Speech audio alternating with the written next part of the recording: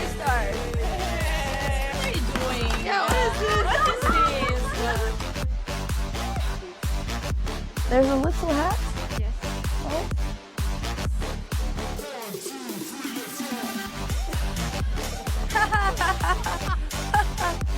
Andrea and Andreas! Andreas! We have you here!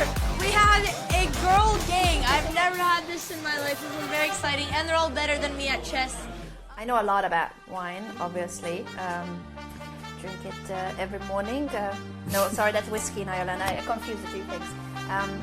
Baguette? Burger. Burger? That's 30 seconds to a minute. Alex might lose her first match.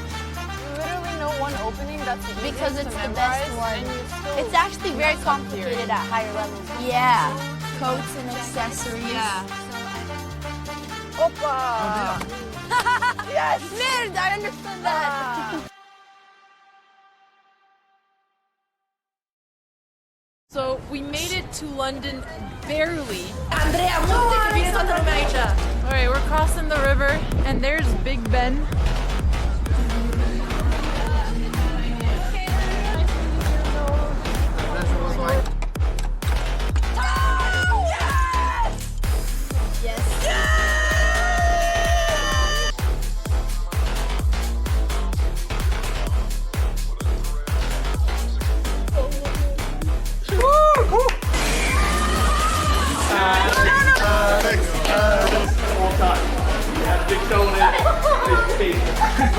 This is supposed to be team chess. Okay. I'm tired.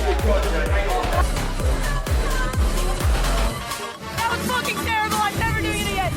He couldn't get a gambit already. Palms are sweaty, they're heavy, but on the service he's in check already. I'm so powerful.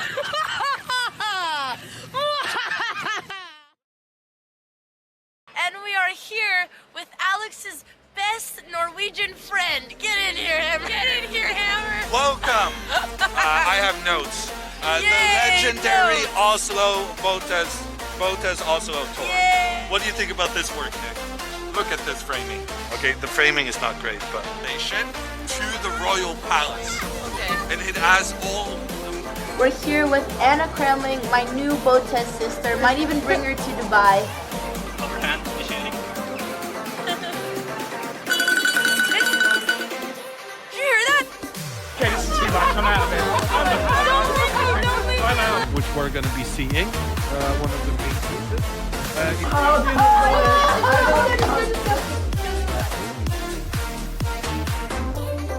Good tidings we bring to you and your friends. We wish you a Merry Christmas and a Happy New Year. Now give us some piggy pudding. Now give us some piggy pudding. We got with us Alexandra and Andrea Botez. Let's just say. Do you think chess people are fun? Honestly, I really enjoy hanging out with chess players. And The Botez sisters are like sharks, and there's just eels just flying around. Like Andrea comes up with only the most refined, classiest, high-quality questions ever. How does the knights move? Wait, help me, because they're just Another draw! Yeah! I feel one-sided there. My sister just beat the 2500 of chess 24. Yeah! last game is over. I know. It's not gonna be long. Oh, me too! I'm gonna climb it off.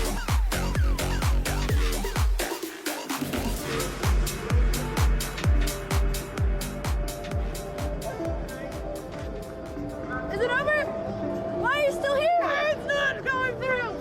Look, Alex, what else did you want? Why is the rain not going through? Bonjour, Alamon. Bienvenue à Paris. Yeah, already start. What are you doing? Yeah, what is this? What is this? There's a little hat. Yes. Oh.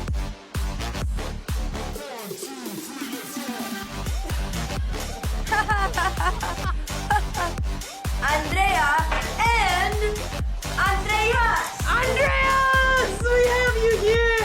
We have a girl gang. I've never had this in my life. This is very exciting, and they're all better than me at chess. I know a lot about wine, obviously. Drink it every morning. No, sorry, that's whiskey in Ireland. I confuse the two things. Baguette? Burger. Burger? It's 30 seconds to a minute. Alex might lose her first match. Literally no one opening that's Because it's the best one. It's actually very complicated at higher levels. Yeah. Coats and accessories. Yeah. Opa! Yes! Merde, I understood that. So we made it to London barely. Andrea, Alright, we're crossing the river and there's Big Ben.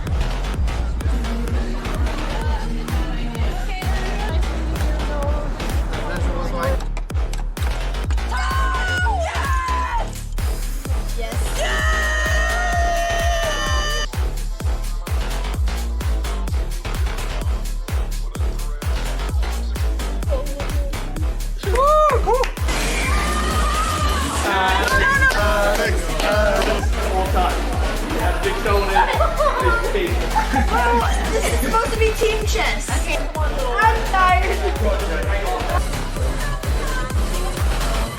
That was fucking terrible, I'm never doing it again. You couldn't get a gambit already. Palms are sweaty, they're heavy, but on the service he's in check already. I'm so powerful!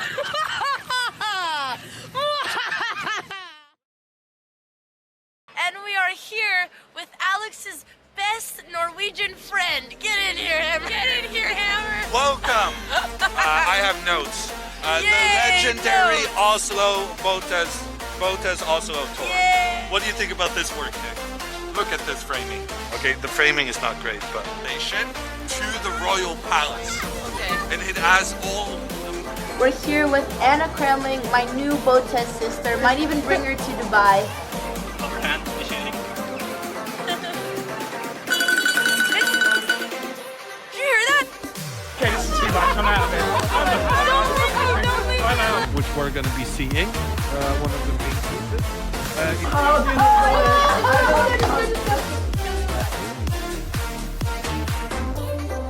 Good tidings we bring to you and your friends. We wish you a Merry Christmas and a Happy New Year.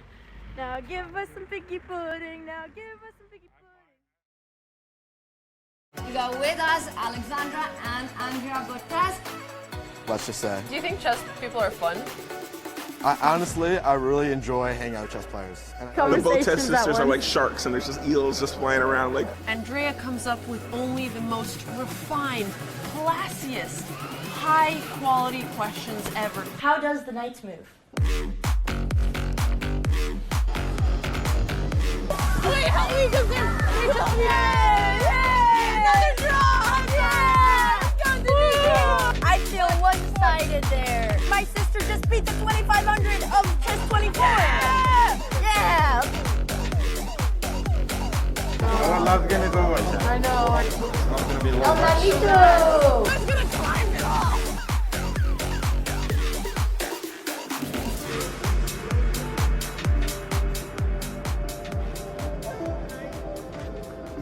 Is it over? Why are you still here? It's not going through. Look, Alex, what else did you want? Where's the rain not going through? Bonjour, Alamon. Bienvenue à Paris. Yeah, artist art. What are you doing? Yeah, what is this? There's a little hat. Yes. Oh.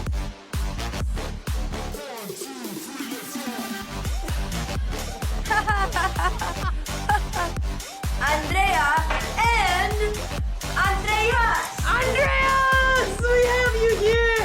We have a girl gang. I've never had this in my life. This is very exciting, and they're all better than me at chess. I know a lot about wine, obviously. Drink it every morning. No, sorry, that's whiskey in Ireland. I confuse the two things. Baguette? Burger. Burger?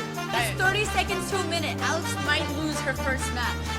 Literally no one opening that's Because it's to the memorize, best one. and you still It's actually very mess up complicated theory. at higher levels. Yeah. Coats and accessories. Yeah. Opa! Yes! Merde, I understood that. So we made it to London barely. Andrea, Alright, we're crossing the river and there's Big Ben.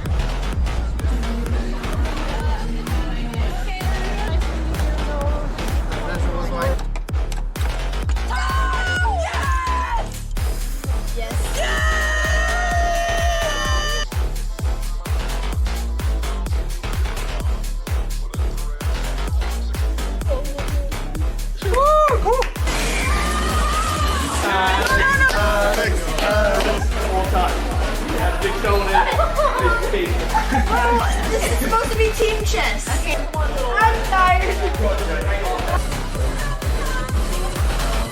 That was fucking terrible, I'm never doing it again. He couldn't get a gambit already. Palms are sweaty, they're heavy, but on the service he's in check already. I'm so powerful!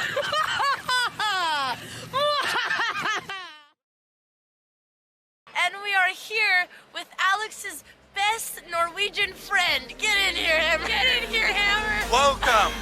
I have notes. The Yay, legendary notes. Oslo Botez Oslo tour. Yay. What do you think about this work, Nick?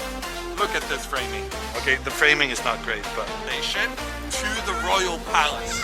Okay. And it has all We're here with Anna Kremling, my new Botez sister. Might even bring her to Dubai. Overhand, Michelle. Did you hear that? Okay, this is too much. I'm out of it. Don't leave me. Which we're going to be seeing. One of the main pieces.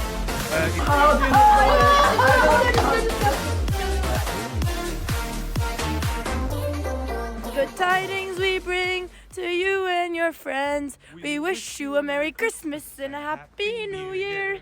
Now give us some piggy pudding. Now give us some piggy pudding. We got with us Alexandra and Andrea Botez. Let's just say. Do you think chess people are fun? Honestly, I really enjoy hanging out with chess players. And The Botez sisters are like sharks, and there's just eels just flying around. Like, Andrea comes up with only the most refined, classiest, high-quality questions ever. How does the knight move? Wait, help me, because Another draw! I feel one-sided there. My sister just beat the 2500 of chess 24. Yeah! I know. Me too. I'm gonna climb it off.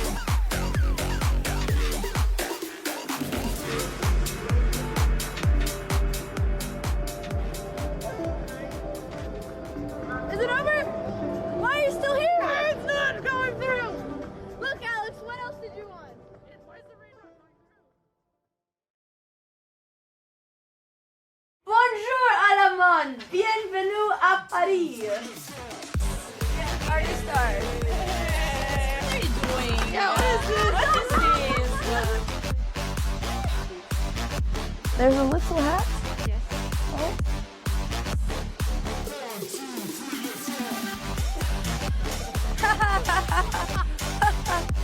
Andrea and Andreas! Andreas! We have you here!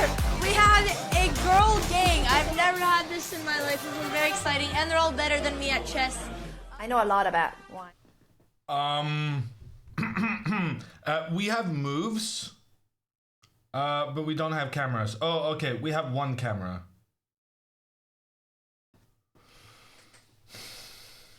I was trying to wait to start the stream until we had both cameras, but apparently that was too optimistic.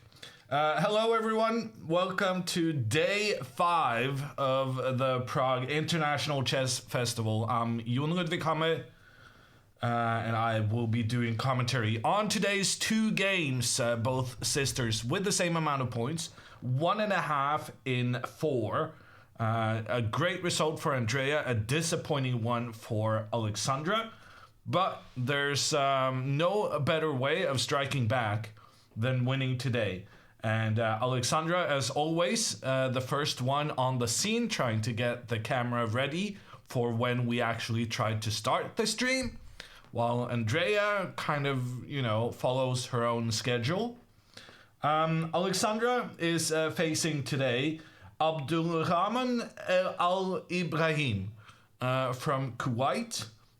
He is the same age as Alexandra, and he plays the Tarash against the French. So that's what we have prepared for today. And so far, so good. Abdulrahman playing his only first move, pawn to e4. Alexandra going for her standard French opening. And we'll see now if he goes knight to d2, which is the Tarash. And he does. Alexandra then pushes c5, puts pressure in towards the white central pawns. And the game is afoot. No moves coming in from Andrea as of yet, which kind of makes sense considering that Andrea hasn't even got her camera up. I think that's the most important parts of an introduction. Anything I forgot to mention, chat? Andrea is white again? Oh, yes, good call, Argor. Andrea has gotten a second white in a row, which means that now the sisters have opposite colors and might actually face each other later in the tournament. Okay, c5 from Alexandra, putting pressure in towards the center.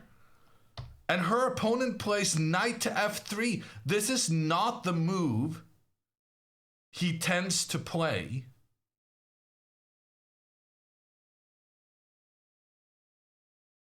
Or is it? I don't think it is. Normally he goes pawn takes pawn here. And in white. Oh God. And against this move, you're supposed to capture this pawn. And Alexandra just very quickly and confidently played knight to c6.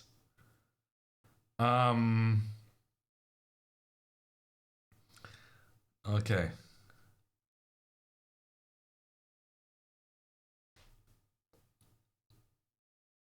I mean, he played something different to what he usually does.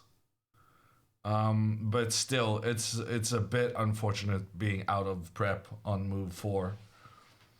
But, you know, openings don't really decide things in chess. And at the very least, we got him thinking.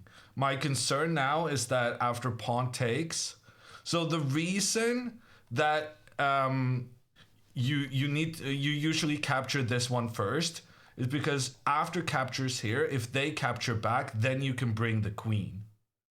And then you're protecting this pawn in the center. But you're not supposed to do what Alexandra now did. Yeah, no, she confused the move order. So when she goes knight to c6, the difference is that queen takes now is not as good. So let's look at this alternative. If white captures on d5 first, then queen takes is okay because white doesn't have the ability to attack the queen because of queen takes g2. And therefore in this position, white often goes up with the knight and then you capture black's and white's pawn and you have the extra pawn and white has to spend some time getting the pawn back. So the guy confused Alexandra by actually playing a move that he usually doesn't play. So instead of making the trade in the center first, he goes with the knight up. And the reason this is crucially different to the normal main lines is because now, after pawn takes, if the queen takes, which is what Alexandra did, then bishop to c4 is possible for white because now there's no longer the queen capturing the pawn on g2. It shouldn't be like a complete disaster, but Alexandra is going to be very frustrated when she realizes that she messed up her preparation.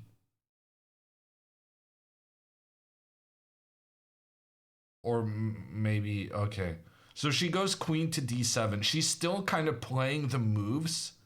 That's part of her prep. Because she's hoping that she will revert back to the preparation. And frankly, that might very well happen. So now if Abdul Rahman plays knight to b3, then after pawn takes d4, we're back into Alexandra's preparation. The concern is that he may want to play... Ooh, she gets actually the star mark on that. If he tries to take here instead, but then Alexandra gets to move her bishop out pretty quickly and easily. Probably this is not a big disaster. She confused the moves in her opening, but it probably is not going to matter too much. Let's check in with Andrea. And yeah, nothing is happening in Andrea's game. I guess we go to the other scene. If you're not even gonna bother showing up for the game, Andrea, then we're not gonna bother showing your game. That's how it works. Tough love. Andrea's still shopping. She might be.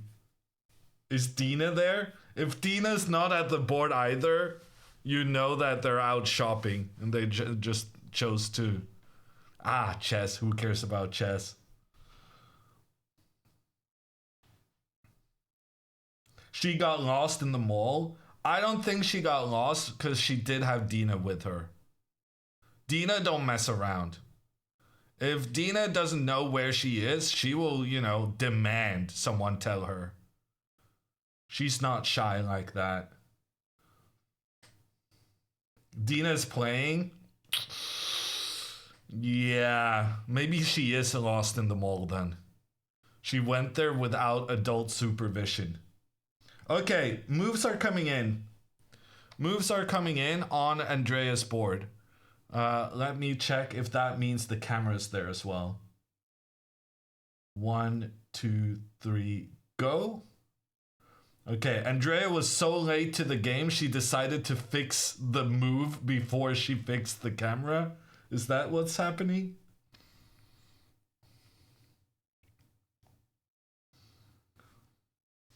Okay, for the moment, we're gonna have to wait for Andrea to get her camera fixed. In the meantime, moves still coming in Alexandra's game. Abdul Rahman has chosen to capture the pawn on c5, which means we're probably not gonna have a transposition back into Alexandra's prep. This was the best move according to the computer, but on the other hand, I guess we're happy that Alexandra now will be able to get her bishop out in one move. Alexandra's plan in these kind of positions is pretty straightforward. She will castle her king. And she will play pawn to b6 and bishop to b7, and she will try to point both her bishops down towards the white king. Computer really likes white's position for some reason, but I'm having a bit of trouble understanding why this should be so bad for black. Like, are we not happy with the bishops pointing down here? Ah, knight to g5. And if you block, then queen to h4. Yeah, no, something like this could be very dangerous. So basically, Alexandra is going to be fine unless her opponent starts attacking the king very quickly. And then that might be an issue. Okay, Alexandra recaptures on c5. That was the best move. Next up, she's going to play knight to f6 pretty much no matter what. And computer thinks she's slightly worse after mixing up her moves in the opening.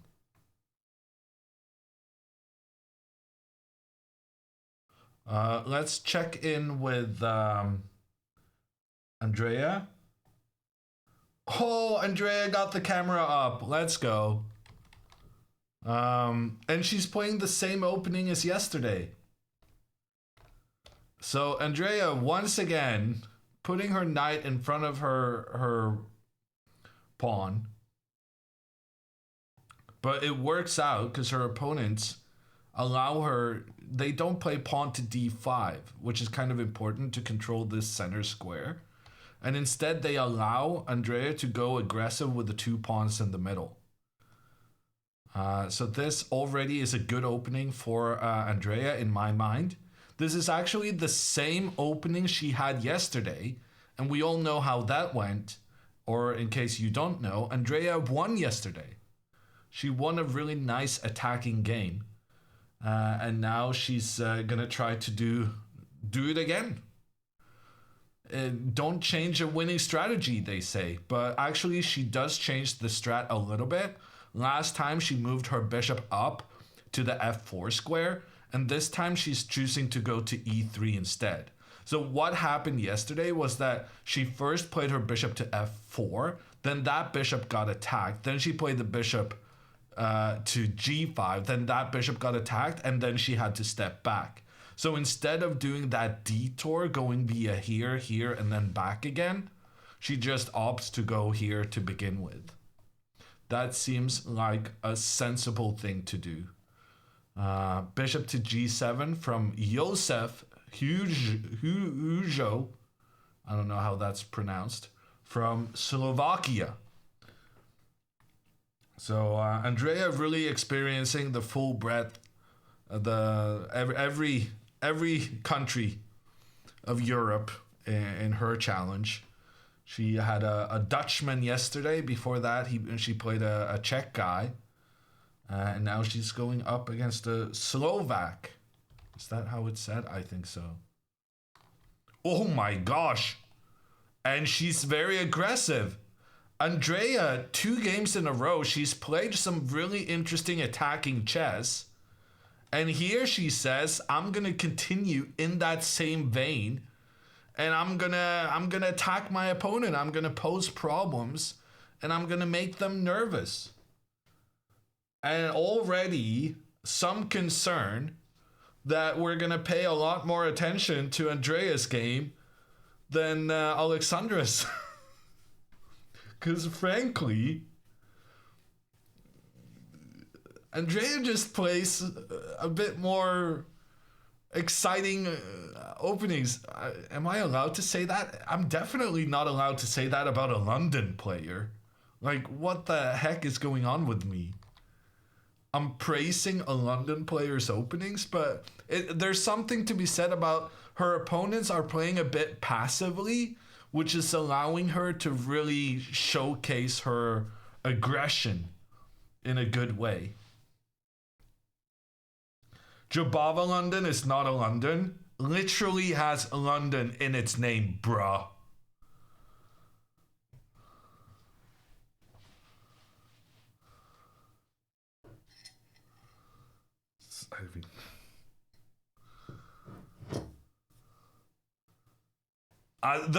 For context, the guy's actual comment was Jobava London is not a London, bruh. So I struck back. I retaliated. It was not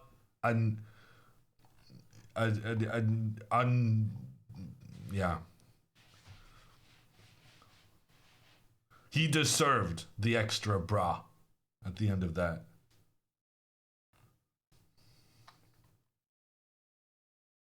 Bra on bra violence. Well, everyone knows I'm not really a proper bra. I'm a fake. Okay, so far so good in Alexandra's game. She's developed her knight, Abdul Rahman, with his queen into the center. Good move, actually, because we saw in that previous variation that having the queen pointing down towards the king side is very clever. And actually here, I think Alexandra may have played a very nice move. Pawn to a6. So the point of this move is basically just to play pawn to b5 afterwards, and you're going to put pressure on white's bishop.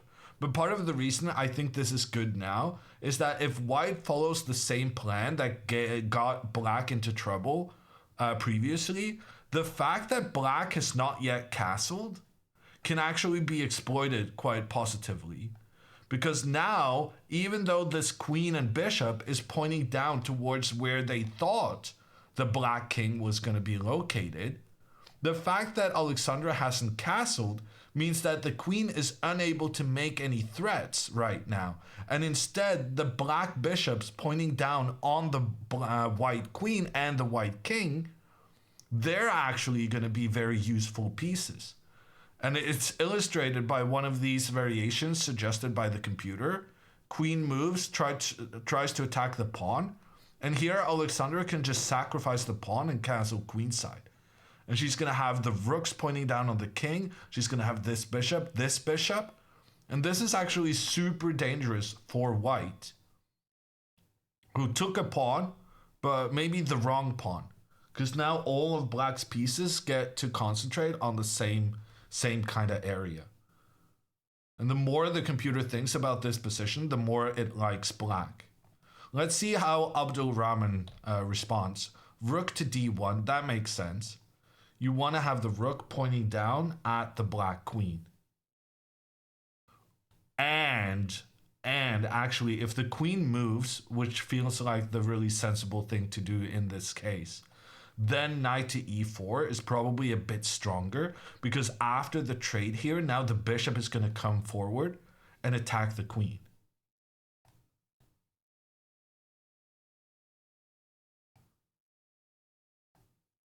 Yeah, but this plan is still pretty decent. If the bishop attacks the queen, then the queen can just move away, and actually we make a threat against this pawn.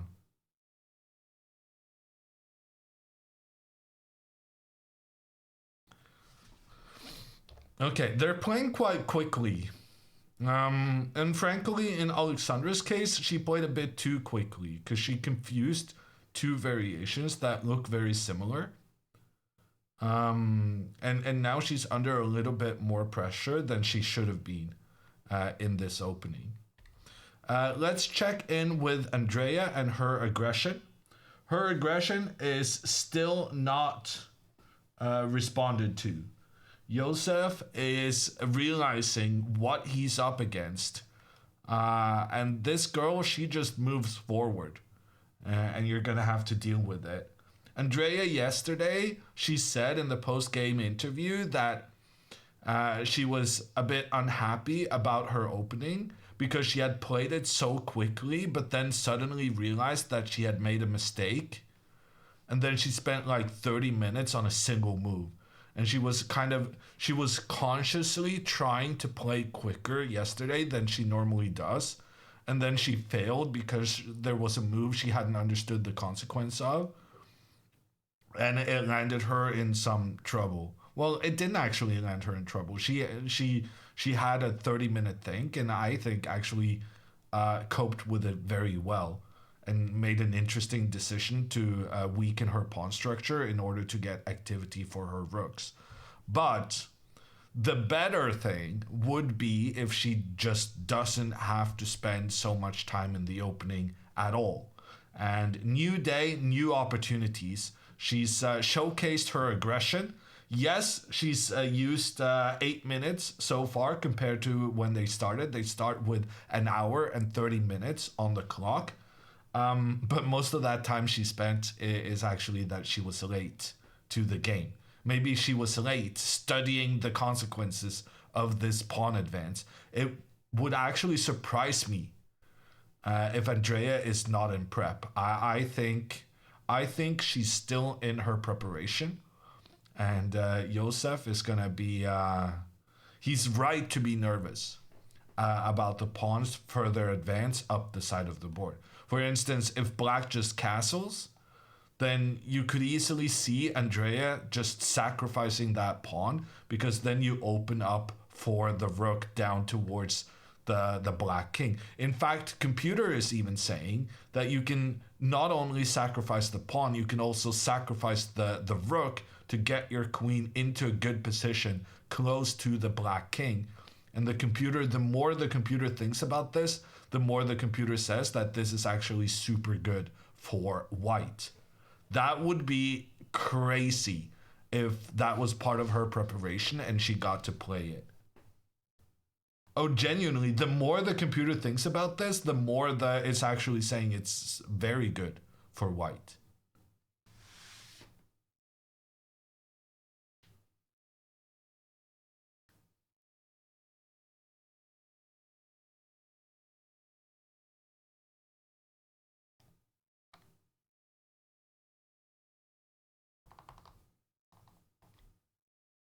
Alexandra moved her queen out of the way of the white rook.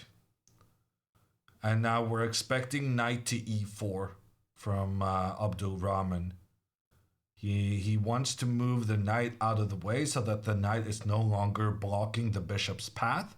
And in addition, moving the knight forward would trade with the black knight, which can actually be quite favorable because then if black chooses to castle to the king's side, there's just no black pieces close to the king to keep the king defended. And here this would lead to a very powerful attack with the white queen and knight working together against the black king side.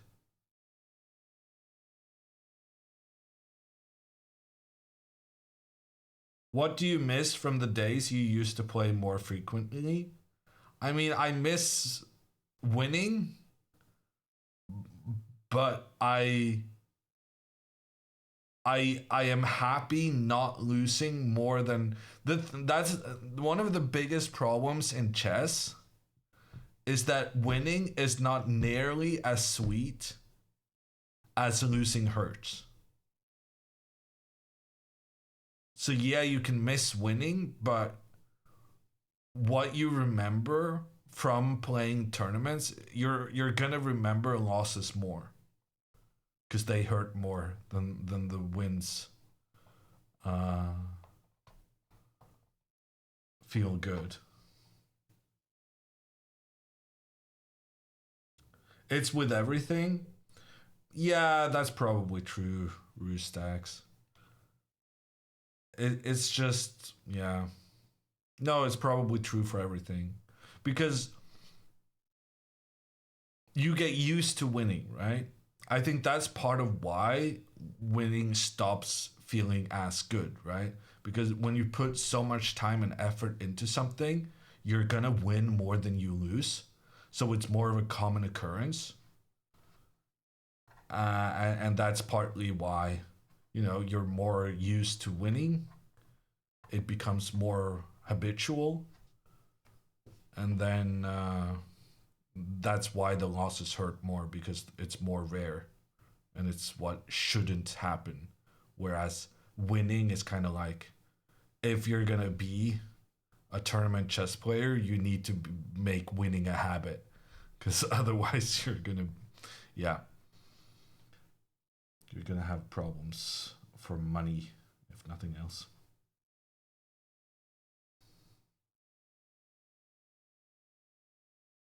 Will you play any classical tournament games this year? I'm playing the Norwegian Championship in end of June. So I've made myself this goal that I will not be playing as much classical chess, but I want to try and score the record for the most won Norwegian championships.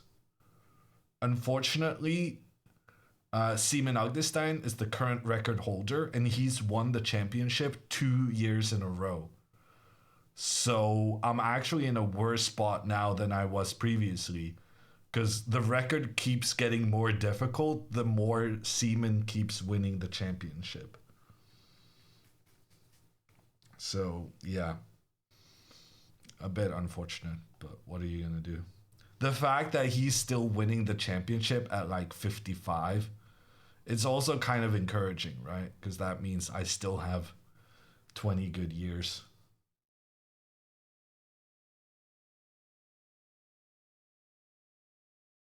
Who? Seaman Ogdestein.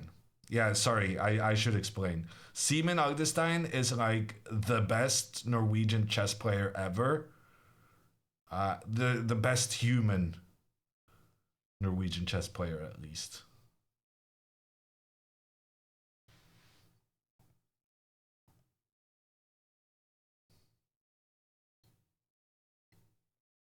Magnus,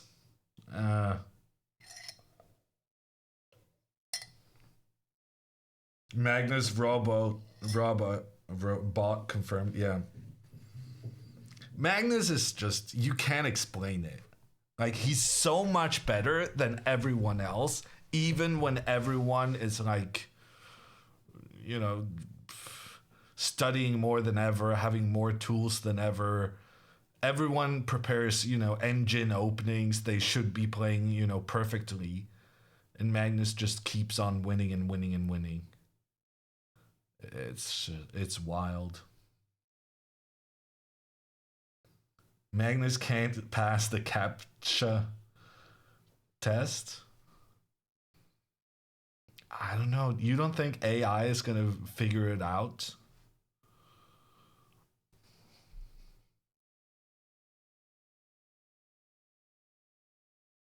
He just wins in drawn endgames. Well, that's the thing about chess terminology.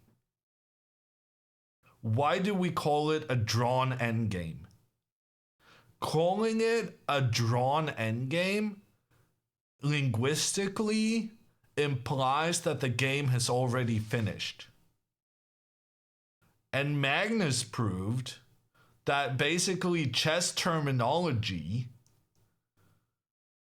the linguistic problems of chess terminology, is a very real thing. He proved it by saying, no, this game isn't over, and I'm going to show you that I can win these positions, and he did.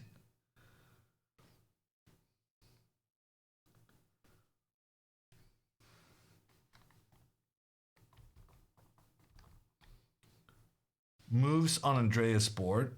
Her opponent goes knight to c6, so he decides not to castle, which I think is very wise. Castling would have been somewhat scary with this pawn advancing. What would happen if Andrea advanced the pawn now? The pawn would get captured, but do we even care? Andrea sacrifices everything normally. I can't really imagine she cares too much about a pawn. It does appear that she cares a little bit, because she actually played bishop to e2.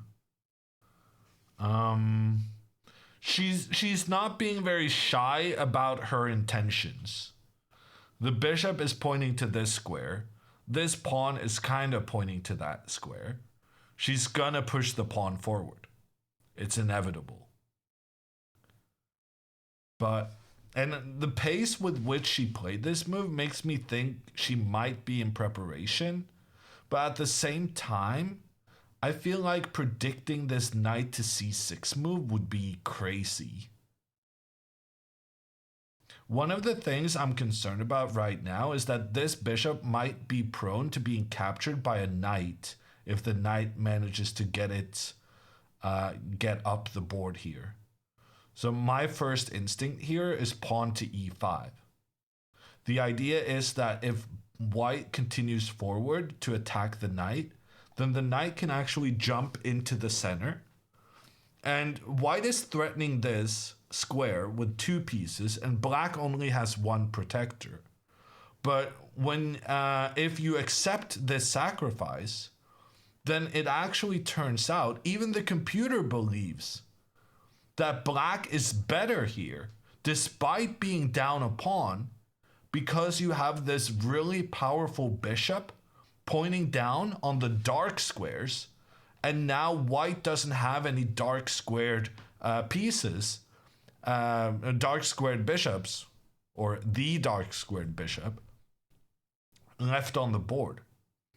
Wow, computer actually says even though black is down a pawn, black has an advantage at the value of a pawn. which is wild. But this kind of pawn sacrifice is very thematic for these kind of positions, especially when you play the knight up here like Josef did.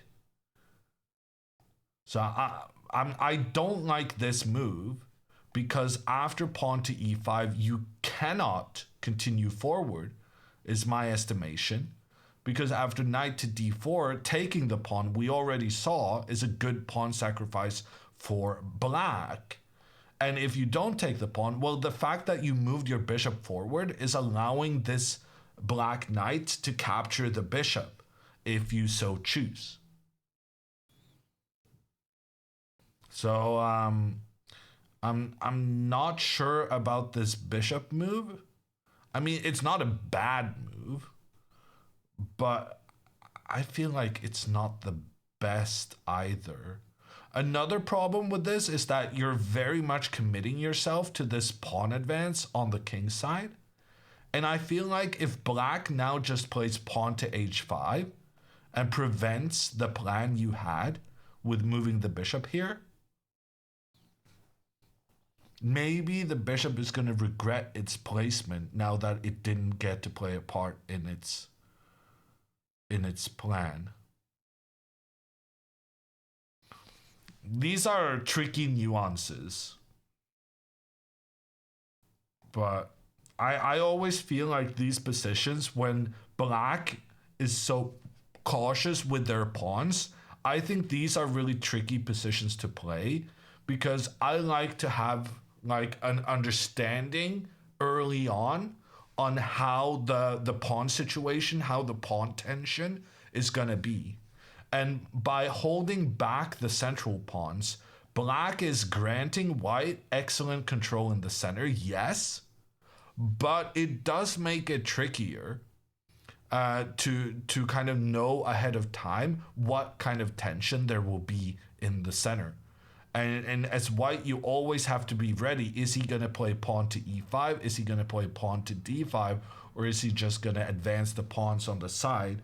And you're always kind of gotta be concentrated and focused on, okay, he didn't play the pawn into the center early, but I'm always gonna be watchful about whether that advance could be any good. It does seem though that Andrea has gotten her opponent into the think tank. And her position is nice. She does have good control with the pawns in the center. And she does have a very clear plan of pushing the pawn forward on the side of the board. My only concern is that her plan is maybe a bit too clear. In that her opponent can very easily understand what she's trying to do. And maybe then he's in a better position to stop her plan. Because she's basically yelling from the rooftops, I want to continue forward with my pawn on the side of the board.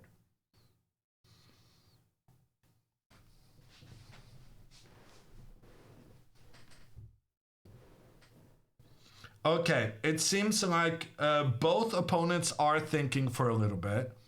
Abdulrahman did not play knight to e4, and that's really good news. Really, really good news for Alexandra. Because now she manages to kind of seize back some initiative in this game. I was concerned that after knight to e4 and this trade, Alexandra could end up in some trouble with the queen being so active and potentially being able to attack in two directions. And we talked about how Alexandra would not be able to castle because the knight and queen would attack so conveniently against the poorly defended black king side. But when he chose to kind of take a bit of a breather, only playing his pawn one step forward, yes, this pawn controls the d4 square. Yes, it stops Alexandra from moving her knight up in the center. But that's about it. That's about it. And now Alexandra launches forward, pawn to b5, attacks the bishop. The bishop has got to go. And then she's going to play bishop to b7. And she gets these two bishops pointing down towards the white king. And that's essentially what you want to have happen in these French openings, or at least this Tarash variation within the French. She's going to try to exploit these bishops and their potential to point down on the white king. And now also she can probably castle fairly safely because the white queen is not in a position to start attacking the black king immediately. But this is going to be a tense game. It is noticeable, though, that Alexandra has very clearly come into this game thinking that she's not going to end up in time trouble. Yesterday, she had great ambitions, trying to go for the win against a higher rated opponent. But in the end, she faltered in her own time trouble and wanted more than the position justified. And here today, she's one of the solves for her problem is going to be what she's doing today, that she just increases her pace. And with that, she puts more pressure on the opponent that they have to play quite quickly as well. And she's also going to be better able to make good decisions in the crunch time. Because when her opponent is going to be low on time, when you have those game-defining moments, she's going to have more time to think about the position and find the accurate continuation. I'm doing good, Captain Potato. How are you? Andrea has a double white. Yes. And it's really interesting the fact that Andrea got white 2 games in a row because they are on the same amount of points and they are playing opponents with a similar rating to the other one. So we could get a Botez versus Botez game in this tournament. Preferably both girls winning today, but say if both of them also make a draw, the chances of them playing against each other is, I would say, above 20%. Or both lose. Nades, don't go there.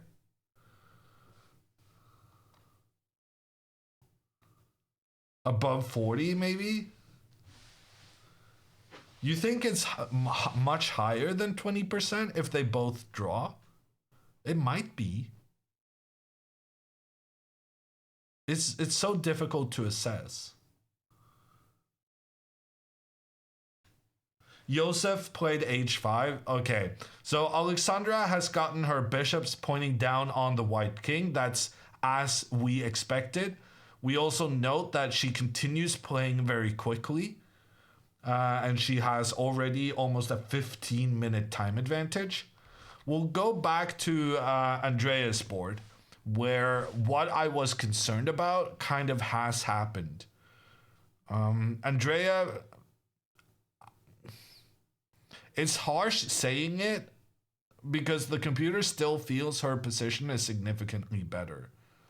But I gotta speak my truth.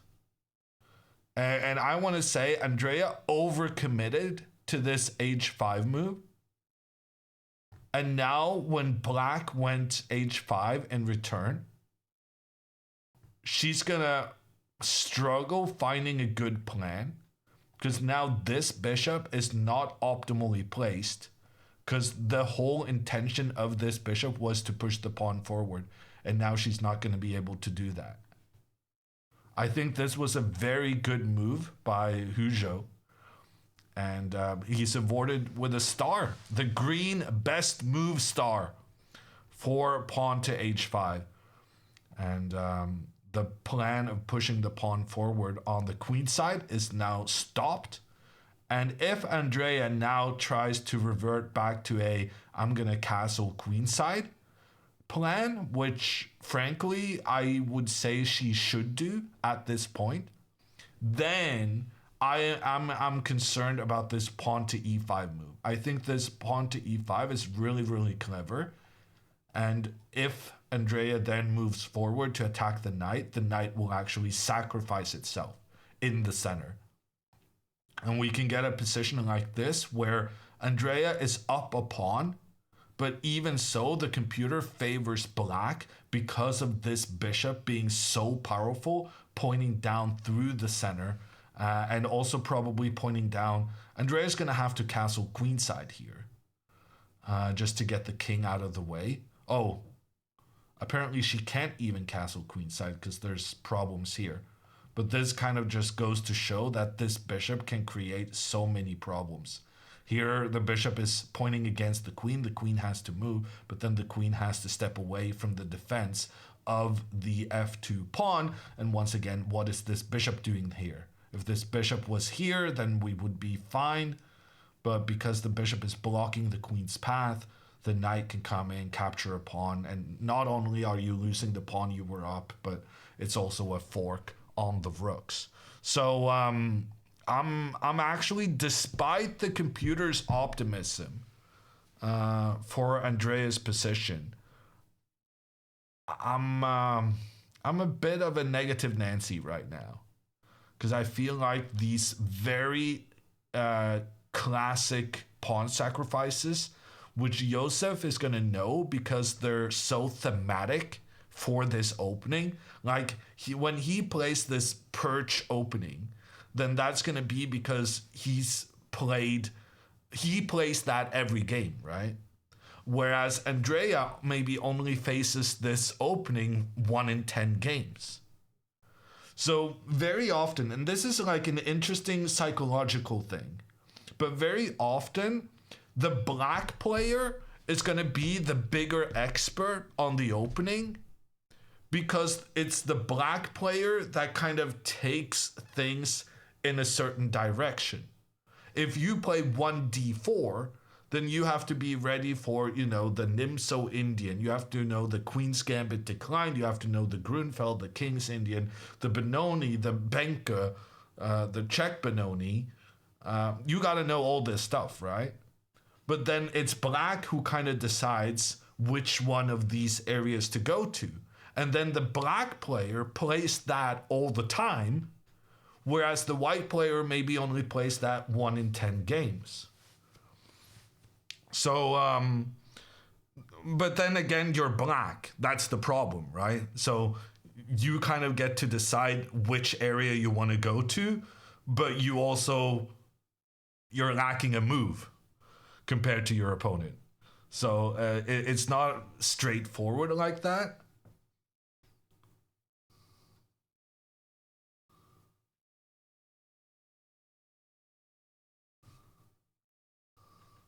What did I say?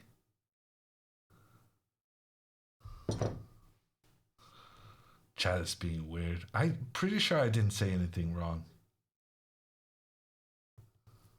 Okay, Alexandra plays pawn to d5, attacking the knight.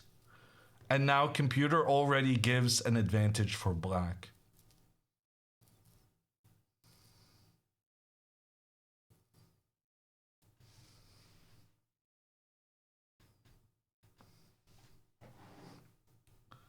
You're black, that's the problem. Come on. Okay, so Andrea pushes forward in the center, attacking the knight. But here comes the problem. Knight to e5. And now you actually you kind of regret that you pushed this pawn forward on the king side early on. Because the normal way of dislodging a knight from e5 is to go pawn to f4.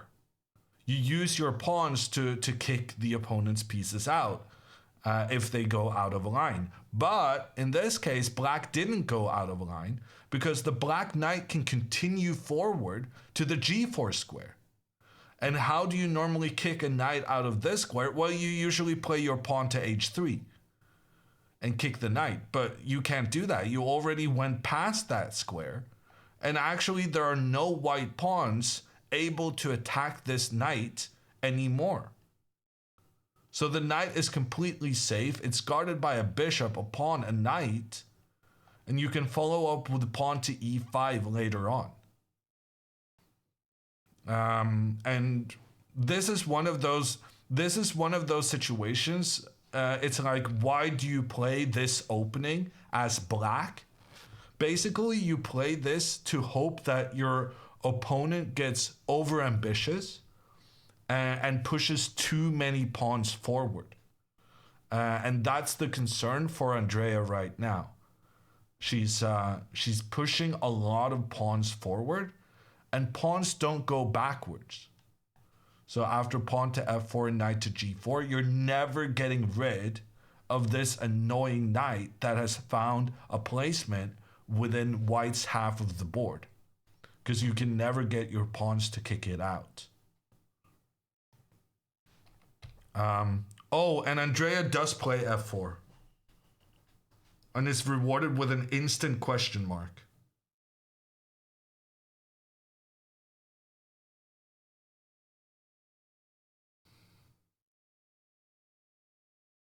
Andrea don't go backwards.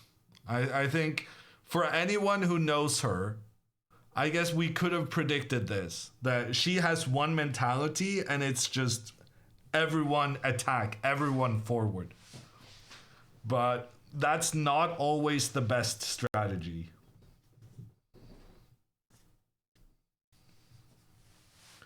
No reverse scare, Andrea. It's not just that she doesn't have a reverse scare. It's like she doesn't have a first or second either. It's just 0 to 100 in 4.2 seconds. And then she just keeps the pace high all the way. We don't call it a mentality, we call it gremlinism. I suspect I shouldn't say that to her after the game. Opponent is like, really? Well, he doesn't, I mean, he's gonna take it. He's happy. He moves forward and yeah. This knight is now attacking the bishop, and if the bishop moves up to the center, then I would guess pawn to e5. Tries to attack. Takes, and you try to get the pawn here again. Oh, apparently this is bad.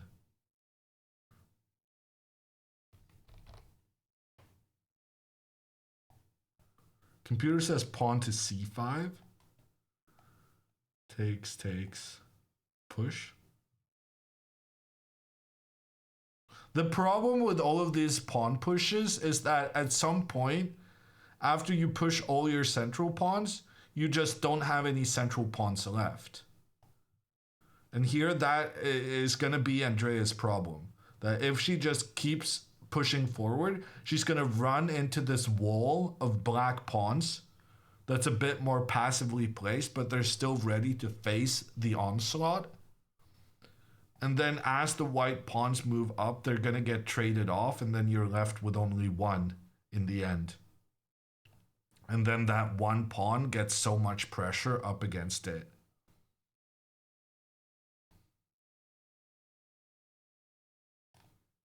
Yeah. Okay, let's check in with Alexandra, because I saw she just made a move. Pawn to h3 played by Abdul Rahman.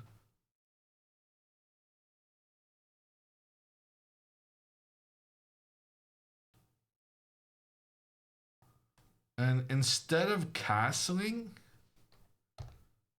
Alexandra plays b4. Okay, so she's trying to give him an isolated pawn by making this trade.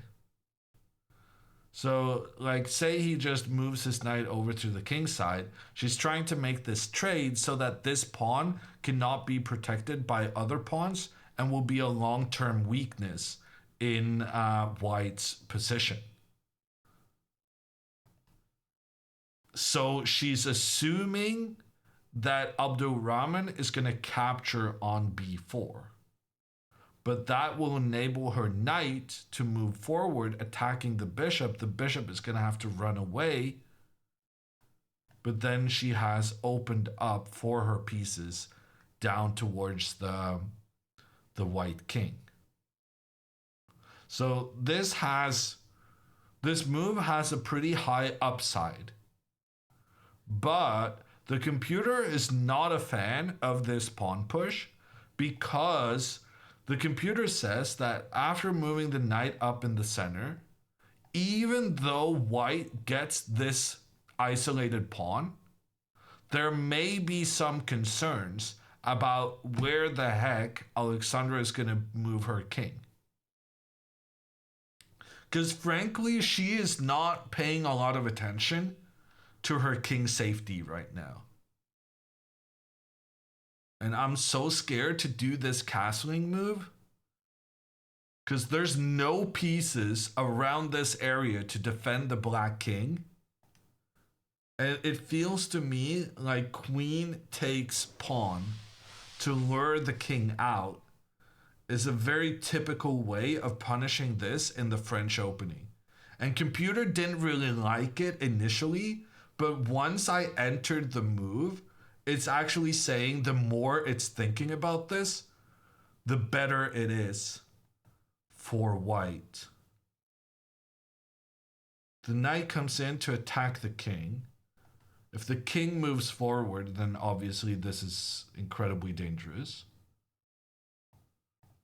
So the king moves back. Queen up into an attacking position. Threatening checkmate. The rook has to move so that the king has space to run away. Oh, wow. And here, the only move for white that doesn't lose instantly is rook to e1. But at the same time, computer says, not only does this avoid an instant loss, it also actually wins the game.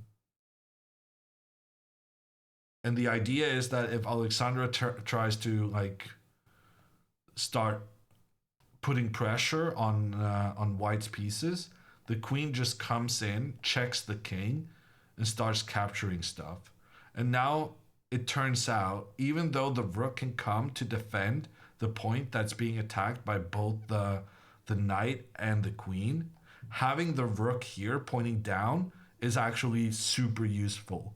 Because now the knight can capture the pawn. The knight cannot be captured because the queen is pointing in against the king, and the king cannot capture because the rook is pointing down. And then, wow, and then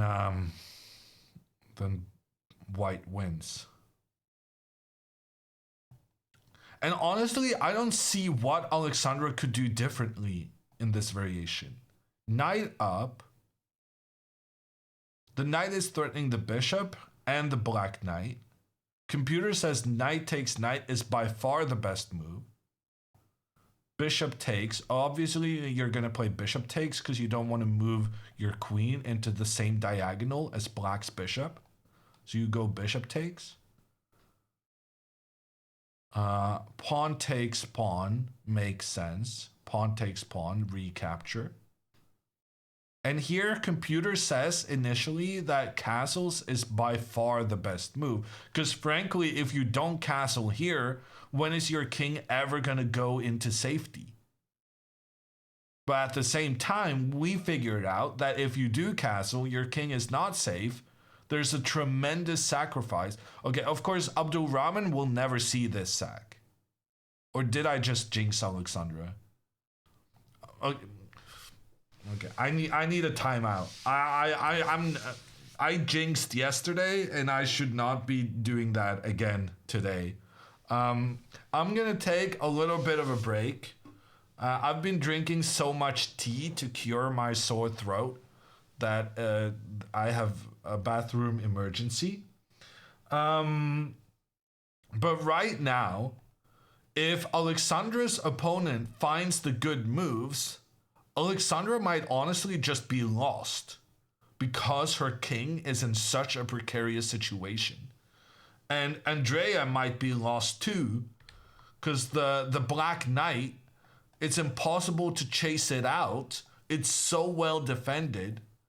And right now we're going to the first break of the day, and the situation is not good. Both girls in trouble after 1 hour of play.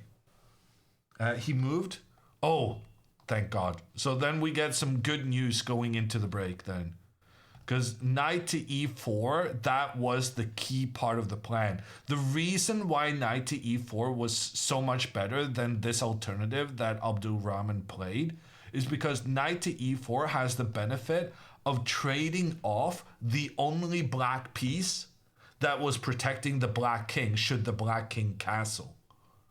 So knight to e4 was super good because after this trade, the knight is no longer defending around the where we assume the king is going to end up. Knight to b3 was played instead. Yeah, it's attacking the bishop, but we breathe a sigh. Sorry, I'm knocking over cups and whatnot. We breathe a sigh of relief because we still have this knight on f6, and this knight is going to keep our king safe. This is like the guardian angel of our king right now, and we're so happy it's still on the board. Okay, I'm gonna take a short break, and I'll be back in 3 to 5 minutes. See you then.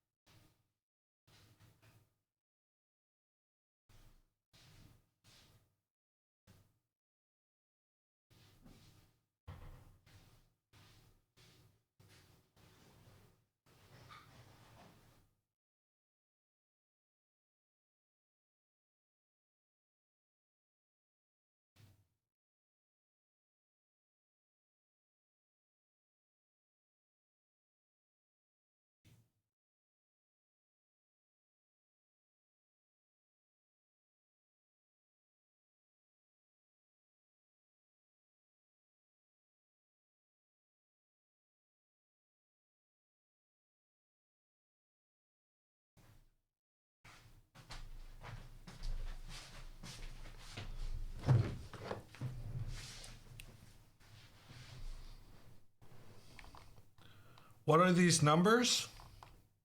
Are we having a guessing game?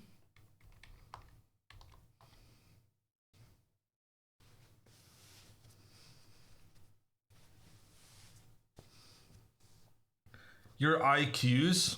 Oof. That seems like the average Twitch chat IQ right there, yeah.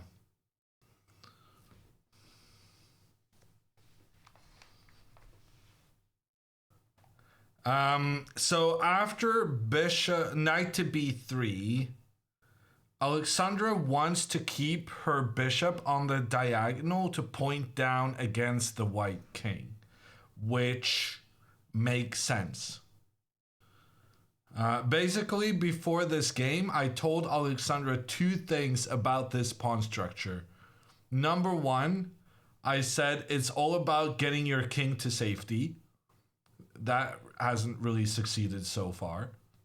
Number two, you want to have your bishops pointing down towards the white king side. That she's been doing wonderfully. And then number three, I said, don't be scared of bishop takes f6. And now I'm curious about this last thing. If we get a situation like this, and she allows the bishop trade for the knight, giving black doubled pawns, but also letting black have better control in the center. Also, black can have their rook pointing down on the white king together with these two bishops. So that makes a lot of sense. How does the computer feel about this? And computer says fine-ish, I would say. Computer kind of can't make up its mind. If you see this bar going, it's because the computer can't really decide how good it feels the position is. In general, I think something like this is quite good for black, because it's so much easier to play with the black pieces, having this pressure down on the white king. Yeah, your own king hasn't really gotten a safe spot, but sometimes you can just move your king one step to the side, and actually you do have quite a bit of a pawn barrier keeping your king safe.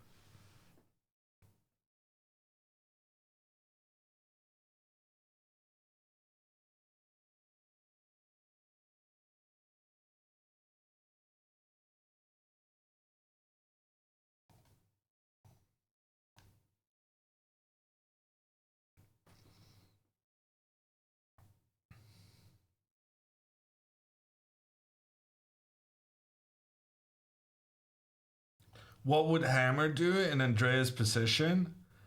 I mean, I would shake my head and be very unhappy.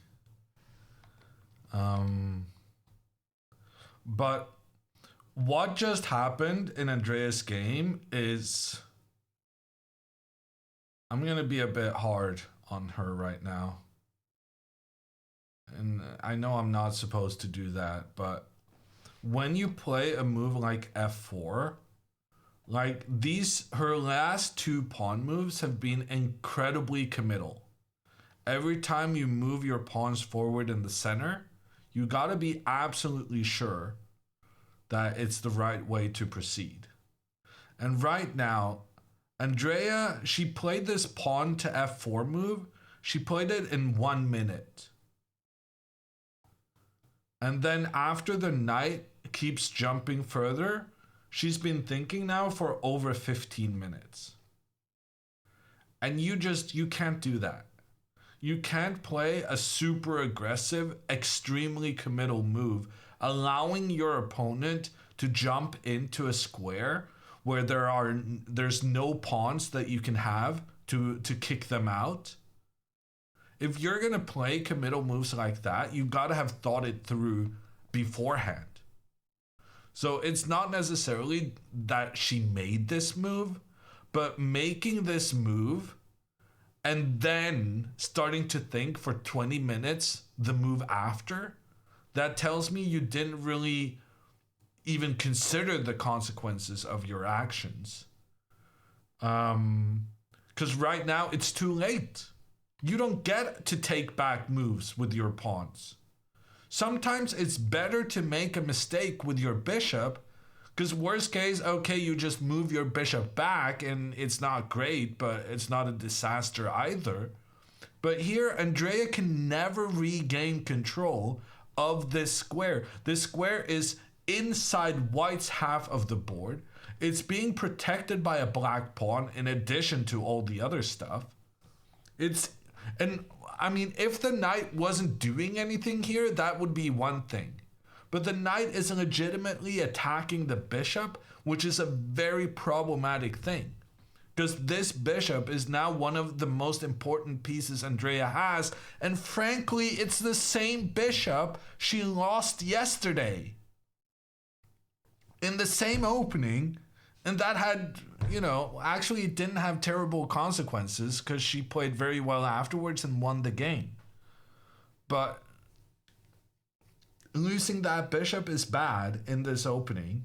And she had that experience yesterday, and now she's struggling to figure out how she can keep this guy safe.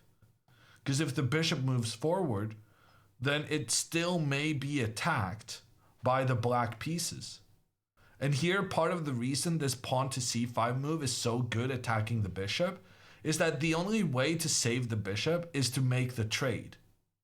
The en passant trade. But what happens then? Black gets to open up a way to attack the queen side, which is bad because we don't really want to go with the king to the king side because we moved all our pawns up on that area of the board. It means that the pawn spearheading white's assault has to be traded off. Like, this pawn is one of the best things Andrea has about her position because it's so aggressively placed. But in this circumstance, it just has to trade off in order to avoid that the bishop is lost in the center. So Andrea's position went from normal to terrible within one move. And that one move she spent 1 minute on, and now she spent 20 minutes when it's already too late.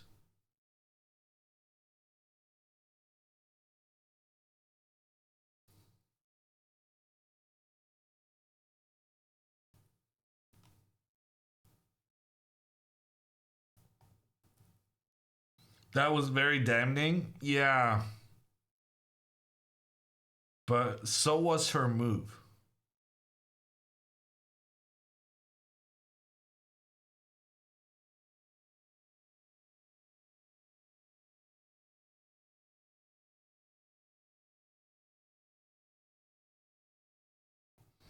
Okay, we're gonna let Andrea think about this. I guess she's gonna end up having to move her bishop back, which is very unfortunate, but probably the best thing to do under the circumstances. I would say bishop back, and then maybe move this knight in a way that you can try to challenge this annoying. Yeah, computer's not a fan. Actually, no, Andrea needs to take this guy. Yeah, that's what needs to happen. Andrea needs to actually just take out the knight, even though black has a replacement knight afterwards. The difference here is that now she can offer the trade with the black bishop. And then this is okay. Because now, in order to avoid the trade between the bishops, black is going to have to play some weird move. And then she can develop her knight, and now if the pawn attacks the bishop can actually retreat safely. And we don't have to give up our most advanced pawn just because the bishop is attacked in the center. Yeah, I think she's probably going to have to take this. But once again, she tried to play way more quickly in the opening. And then she makes one mistake and she thinks for 30 minutes afterwards. And that's a really, really bad habit. And it's so understandable that she wants to avoid getting into time trouble. That's a very clear area of her game where she can improve. But the balance between not playing super slow, but also playing good enough moves that you don't land yourself in a bad situation, which in turn requires you to spend a lot of time because it's difficult finding a good move in a bad position. That balance is so difficult to get right.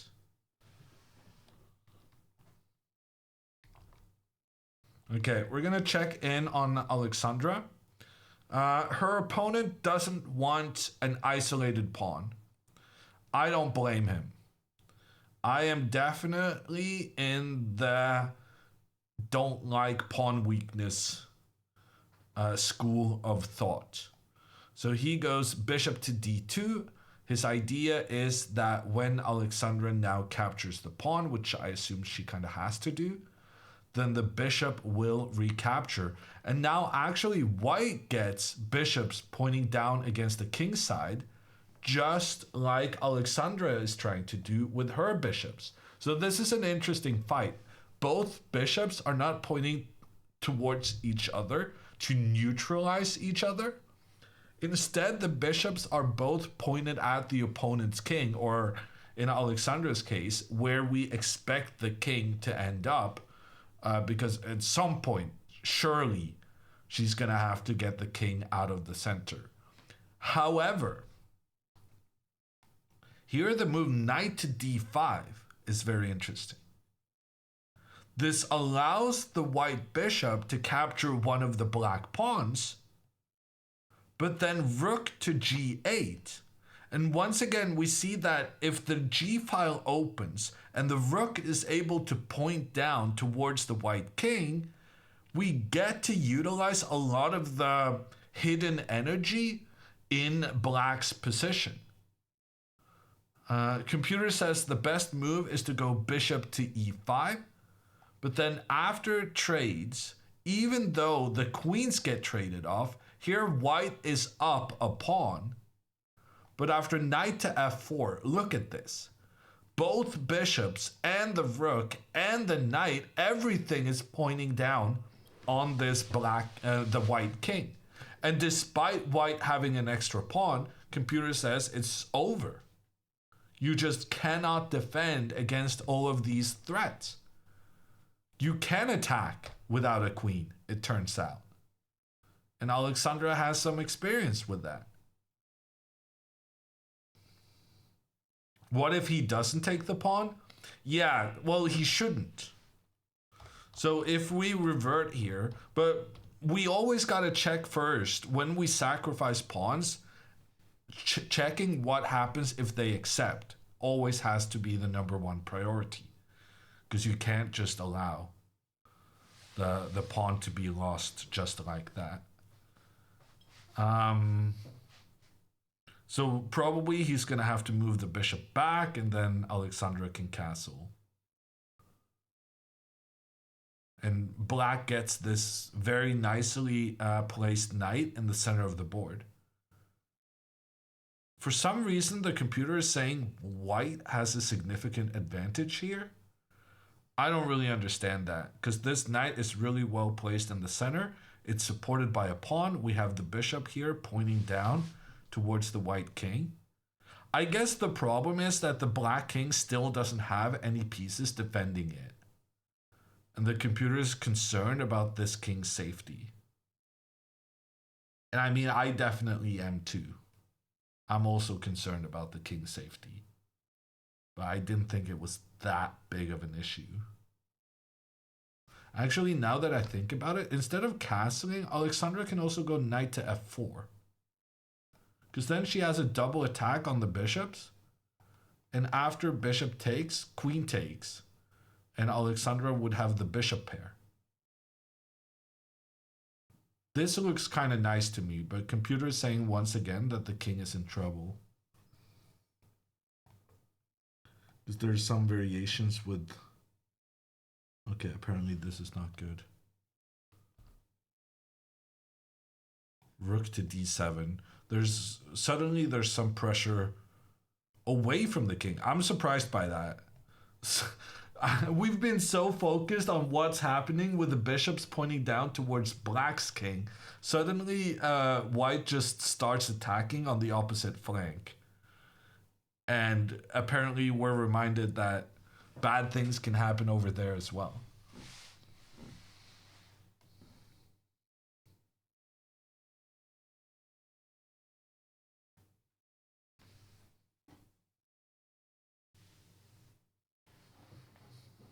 Andrea is burning too much time. Yeah, but in general, I'm not opposed to using a lot of time in critical moments in the game. And right now, it is kind of a critical moment because she could easily lose within 5-10 moves if she doesn't find a good plan. But my main concern is how she went into this position without thinking and then started thinking for 30 minutes after the guy just played centralizing moves.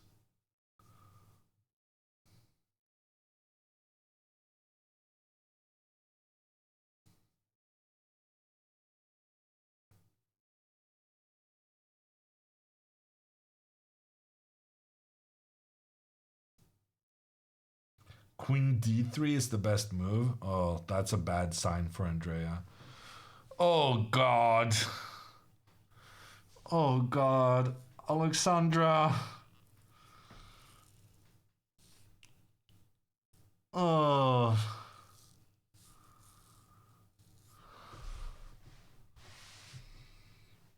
Okay. Question mark move. How bad is it? It's pretty bad. So the problem now is that white is very well set up to get their rook pointing down on the black queen. So I guess after rook to c1, I'm assuming Alexandra is planning to play queen to e7 to get the queen out of this open file. Trade. Oh no. And after the trades, then bishop to b5, and there's too much pressure. And she loses a piece.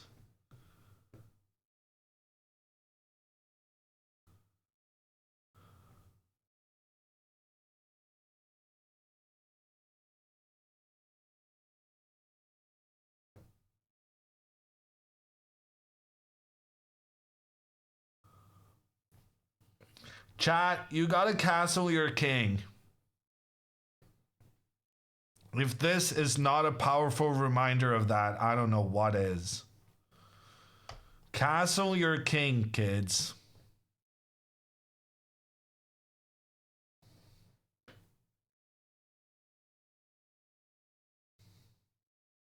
I castle when the other guy castles. I mean, I think there are many circumstances in which castling first is also good, Panda, but at least you're not waiting 10 moves after the other guy. Like some famous people do. Is castle a verb? Yes, to castle is a verb. Chess lingo. I'm happy to teach you.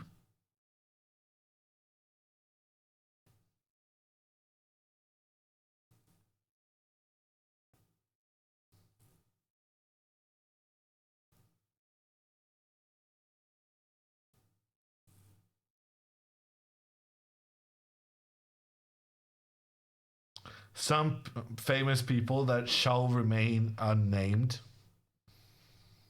Yeah. Well, the good news now is that after this trade, Alexandra can take with a knight. Surely that's good. Because then you don't get the bishop pointing in towards both your king and your knight. That being said, if the bishop comes in here anyway, you're going to have to move your king. And then when the rook comes in, you're going to have to move your queen.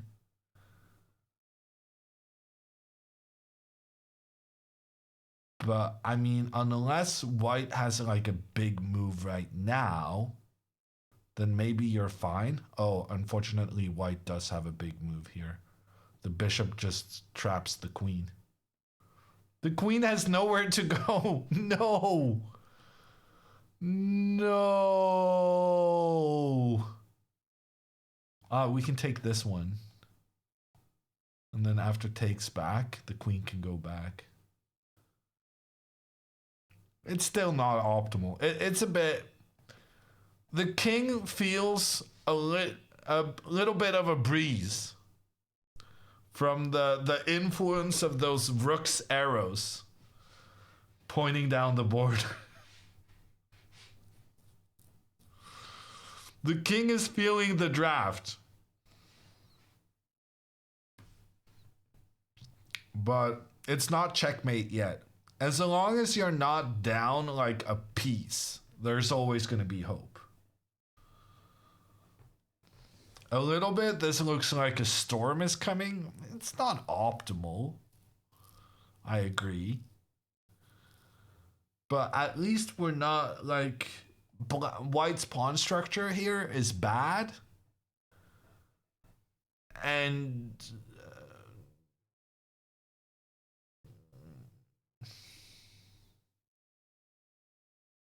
and we're not down a pawn.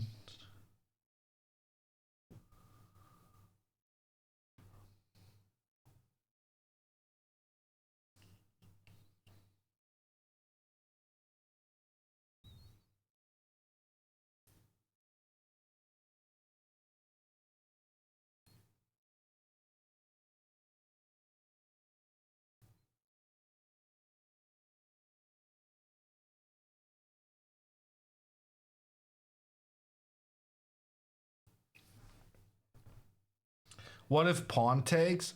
The problem with pawn takes is that then the rook points down on the queen. You're going to have to move the queen. And then if you move the queen, then the bishop comes in. The knight cannot move because you cannot let your own king be in check. And there's just so much pressure coming down on this knight. I'm not feeling super good about that.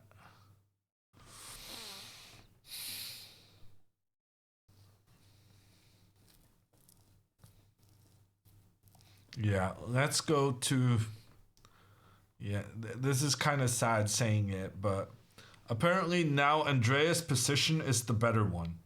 And she just made her move, but she sat there for 40 minutes. No, sorry, 35 minutes and 20 seconds.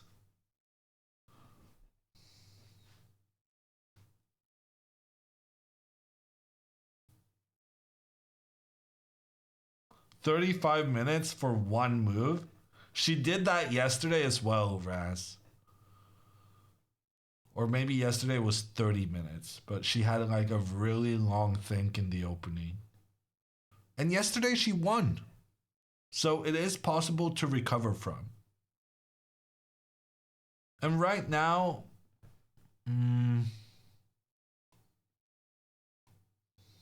yeah, she's a bit overextended.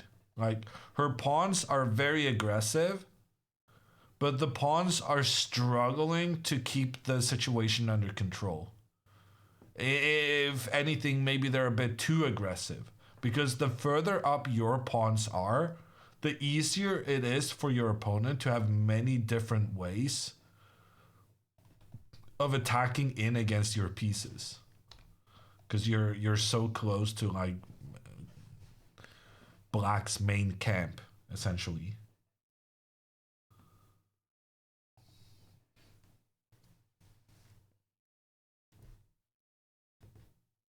She's messing with the older guy by showing him how much time she has. I mean, it's definitely a strat.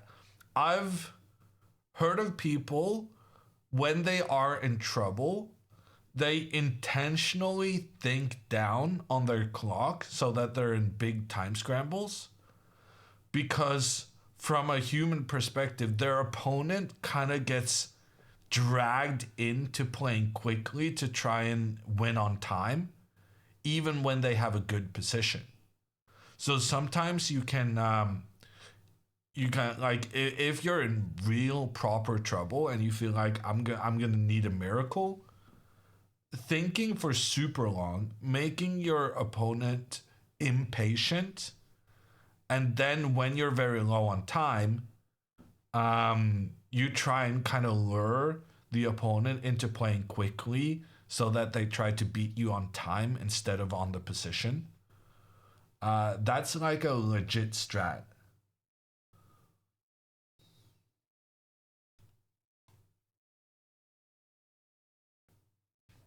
Why are they playing on nicer boards than the rest?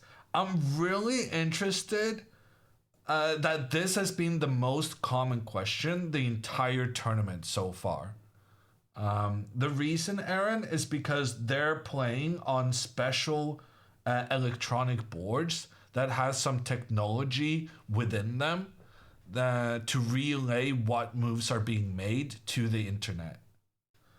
But I never knew how observant Twitch chat was.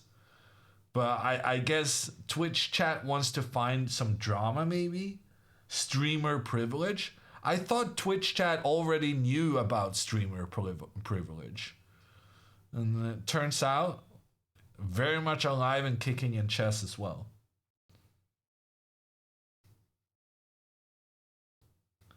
But the other boards aren't even boards. I mean, they're plastic boards, but they're definitely boards. It's because the yellow ones look so bad. But don't you think that's partly the camera? Don't you think the boards are more white-ish in real life? Okay, pawn to c5 from Josef. He's attacking the white bishop in the center. And this gave Andrea an easy move because frankly, Andrea only had one move to keep her bishop safe. So she takes en passant. This is not a cheat code. I mean, I'm surprised chat is not screaming about streamer privilege. Moving the pawn to a square with no opposing piece on it, and then just grabbing the opponent's pawn off the board. Streamer privilege, it is not. This is actually a legit chess move. And chess.com says that this is the #1 cheating accusation on chess.com. People writing to support saying that their opponents magically removed one of their pawns.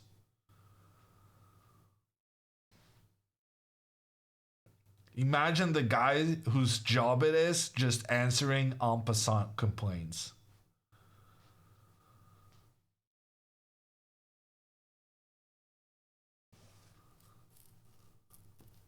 Honestly, probably kind of a cushy job.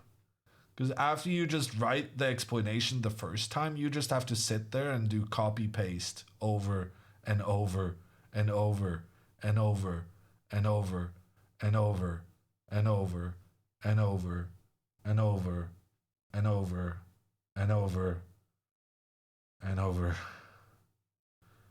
and over and over. I'm guessing it gets... You get sick of it eventually.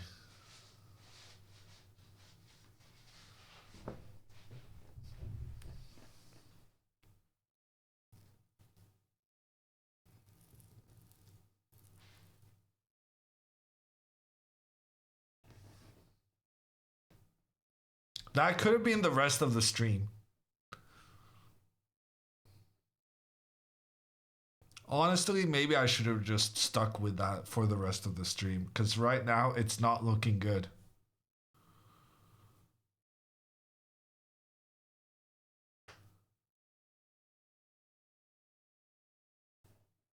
What is Josef thinking about? I'm not sure. Yeah, you're right. It's very surprising that he hasn't recaptured the white pawn. Okay, but he's a patient man, Josef is. He's just following the maxim. When you see a good move, look for a better one. And Joseph, he looked, he found a good move. He looked for a better one. And then he decided, no, there is no better one. And he recaptured the pawn. Is this an important tournament? This is the first tournament Alexandra and Andrea play in a very long time. So for them, it's kind of important. Because people will judge them on how they do here. Given that they don't have, you know, they haven't played a lot else recently. Is it an important tournament for Joseph? I don't know. For Abdul Rahman? I don't know. But playing chess for 9 days straight, it's a bit of a luxury.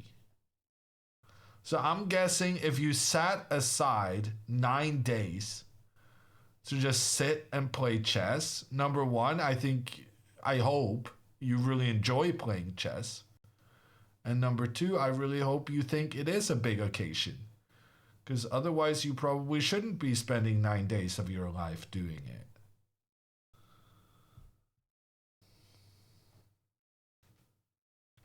Opening the position without castling the king? Sev, which sister?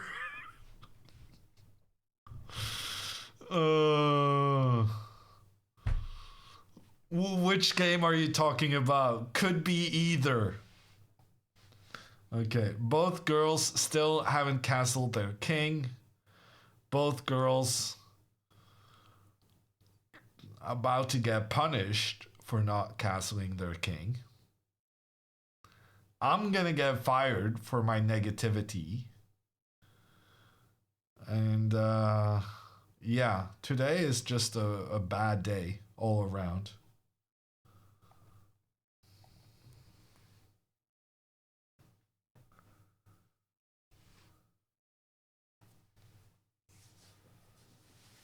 Alexandra has moved?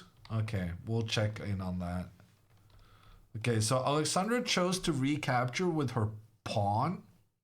So the good news about that move is that now when the rook comes in to point down on the c-file, the rook will not be attacking the queen, which would have been the case if we captured with a knight here instead. And also, if we had captured with a knight, then potentially there could be a check in against the king. So we've avoided the instant check and the instant pressure on the queen. However, if Alexandra now castles, then isn't this kind of a problem with all the pressure? The knight is in trouble. If the knight moves, the queen is lost. Somehow the computer is saying this is not the biggest disaster in the world. Queen to d6. You have to voluntarily move your queen into the path of the white rook. It's not optimal. Definitely not optimal, but actually, like if this bishop moves, then you can put your knight in the center. This is basic. This knight, this guy, protected by a pawn. There's no white pawns left on the board to attack it. This knight is the only reason Alexandra might survive this. This knight is going to hold everything together. It's going to block this rook. It's protected by the pawn, so we don't have no concerns about the knight's safety. It cannot be chased away by a white pawn because white only has pawns on the side of the board. This knight could be the hero. This could be the hero we need. But first we need to deal with this pressure. So what if the queen moves here now, and then we can move the knight in front of the queen to keep it protected, and we're good. Yeah, no, this move makes a lot of sense. And then if the bishop tries to attack down against the king gets out, And then we're back into this position we talked about earlier where the knight comes in to the center and saves everything. Okay, so we're cheering for queen to d6. A very brave move, stepping into the file of the white rook. But right now, I mean, brave moves is what we need. Ooh, the problem is, after queen to d6, white has the brilliant bishop e3, bishop takes, and then now computer says pawn takes is absolutely brilliant, because then whenever we try to move our knight to d5 to blockade the rook's threats against the black queen, then this pawn can push forward and knock the knight out of its position. But like, that's an impossible thing.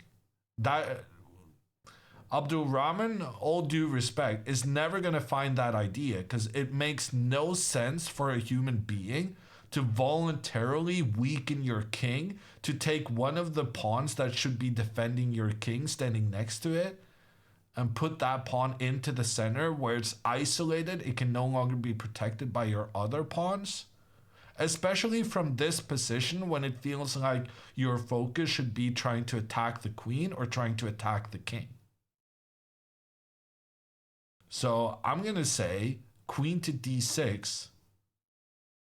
I was a bit early in saying that Alexandra's game was ruined. I think queen to d6 is going to keep her in the game.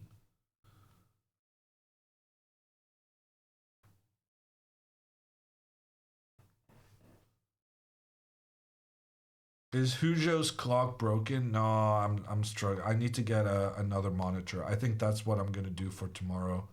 Get a third monitor so that I can have Andrea's game and Alexandra's game on separate monitors.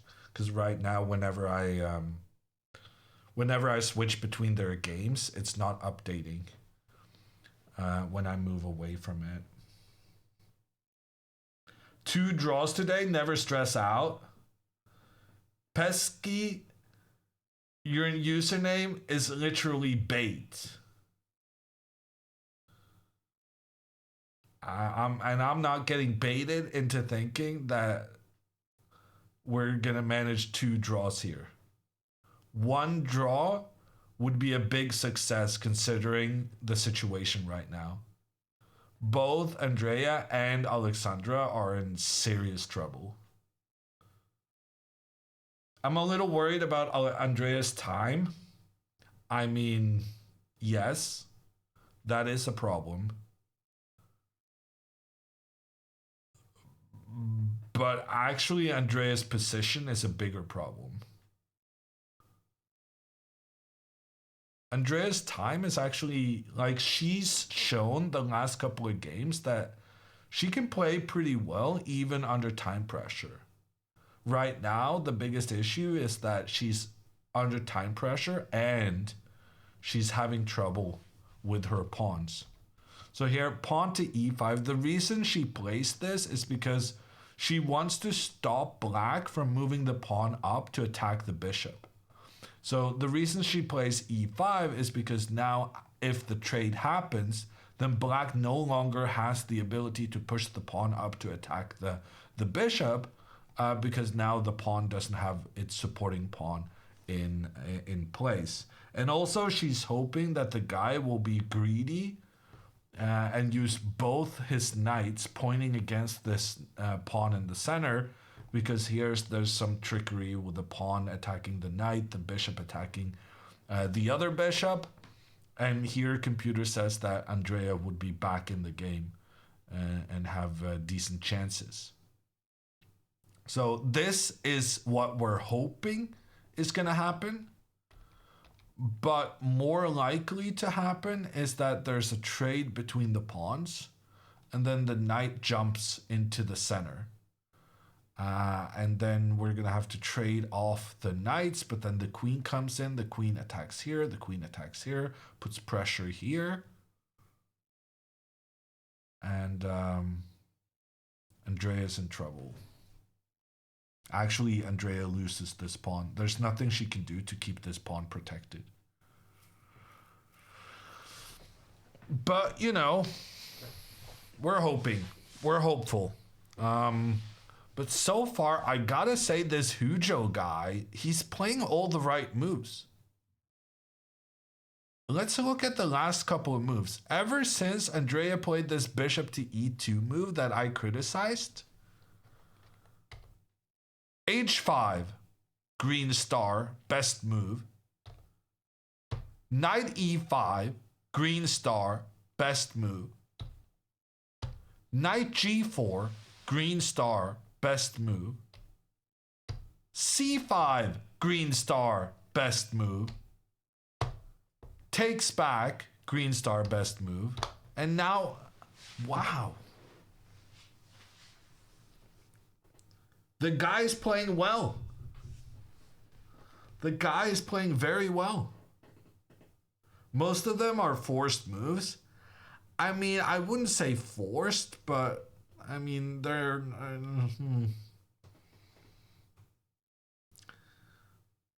good moves.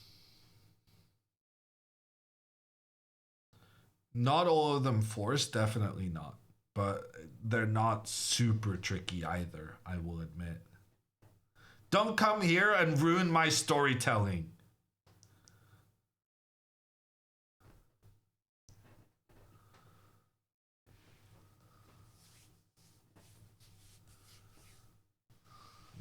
Do you think you would enjoy the commentary if it was like, oh, and Josef plays 6 perfect moves in a row, but they were all obvious, and now Andrea is going to lose the game?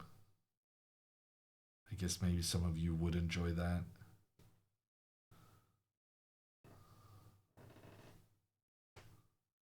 How long are they staying in Prague? The tournament finishes on Thursday.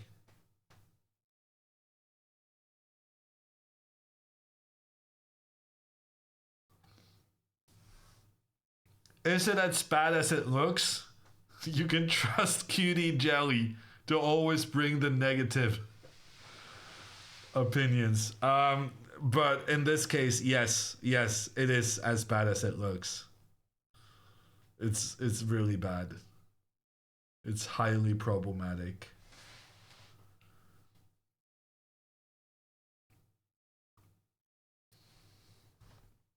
Both losing. Both in a losing position with perfect play. But they're not playing Magnus Carlsen. They're not even playing Hammer or similarly spectacular chess players. They're and Alexandra found the move. Alexandra found the move. Okay, let's go.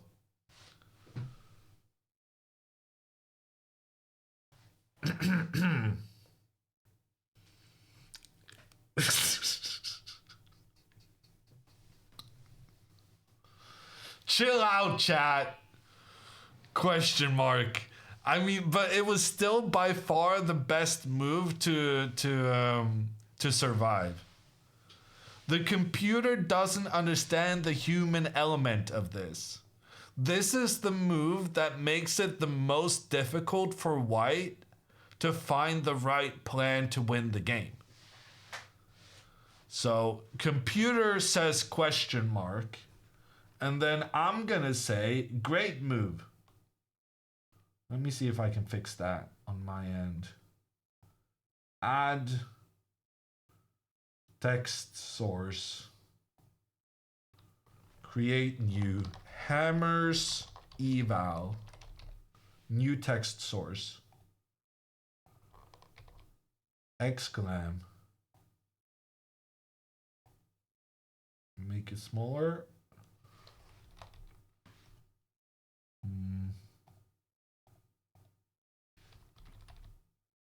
We're gonna have to move it up here.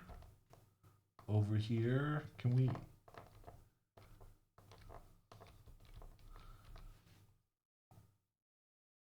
That's the ugliest thing I've ever seen. How are we gonna do this? Let's go into settings, analysis, best move, screenshot, great move, brilliant move, screenshot, and then we're gonna save that.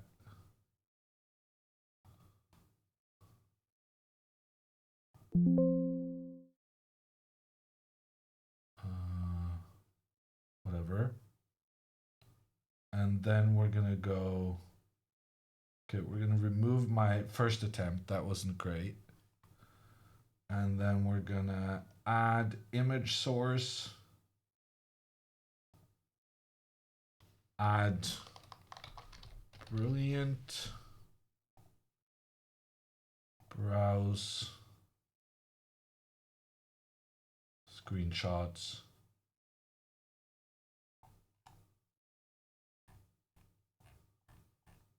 Oh, good God, I do a lot of screenshots. Where's my double exclam?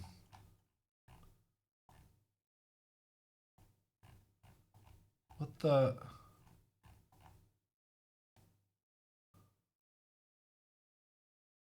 I really thought this was not going to be as complicated as I'm making it out to be right now. But it's going to be good at the end of this.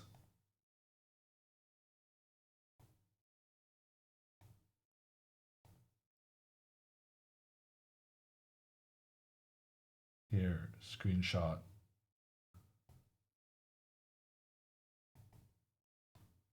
Oh, damn. And then we gotta move this guy. Streamer, professional streamer at work. Okay, it's going a bit slow, but it's gonna go there in the end. It just has to traverse a couple of 100 pixels. And then it's not gonna look amazing. But this is the hammer eval. I'm not sure this was worth my time.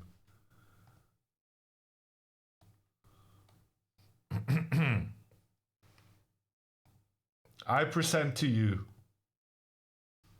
Hammer's assessment. We're censoring the chess.com one. And we're adding the double exclam. Definitely worth 2 minutes. What a move by Alexandra. Definitely her best chance to survive this game.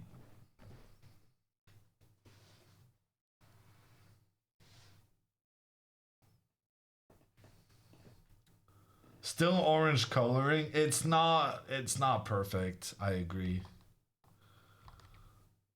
I like how you're reacting to the orange coloring, not the fact that it also includes the background color from my screen grab.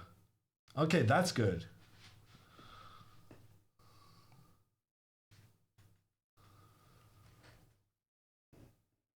"10 out of 10 effort."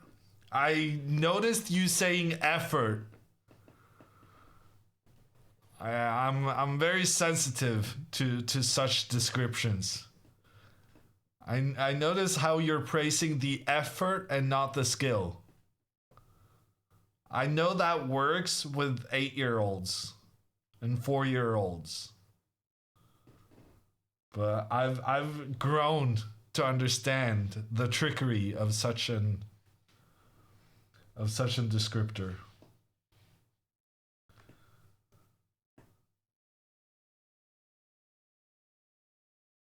Great try, buddy. Yeah. honestly, great try. Then you understand kind of like the negative connotations. But by praising effort, I've seen some like I feel like it's actually really being recommended in psychology. The modern children's psychology and like all the parenting TikToks and whatnot. Not that I watch parenting TikToks, of course not. I just, you know, I've seen friends. Anyway, I've heard somewhere that praising effort is actually really clever and takes away from result-driven friends. Yeah, no, I started going there with the friends, and then I realized everyone knows I have no friends. Who am I trying to kid?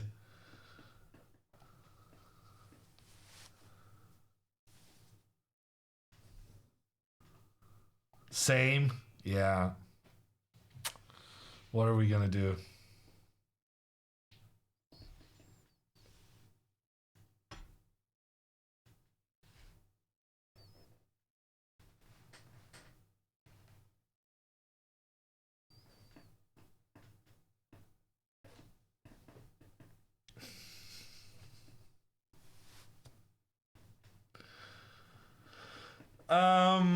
Okay, so Alexandra is doing the best she can of getting away from a really, really tricky situation.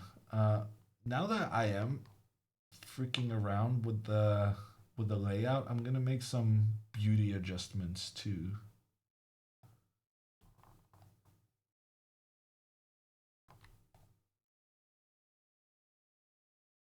Everyone can kind of just tell that I've been doing all the cropping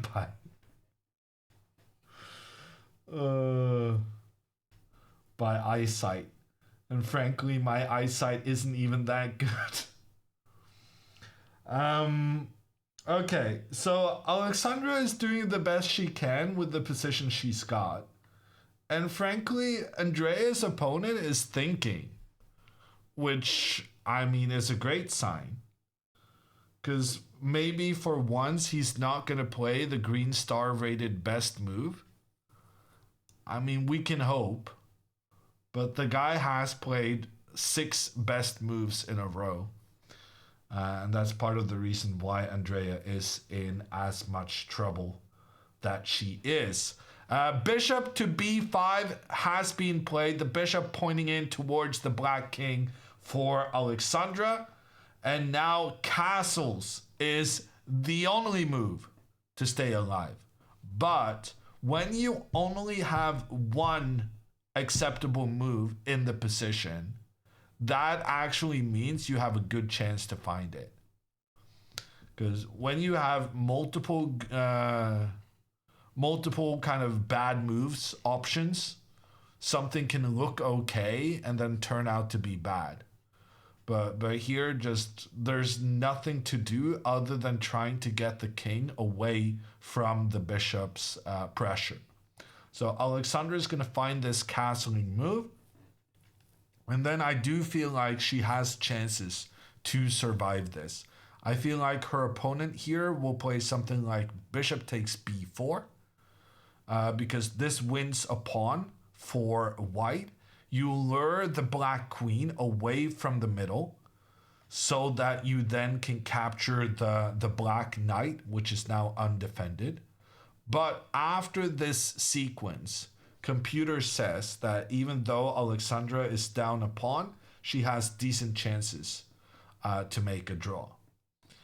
So something like this could very well happen.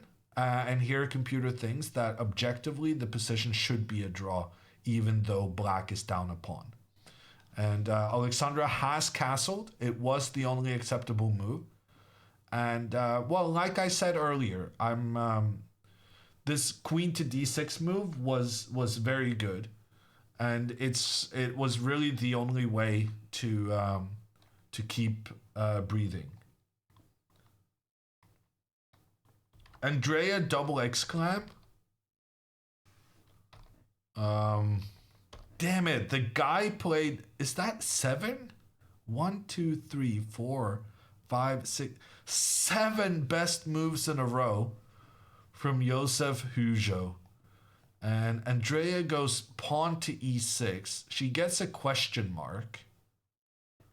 But frankly, this is, I would say, this is similar to Alexandra's situation, where even though this gets a question mark from the computer, I feel like it's definitely the best try you have to survive. So I'm not going to discriminate between the girls. And let's just do a copy paste here, I think. And then we'll have this one traveling across the map. And we're not gonna make a difference between Andrea and Alexandra. Both of them finding creative solutions that it's definitely not optimal, and the computer says it's bad against correct play. But at the same time, it really is maximizing their opportunities to salvage a difficult situation. So we're gonna give Andrea the double exclam as well. And I am partly doing this to justify the 3 minutes I spent on getting this image cropped to begin with. Definitely that is true. But I feel like this justifies. I mean, I definitely do think this was Andrea's best attempt, given the situation.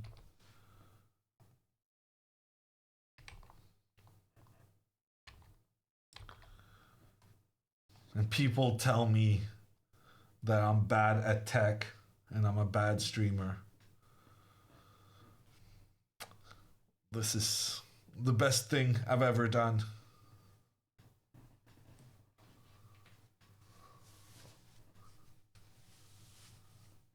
Epic graphics. That's what I'm known for. This is the RuneScape level graphics.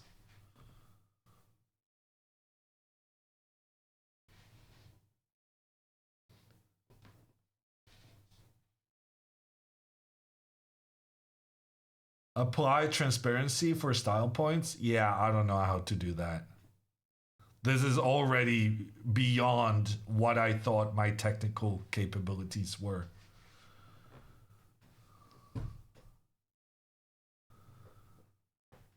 Better be old school? Of course it is cool. What are you talking about?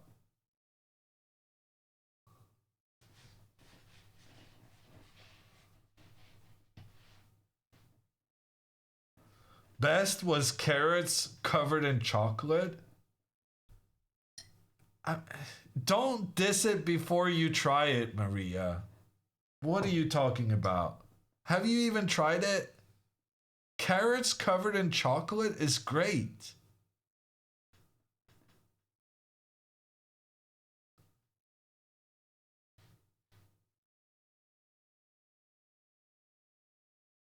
Dark chocolate? Of course dark chocolate. What do you mean?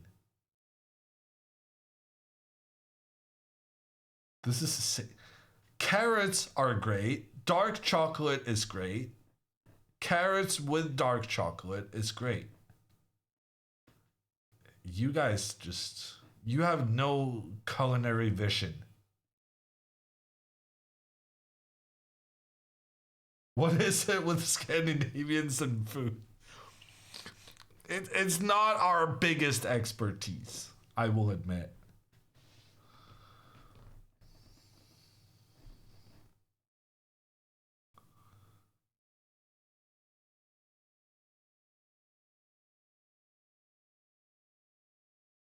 I think you've mistaken it for strawberries and chocolate, but then do you agree that strawberries and chocolate work together? Yes or no? Because honestly, strawberries aren't that much different to carrots. Like, it's the same general principle. Everything works with chocolate. That's what I'm saying. including carrots.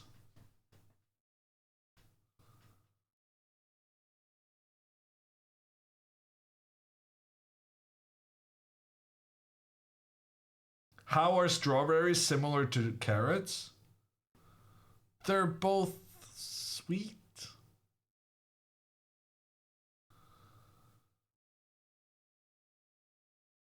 Okay, we gotta pay attention to what's happening in Alexandra's game.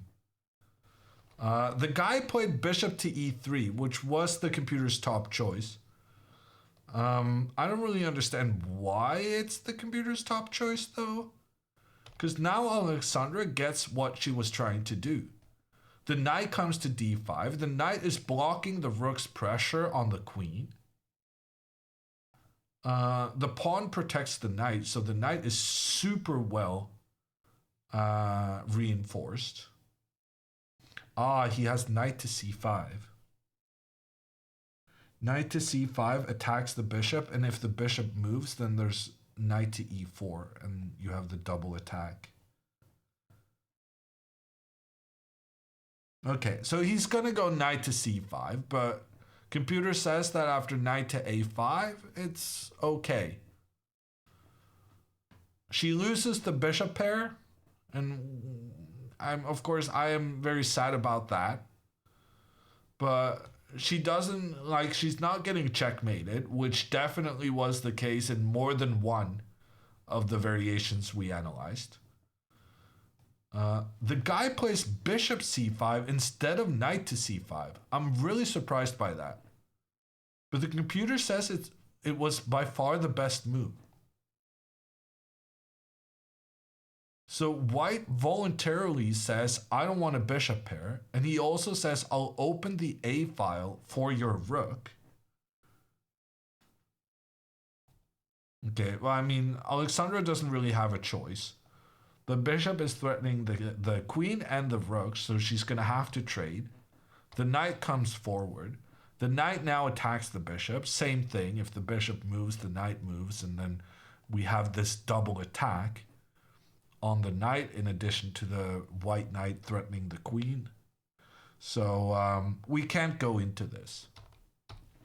And we can't protect the bishop because then the bishop is traded off and we lose the knight afterwards. So there's only one move for black, and that's removing the knight that's in trouble from the bishop. The bishop here. This knight moves away and simultaneously defends the bishop. But this looks okay. No. Why is the computer so negative? This looks completely fine. White doesn't even have the bishop pair, and after this trade, we have this open file to attack in. I don't know, this looks okay to me. I think Alexandra has saved herself. And it's all thanks to this brilliant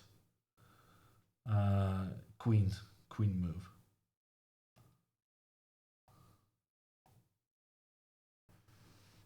Why aren't the brilliant icons transparent? Don't worry about it. Don't ask too many questions.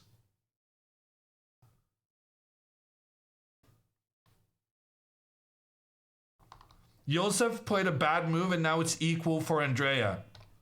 See? Trust me when I say that moves are brilliant. This is why I'm doing commentary and not the computer.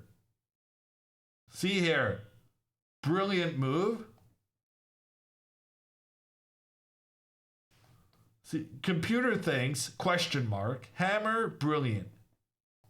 Computer thinks, question mark, hammer says brilliant, and now, after Andrea's move, okay, computer still thinks that black is a bit better, but it's much, much better than it could have been.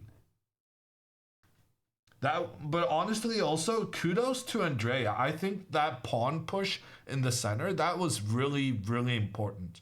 And it was a very good try to make the position more confusing and more difficult. And that's part of what chess is. It's about maximizing the problems for the opponent. And Andrea did that wonderfully after she first maximized her own problems. But, you know, you can't have everything. She's good at maximizing problems. And she doesn't discriminate.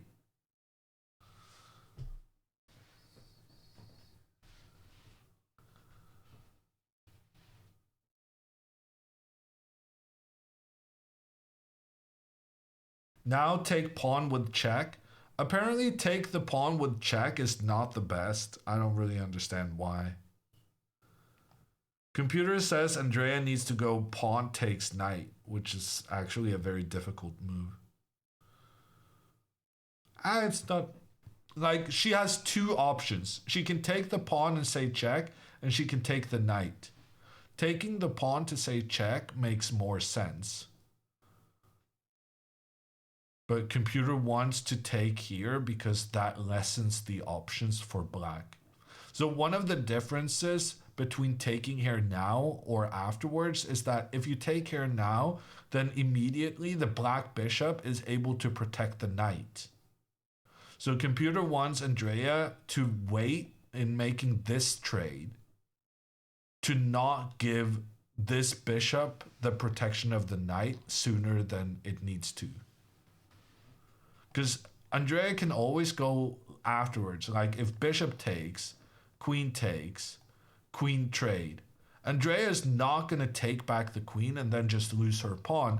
The point of keeping the tension between these two pawns is that at the end of all the trades, then Andrea can always insert this move to give a check. So she's never going to lose that pawn because she's always going to have the option of trading afterwards. And actually, Andrea asked me after her game against Otto in round 3, she asked for some feedback on her game, and I highlighted some of this pawn tension and how it's often very clever to wait with the trades if possible. I feel like this doesn't really qualify because this is more of a very bang position rather than one where you have to come in with positional nuance. But if she remembers the tension speech, then maybe she's gonna wait until with capturing this pawn until she absolutely has to. But from a human perspective, taking this one first feels like the most natural thing to do. And frankly, I'm not sure it makes that big of a difference. Actually, another point of making this trade first is that after you make this trade, then black no longer has to take care of the bishop. Actually, no. Andrea might figure this out.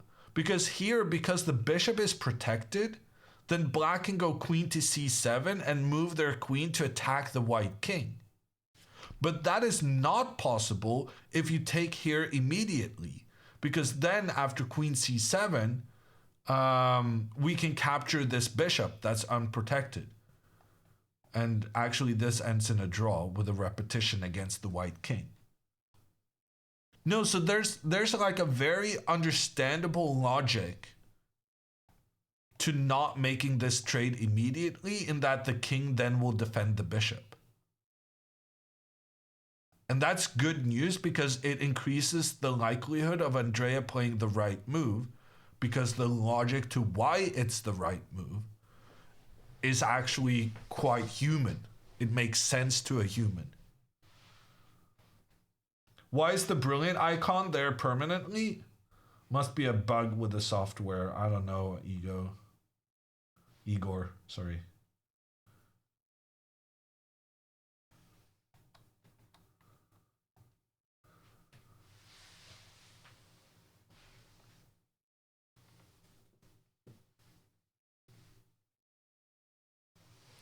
Andrea's move was so brilliant that the brilliant mark just stays there for the duration of the game.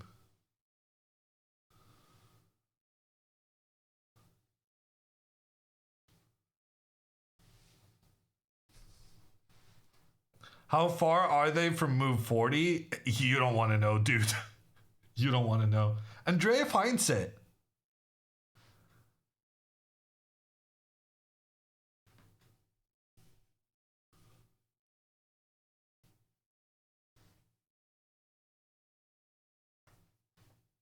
Why not bishop takes knight?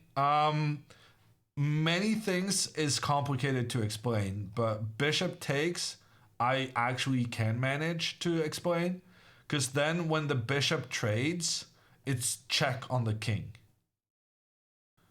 And then after the check, because it's check, we don't have time to make the trade.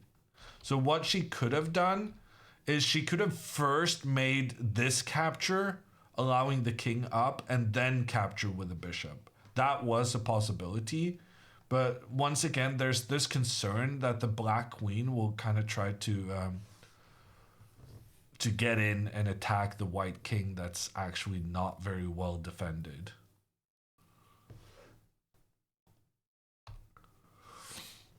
But pawn takes was the best move, and that's why she gets a green star.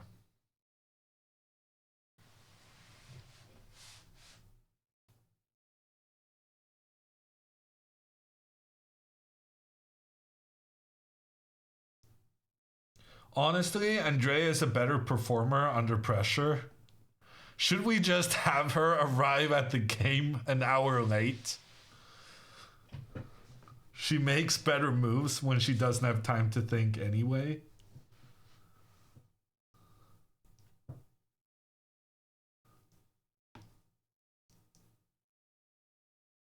What's the difference between best move and double exclam? That's a good question. So a double exclam will necessarily be the best move. So they have that in common. But the double exclam moves also involve a sacrifice, which makes it a non-obvious move. So sometimes moves will get a single exclam, which means good move, and means like that was the best, but it wasn't obvious. And then there's like the double exclam, the brilliant sign, which is best move, but completely unexpected and often sacrificing material.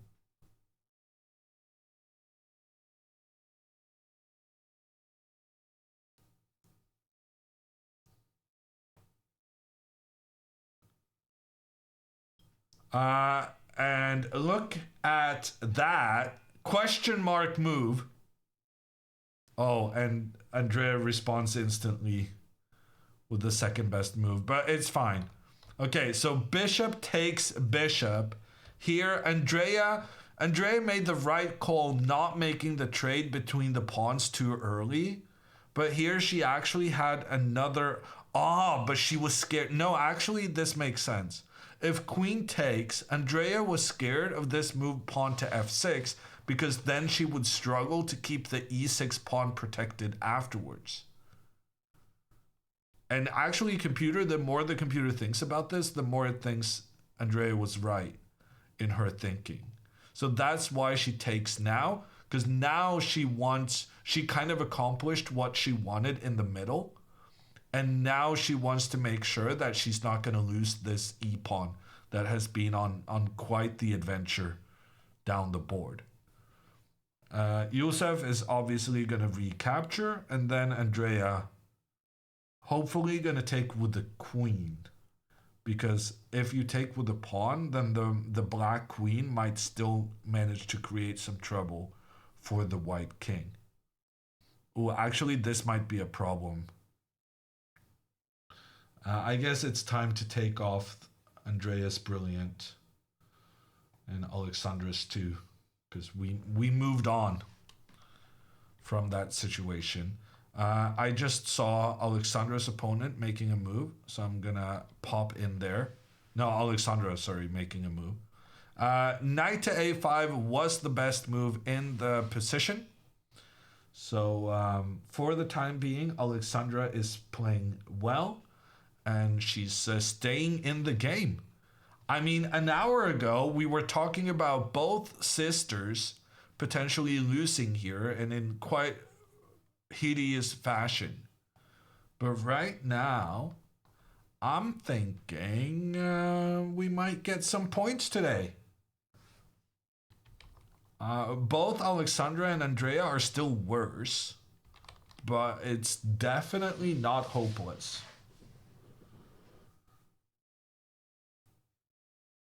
You can't just take away the hammer marks. I just did. And don't for a second think that I will do anything other than what I feel like. Chat thinking they can influence my stream.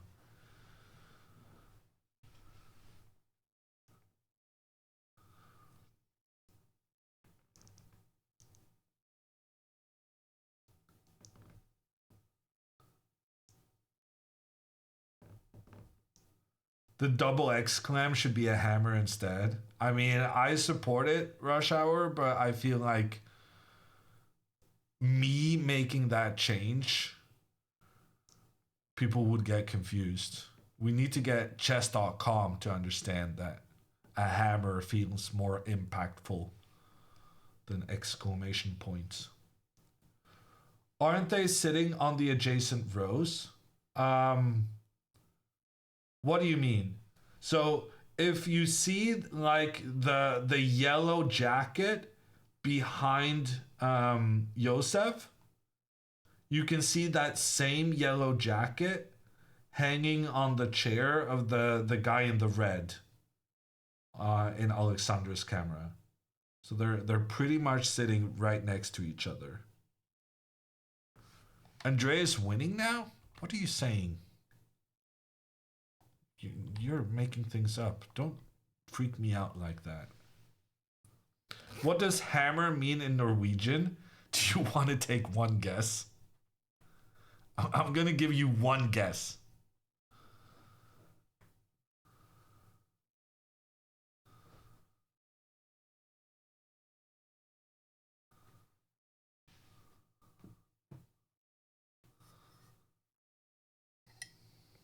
I shouldn't have said it like that. The number of people not saying hammer on purpose. Yeah, it means hammer in Norwegian as well. But it's really the other way around. So many English speakers think that their language was the first language to be invented in the world. It wasn't. It's hammer in English, in Norwegian, in German, in Danish. But English wasn't the first one.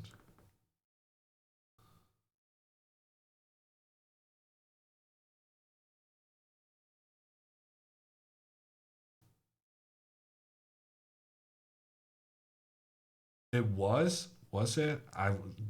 Damn it. I was playing the odds. I felt like so many languages has hammer meaning a hammer. It's like 1 in 5 that English was first.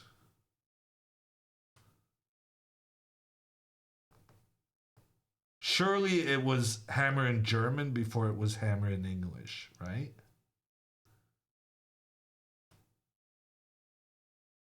Okay, now I kind of want to research this. Etymologic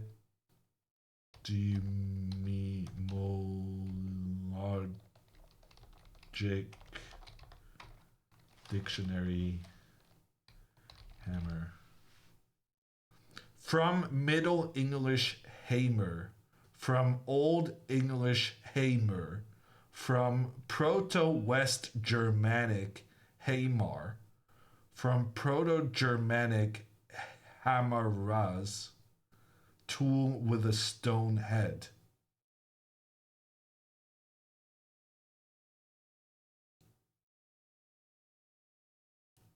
That didn't really make me any smarter.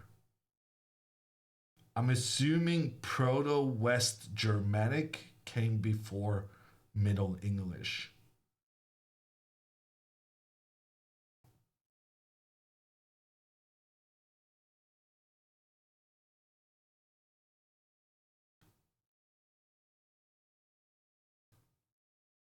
So it's German? Well, I mean, if we define that as German, then I guess everything in English is German, right? Well, as opposed to French, it's definitely German. English wasn't a thing back in the day. So by that reasoning, nothing is English. And then all English words are either French or Latin or Germanic, right? Is that like a thing?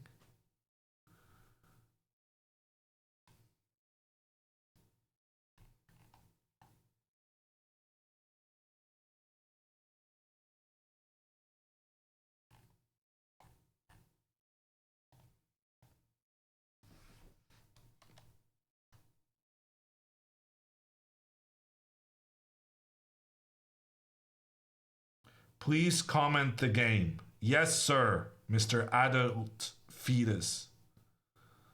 I'm sorry if my style is not pleasing you, sir.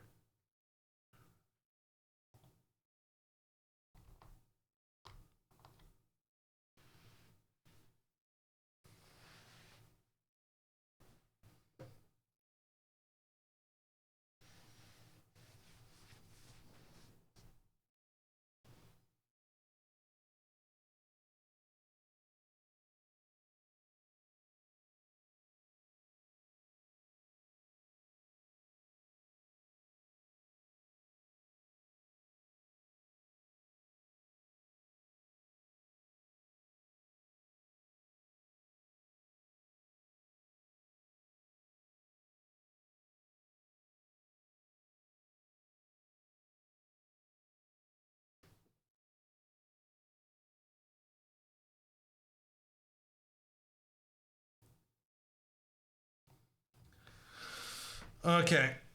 Josef did capture back with his king. Not really a big surprise there. But Andrea now needs to capture with the queen in the center.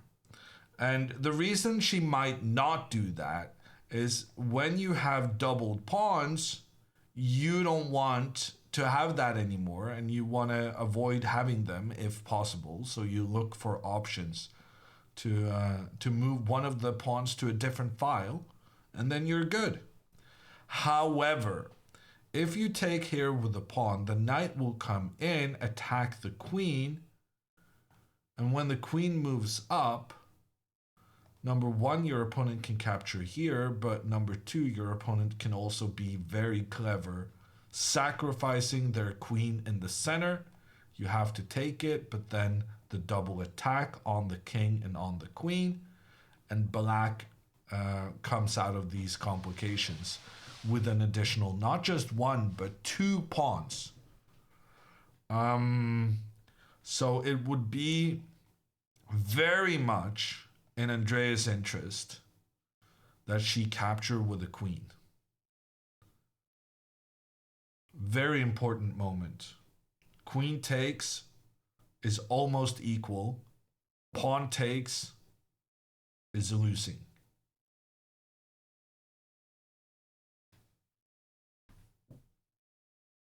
Even after the queen trade, knight e3 is still an option. Yeah, good observation, Sam.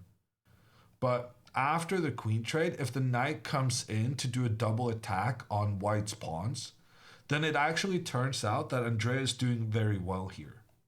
King moves up, attacks the knight, and if the knight tries to capture, then the rook comes in, gives a check on the king. The king moves away, but then the rook attacks the knight, and the knight has nowhere to escape. Because the rook is also controlling the escape square the knight wanted to use. So, queen takes is the best, and that's what Andrea did.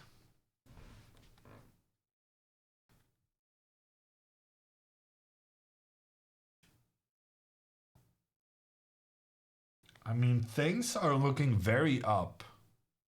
Also, notice the time situation. Andrea spent 35 minutes on a single move on move 9.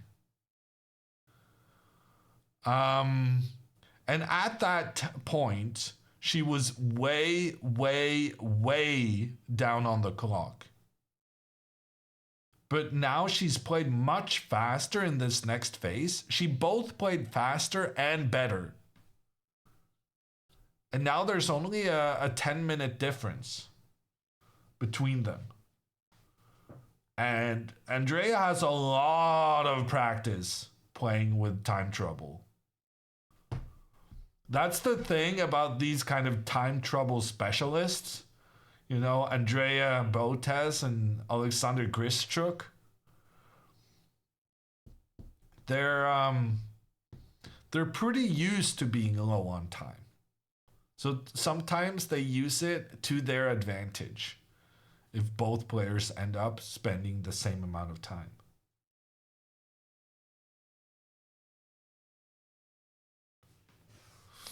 So, I don't know. I mean, at this point, we cannot discount the possibility that Andrea is going to win. She's playing her third old guy in a row. And frankly, she's been putting them under pressure. And she might do it again.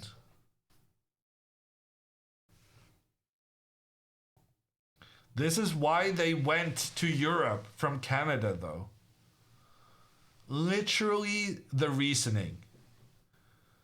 I've heard both Alexandra and Andrea say that, oh no, we cannot play tournaments in America because there's all these little kids who rarely play FIDE-rated tournaments and they're super underrated. And we just lose all our FIDE rating. We want to go to Europe where there's like fat cats with the big ratings, but not that impressive skill. So they traveled across the world in search of fortunes and ratings. And so far this tournament, Andrea is farming the European 1900s. In Europe, the kids are at school. No, I mean, that's funny, Will, but actually, the reason is way more political than that. In Europe, kids are not the only people with spare time.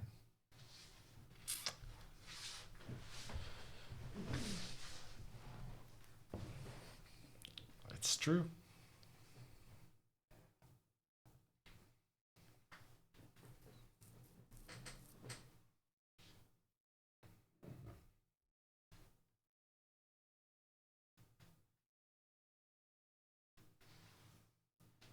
It's funny because it's true. That's my style outro.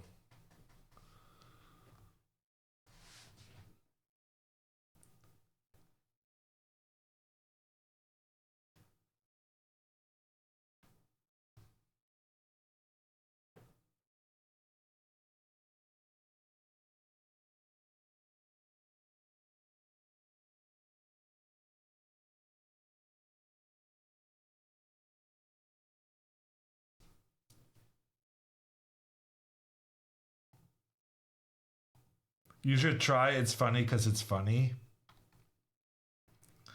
No. It's Funny because it's true is way better.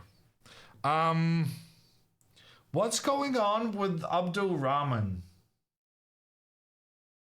He's been thinking for a very long time now.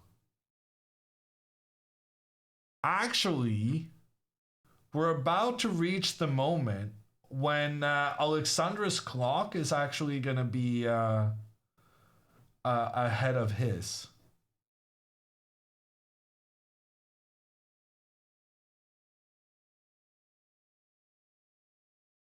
How is Ludo playing today?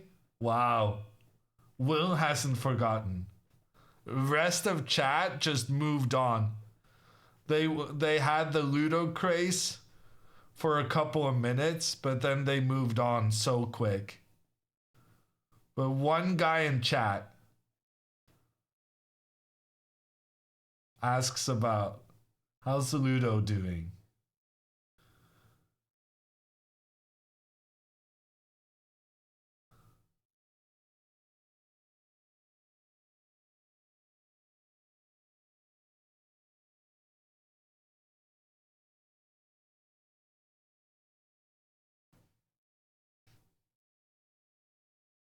What's the meme format? I'm revealing how old I am. There's the meme format where you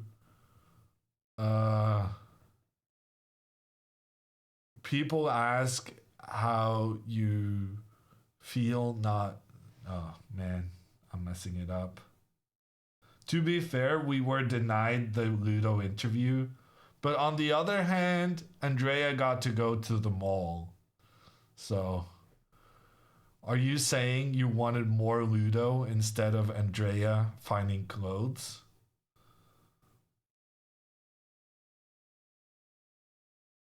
People ask where is Ludo, but they never ask how is Ludo. That's the one I meant. Thank you. Thank you, Cycross. Where is, but they never ask how is. Where is, how is. I'll try to remember that.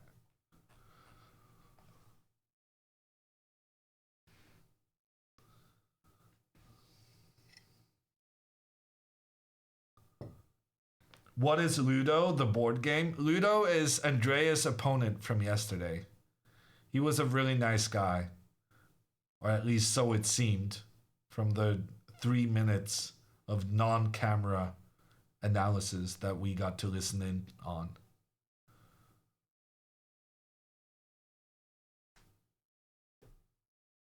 And then Andrea promised us that she would be back with Ludo after things calmed down in Alexandra's game, and she never did.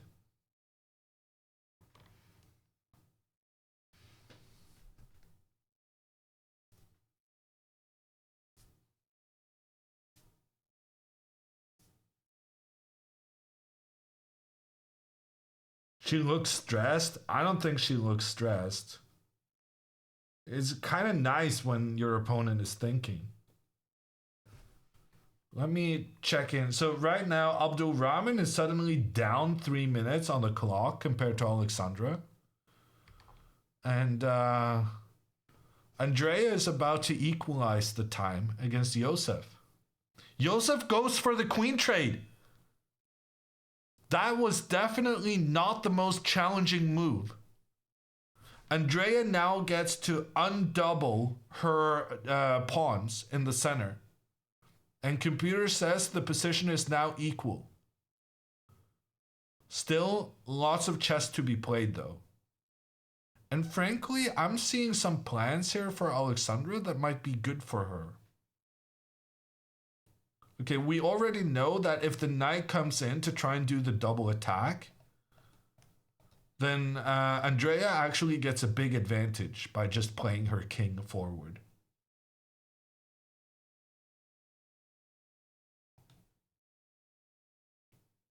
And I mean, that's quite a likely way for the game to continue.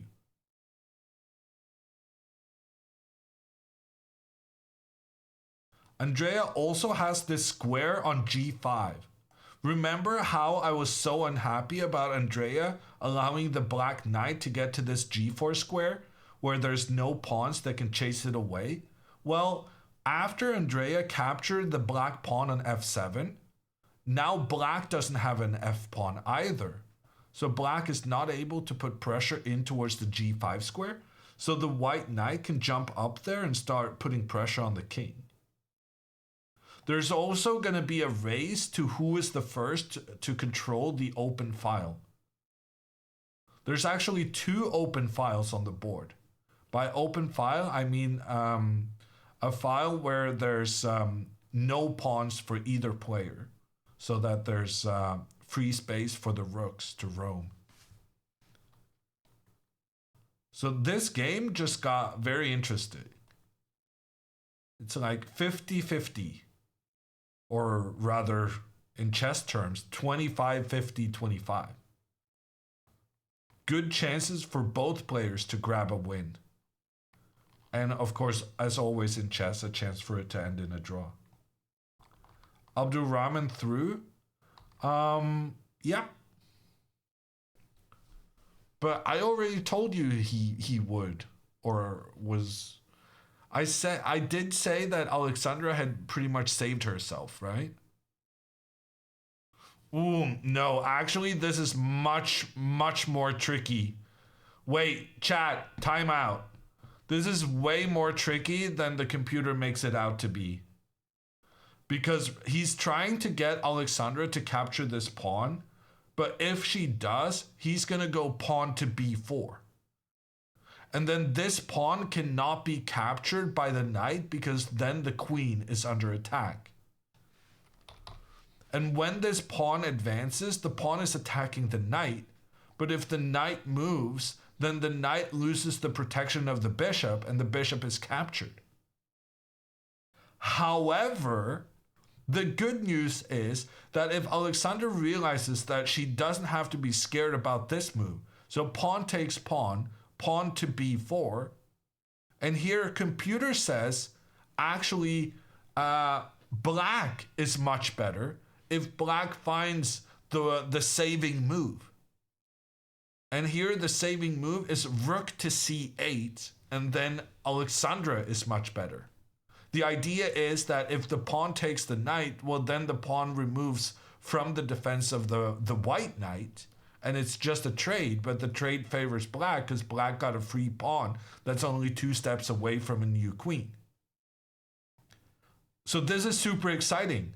Abdulrahman thought for 19 minutes, and his intention is to allow Alexandra to have this pawn 2 steps away from becoming a new queen and to try and trick her with a pawn advance. And Alexandra has taken. Alexandra has taken. And now Abdulrahman is going to play pawn to b4.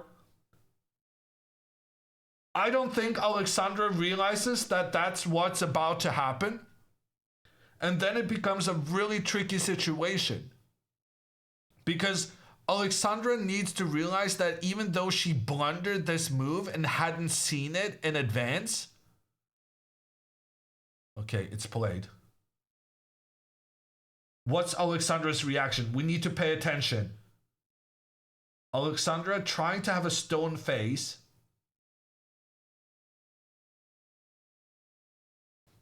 I don't feel like that's the face of a person who had seen this move coming.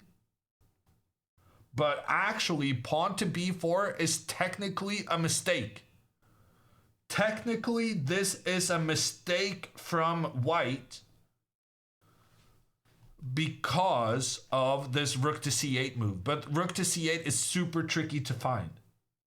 And if Alexandra instead moves her knight, she's going to lose. And if she doesn't move her knight or doesn't do anything other spectacular, then she's also going to lose. Because the knight is just captured. Huge moment in Alexandra's game. And frankly, she didn't realize what was about to happen. So now it's very important to stay calm. Realize, oh, I hadn't seen that move. Not to panic and try to look for saving ideas. Because saving ideas do exist. So don't let yourself get worn out by the fact that you missed this resource, this idea, and instead use all your energy trying to find a rescue. And the good news is that a rescue is available. And in Andrea's game, her opponent placed knight to e3. That was the mistake.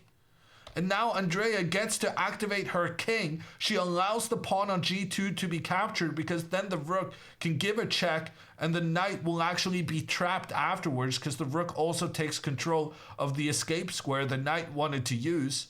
The knight has to back up And now Andrea is moving her pieces forward. Her knight now has access to the square e5. This is another square where black has no pawns that can take control of that square. That's going to be fantastic for the white knight. The white king can move up here and keep the pawn protected. The rooks can go on the open b file because they have connection. If black tries to point down, then the white rook will say, yeah, I'm fine with making this trade, because at the end of the trade, I'm going to be the one to have control in the center of the board. I'm going to have options here. I'm going to have the knight coming up here. I'm going to have the more active king. Suddenly, both girls are better. An hour and a half ago, both girls were dead lost. And now they have the advantage. And Alexandra finds the move. Alexandra finds the move. She didn't even think that long about it. Maybe she had seen it in advance. Rook to c8, best move in the position. And that's a huge, huge problem for Abdul Rahman. I don't think he saw that at all. And now Alexandra is the favorite to win this game. She's up a pawn, and it's not any pawn. It's a rather dangerous one, trying to make its way through to become a new queen. And then Andrea, another question mark move from her opponent. Andrea has a winning advantage according to the computer.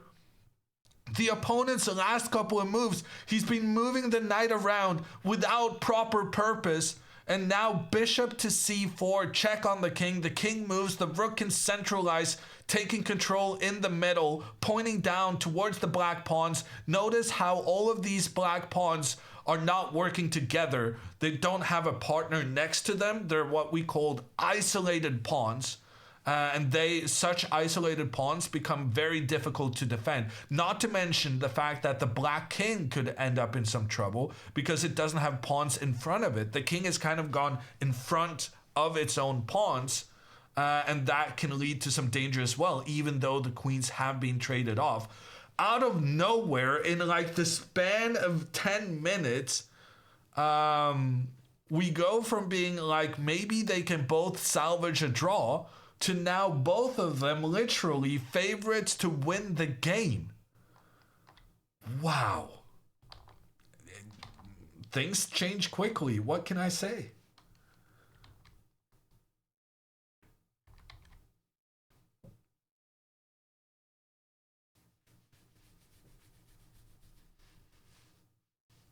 And also their opponents have been spending a lot of time. So they're not even down on the clock anymore.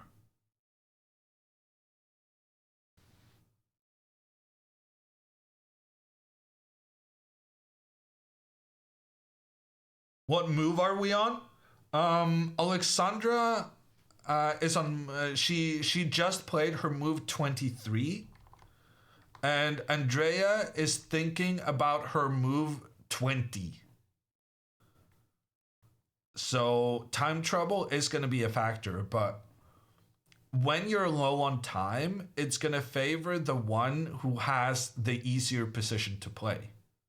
And frankly, right now, that's Andrea and Alexandra. Andrea finds another top move. Let's go. She keeps the bishop, gives a check on the king. The opponent has to deal with the threat on the king first, and then Andrea is going to be able to activate her rook through the center. Andrea has a winning advantage, according to the computer.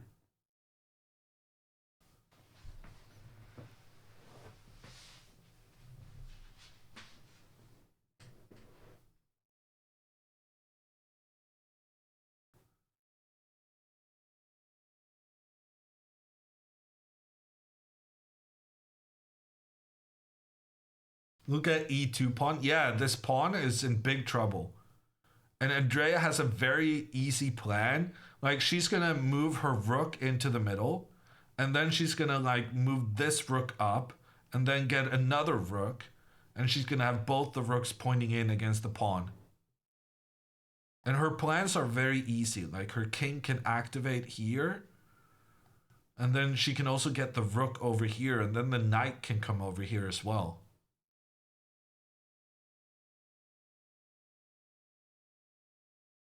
It's not super often that we have kind of like an endgame / middle game with equal amount of pawns for both players, where the computer says that one player is just winning. But that's the case right now in Andrea's game. Computer's super optimistic because of the state of these black pawns. The black pawns are so easy to target.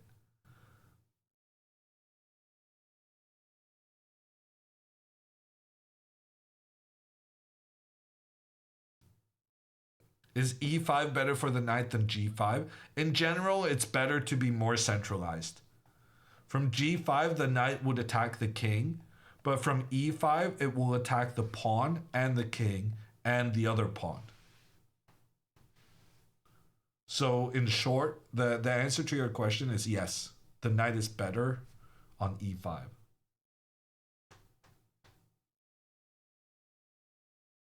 Are you allowed to talk to the player you face during the game? Sorry. You're allowed to say two things. You're allowed to say, I offer a draw, and you're allowed to say that I'm adjusting my piece. But both of those things you're only allowed to say when your clock is ticking. When your opponent's time, on your opponent's time, you're not allowed to say anything. And that's my water. I mean, technically, you're not allowed to say that, Night Vision. But, yeah. Andrea seemed a little bit frustrated that her opponent hadn't warned her what she was about to do. You can say check. That's a good question.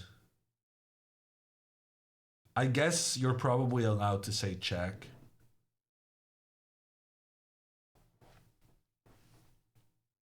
Can you say great move? No.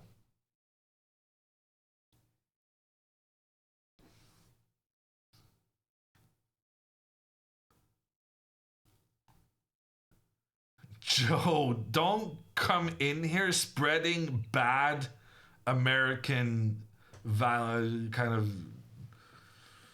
operating procedures. Man.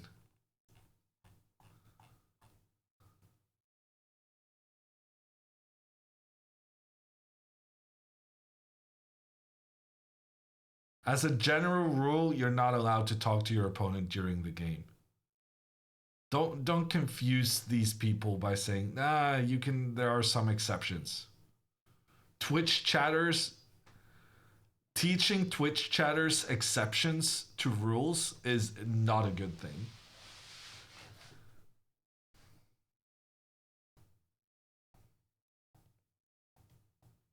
They need to,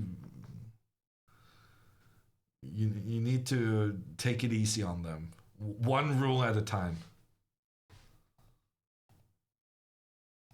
Abdurrahman moved? Yeah, so did Andrea. Andrea found the best move. According to Engine, this was the only winning move for Andrea, and she did it.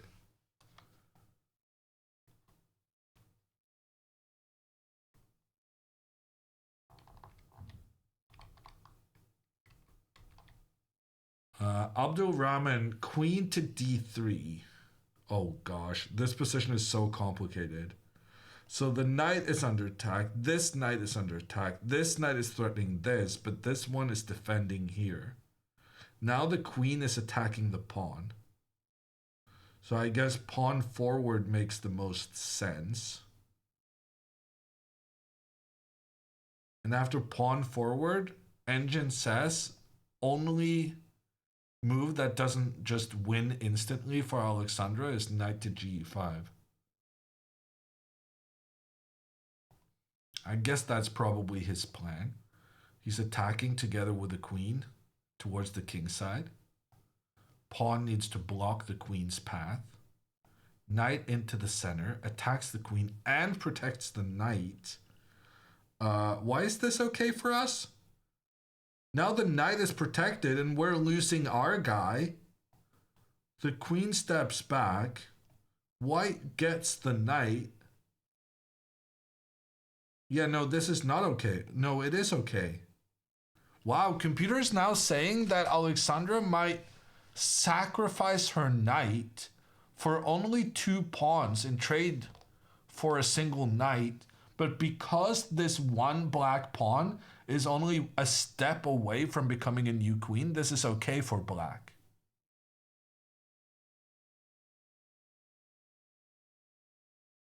Huh.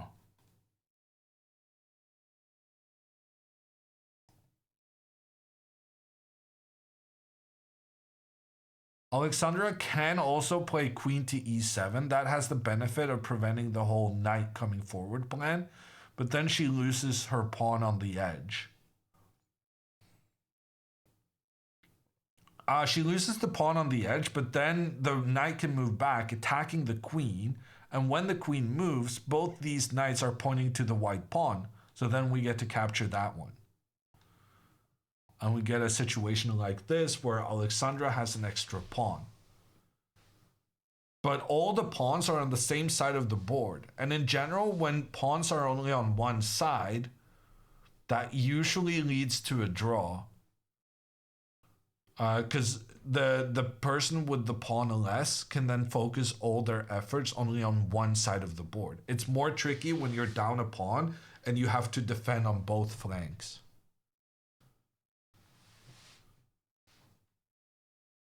Okay, so queen to e7 is going to give Alexandra a extra pawn. And then pawn to a2 is going to force Alexandra to sacrifice her knight. She finds the best move again. Okay, so we're going to have a long endgame with Alexandra where she's up a pawn. And she should have decent chances to win that. And there's absolutely no chance at this point that Alexandra is going to lose. It's just whether she's going to manage to win the endgame with an extra pawn or not. Andrea keeps playing good moves. Good for her. This was important. So I talked about how the knight on e5 is better placed than the knight on g5. That is true. But in this instance, if the knight moved forward to the better square on e5, then black would be able to get their knight into e4, checking the king and causing some disruption in white's camp. So on this occasion, it was better to put the knight on g5, not because it was the best square for that knight, but because it was the best square for the knight in this situation, because you're taking control of the e4 square, making sure that the opponent's knight cannot move there. Actually, in fact, Andrea right now is threatening to trap this knight. This knight has no safe squares right now. So if her opponent does something like pawn to c5, then the rook comes up, attacks the knight, and the knight has nowhere to go. And Andrea wins the game.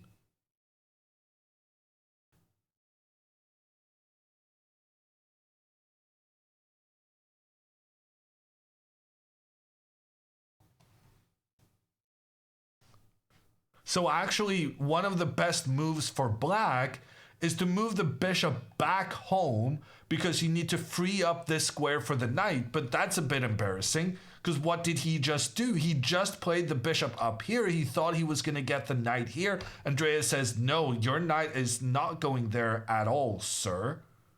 And now the best move might be to just move back because otherwise this guy has nowhere to go. And as chat has pointed out, Andrea is now up on time. Because she's creating so many problems for Joseph that he's always having to think. And also Andrea is playing very confidently about her moves. And she's finding the best moves. Like she's playing quickly and well. What more can you ask for?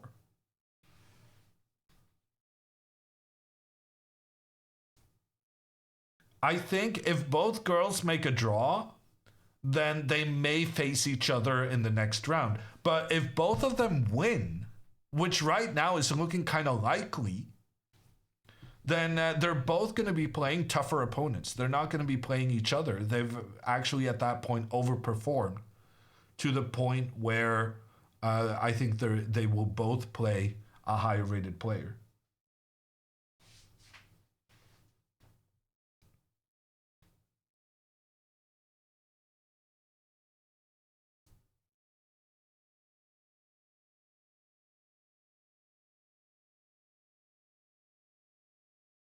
Why are the sisters not checking each other's games? Because they're professionals, Pedro. They know that it's important to win their own game, and they don't control what's going on the other board. And they're staying focused on what they can control. Dina versus Botez must happen. How many points does Dina have?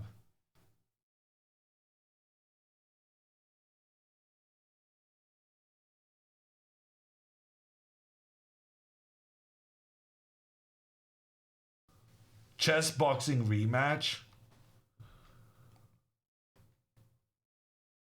I mean, Andrea does have something to avenge about what happened on the chessboard there. But Dina's kind of good. Are they identical twins? No, they are not. But Alexandra will be very happy you said that.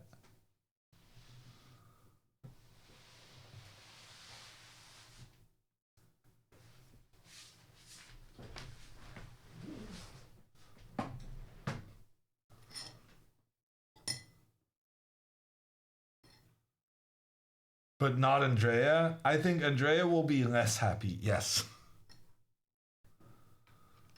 I don't know. The younger, the better. Isn't that how it works? We should normalize. We should normalize being old. Most of us are.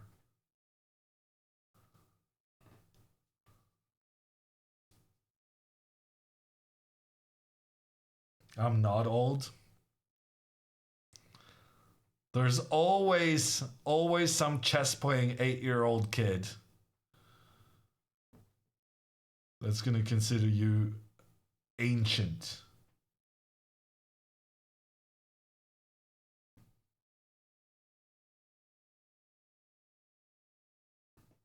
Okay. Double question mark. He blundered. He didn't move the bishop, and now the knight is trapped. Andrea, take the knight. It's just game over. If Andrea plays her rook up, that's the game. And she knows it. She knows it. She was about to move there because she knows what she wants to do. She wants to take the knight.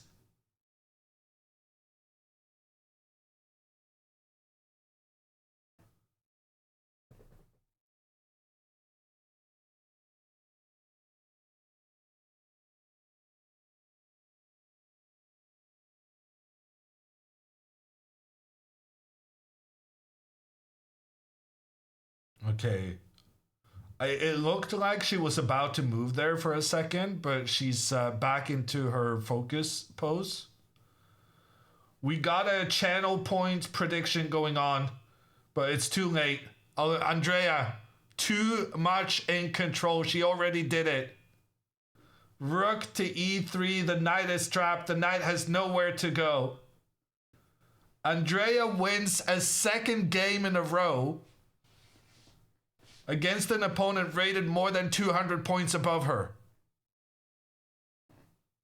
Andrea farming the European rating right now.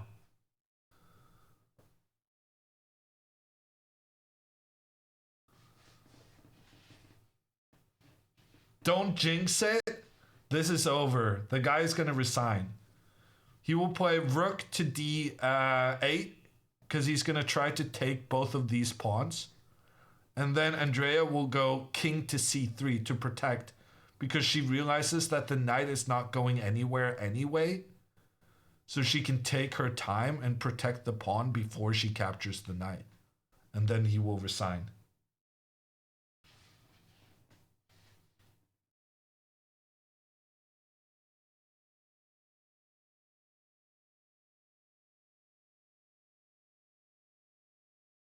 Andrea is doing a poor job of hiding her excitement.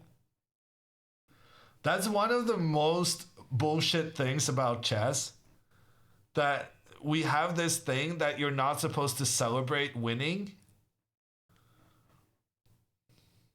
I mean, don't do it during the game, that's fine. But after the game, she should be allowed to be like, yeah.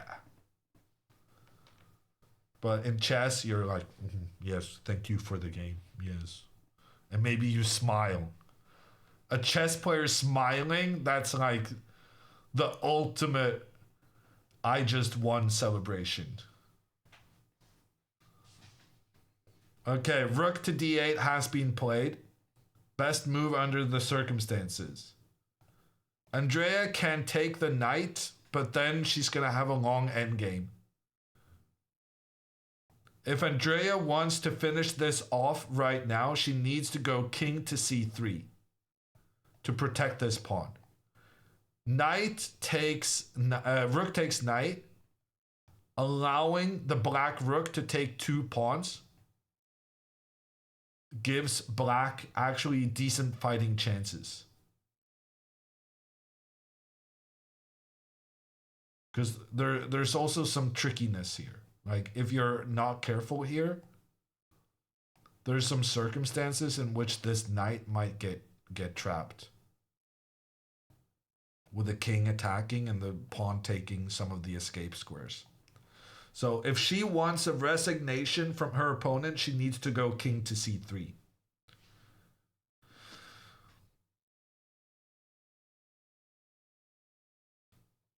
She's about to move. King c3 played. Well done. That is game over. Realizing that this knight is not going anywhere, she'll have time to take it later on. And now Josef Huju from Slovakia is going to resign.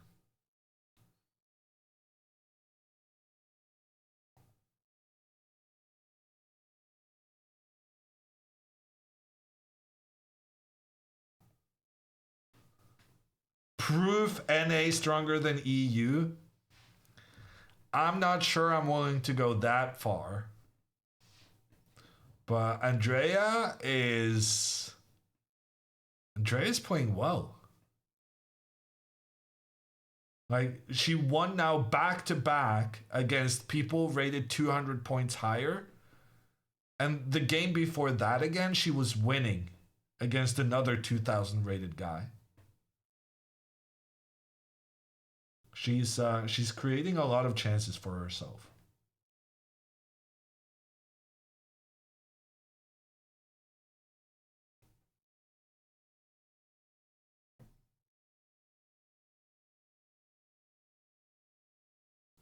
Who's the highest ranked player in this tournament? I'm not sure. Let me check. If I participated, I would have been like the number 2 player. Eltai Safarli of Azerbaijan is the highest rated. If I had participated, I would have been number 2. Weird flex? No, it's just a flex. Nothing weird about it. Why didn't you participate? Because I'm a chess commentator, not a chess player. I understood my unique selling point. And I'm sticking to it.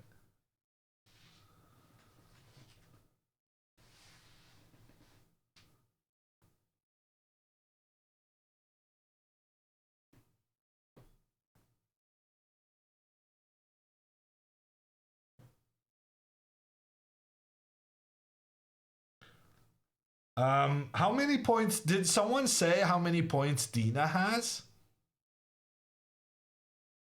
Because I'm gonna say Andrea, she's definitely winning this. I think her opponent is gonna resign now. 2.5 out of 4. Oh, yeah. She's a bit ahead of the Botezes still. But Andrea's gonna make 2.5 points with this game. So watch out, Dina. She's coming for you.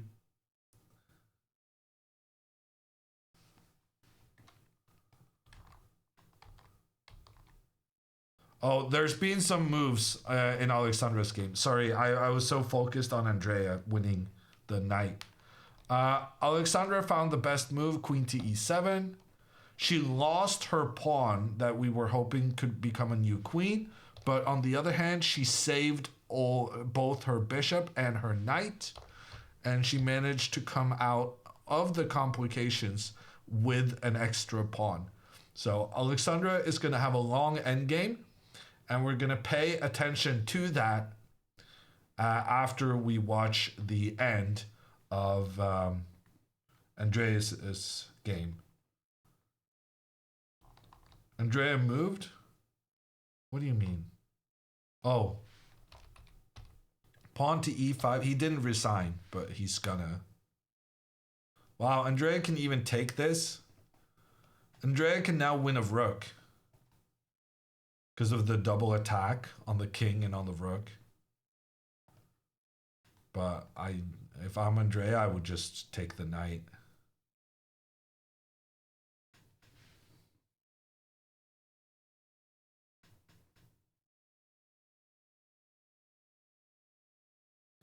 It's over. It really is.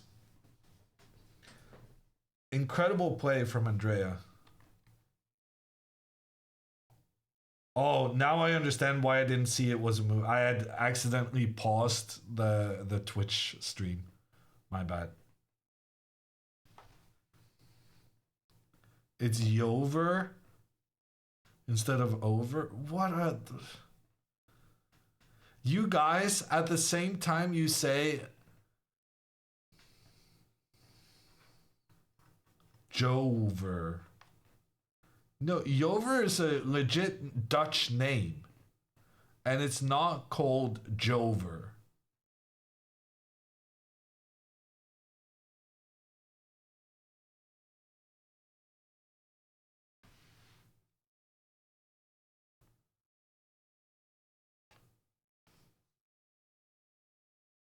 Is it Biden meme? Whatever. Okay. Andrea can take a free rook. She can take a free knight. Both are good. Basically, she can't make a mistake here. She takes the rook. Good on her. Her opponent is going to resign.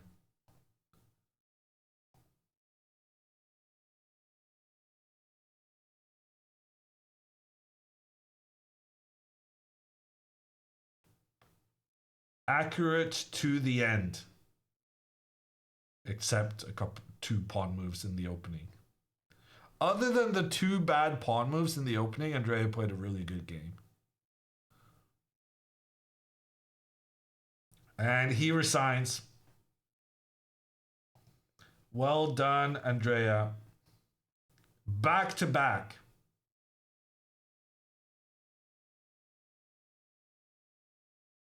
Farming rating. Alexandra hasn't noticed, it seems. Alexandra very focused on her own game. Kind of does suggest that we didn't have a scream of excitement from Andrea.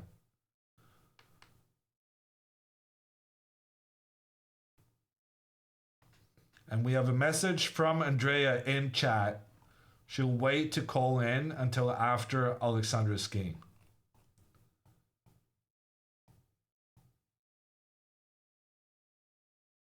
But feel free to congratulate her, guys.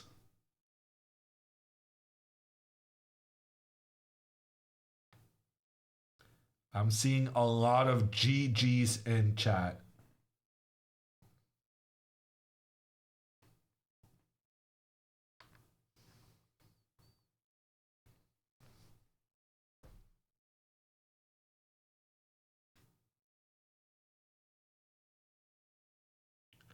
See, that is the happy version of a chess player. She just beat one of the highest rated opponents she's ever beaten.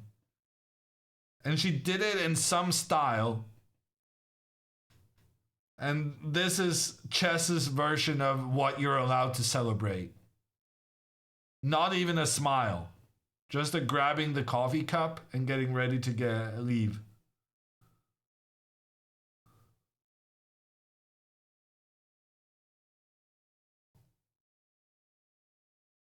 And bye-bye camera.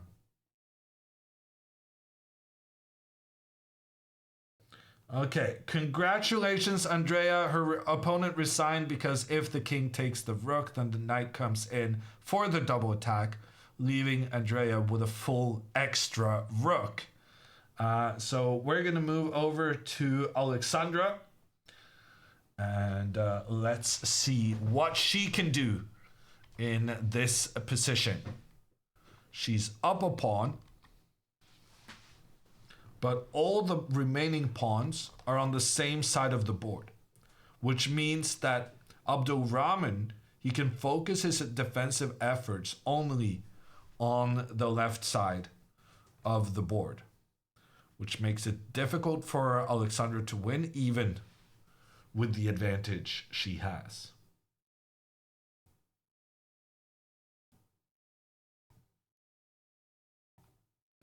Is it pretty typical to resign after losing a full piece? Yeah, lads. Basically, no games are completed with a checkmate. It's very, very rare to see a checkmate in a tournament.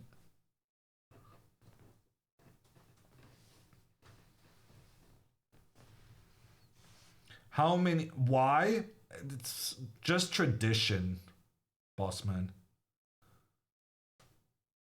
Like very often, if you're about to be checkmated, you resign instead of allowing yourself to be checkmated. I want to change that. I want to make it so that at least at the top level, you're not allowed to resign and you have to play out to checkmate. But top players hate that because when they know they're going to lose 100%, they'd rather just get ready for the next game, the next round, instead of playing it out. But I think it would be good to kind of appeal to a wider audience that you always finish with a checkmate. Even if the checkmate is amazing. I mean, if you're a cultured player, you will allow your opponent to make a beautiful checkmate. Like the one Magnus Carlsen allowed me to do when I checkmated him with en passant. The number of ways that I can get I beat Magnus with an en passant checkmate into a sentence, I'm telling you, if it was a competition, I would be world champion. And I'm doing it so effortlessly, so naturally.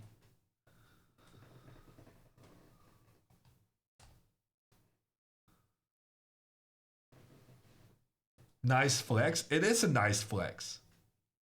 I bet if you guys beat Magnus with an en passant checkmate, you would not shut the frick up about it. Neither will I.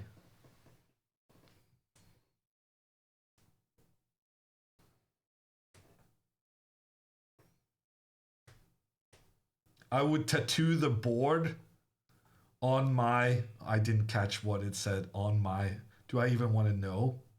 Forehead. Okay, that could have been worse.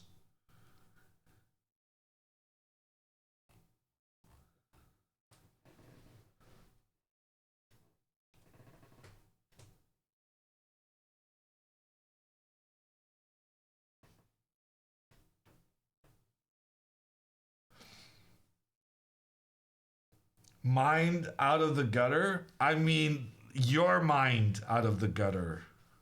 I'm just saying what the guy wrote. I don't know what you're thinking, but it sounds like you're the one who needs to.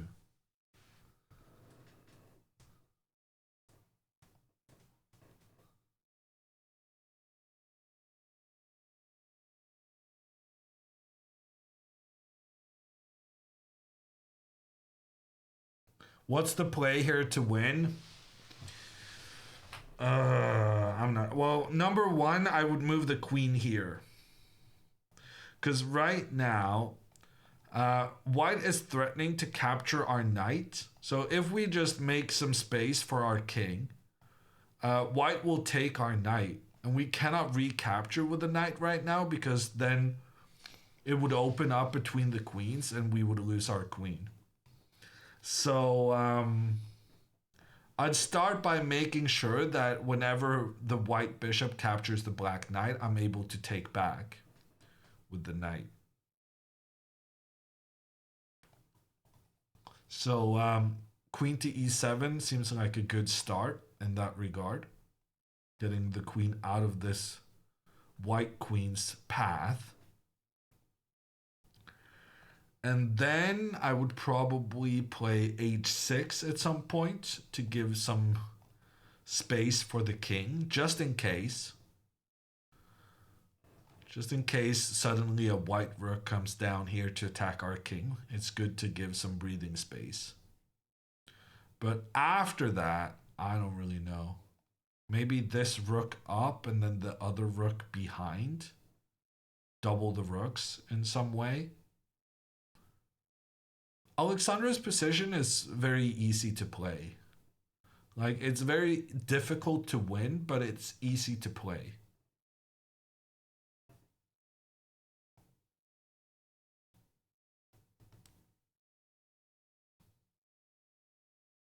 What move number? Alexandra is thinking about her 28th move.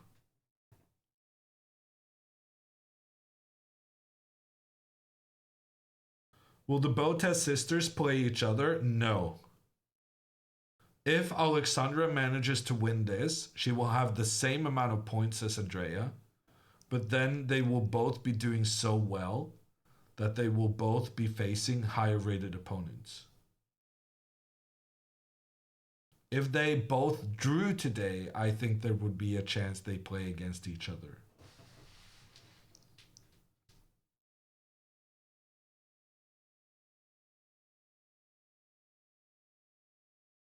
How many moves can people think ahead at this level?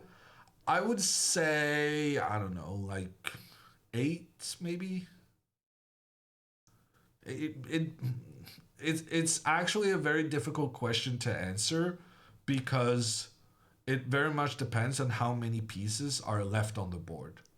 As a general rule, the fewer the pieces left on the board, the more moves you can think ahead.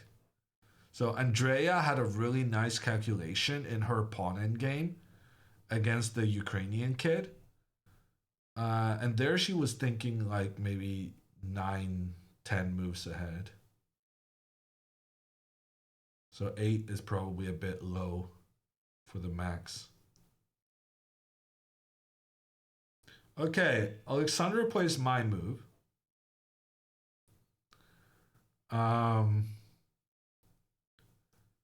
That's a double-edged sword.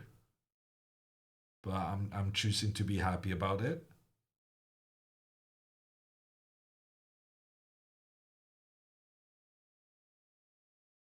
That's maybe too harsh.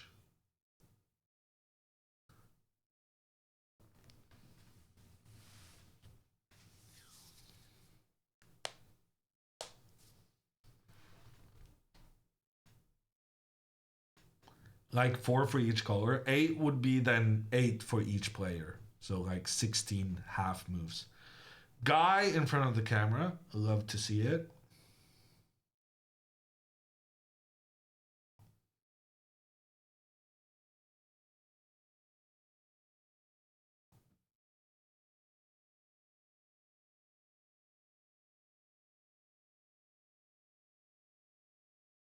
Both players are pretty short on time, so we're gonna get a bit of a flurry of moves now.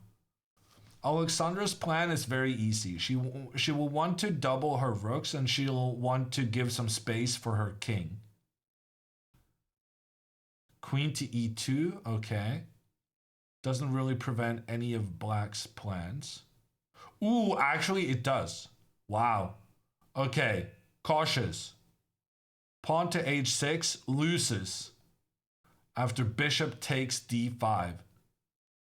Takes, takes, takes. Looks like Alexandra has an extra pawn still, but rook takes d5. Captures the knight, and you cannot recapture because once again, the white queen has opened up against the black queen. And that's gonna be a problem. Okay, so let's watch out for that. And Alexandra does. Queen to f6, top move. Now Alexandra is threatening. Knight to c3 would attack both the queen and the rook. Where is he from? He's from Kuwait.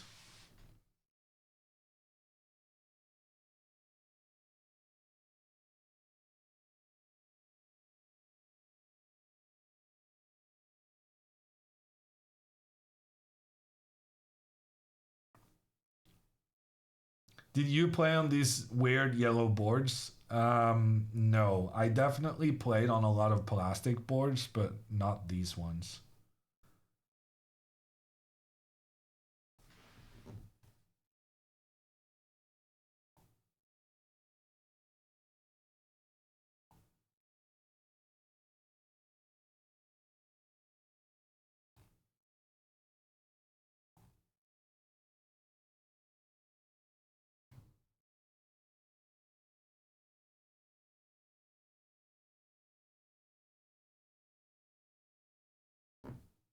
It's not Q white, it's Q weight. I mean, I'm sure you think that Norway is said Norway as well, right? And Sverige is Sweden. Denmark is Denmark.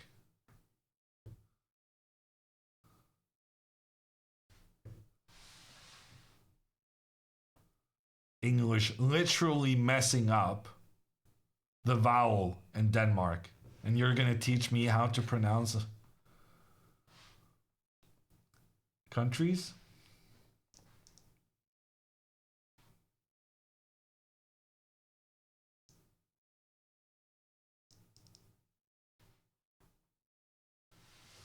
How is Norway supposed to be said? Norge. But yeah.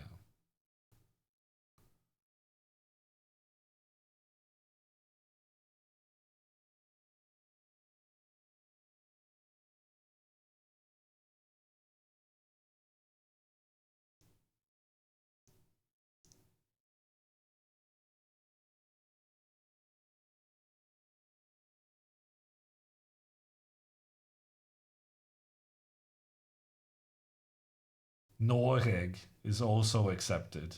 Sure.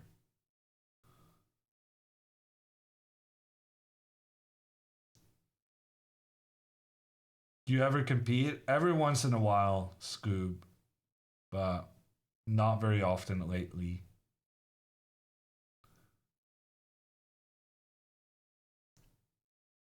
How to say Håland? You have to use the special Norwegian letter. Håland.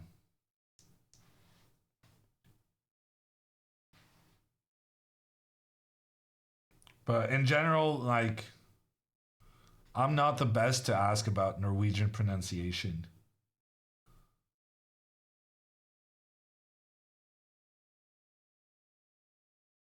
Did you ever play with Judith Polgar? Yes, I did. A couple of times. Queen to e5. He wants the queen trade. Ooh, interesting. Computer says now Alexandra should go for the queen trade and then play pawn to g5. Pawn to g5 is like a very typical getting space for your pawns, getting space for your king to get involved. This is one of those like classy grandmaster moves.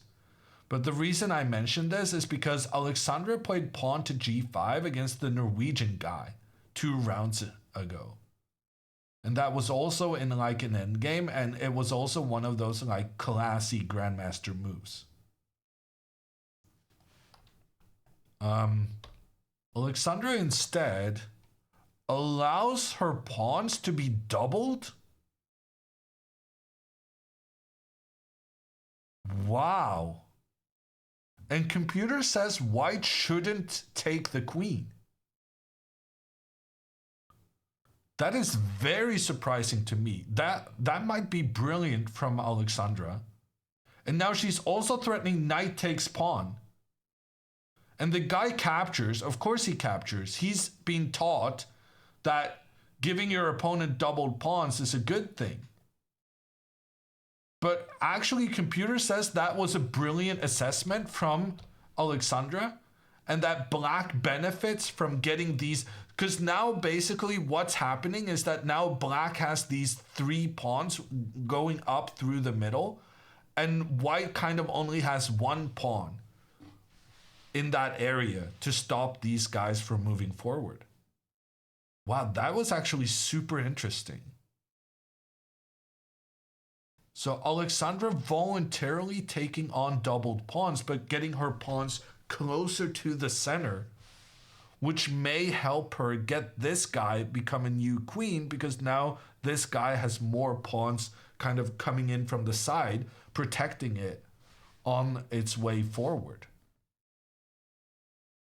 Wow, very interesting assessment from Alexandra, and the computer honestly gives her the thumbs up.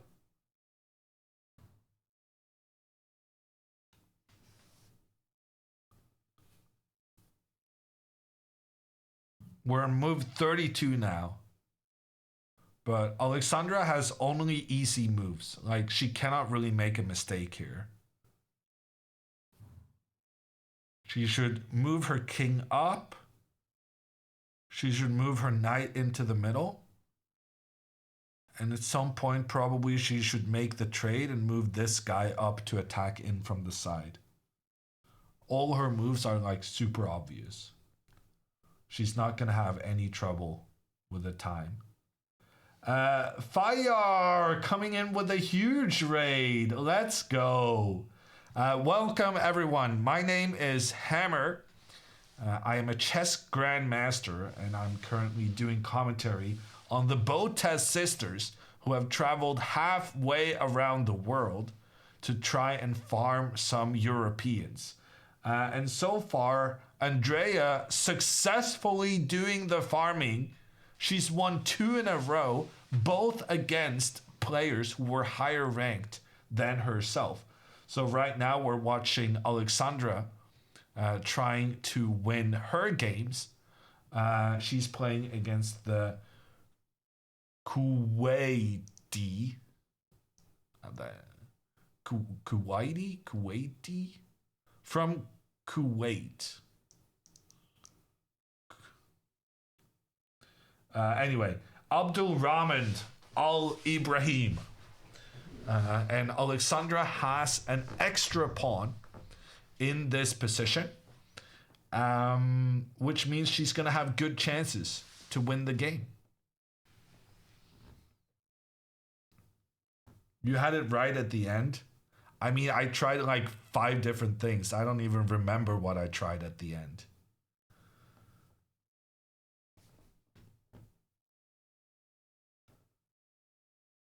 Do they get extra time? Yes. So when both players have made 40 moves, they get an additional 30 minutes.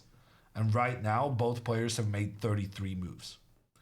So we're waiting for the extra time to kick in, and then I'm going to take a little break.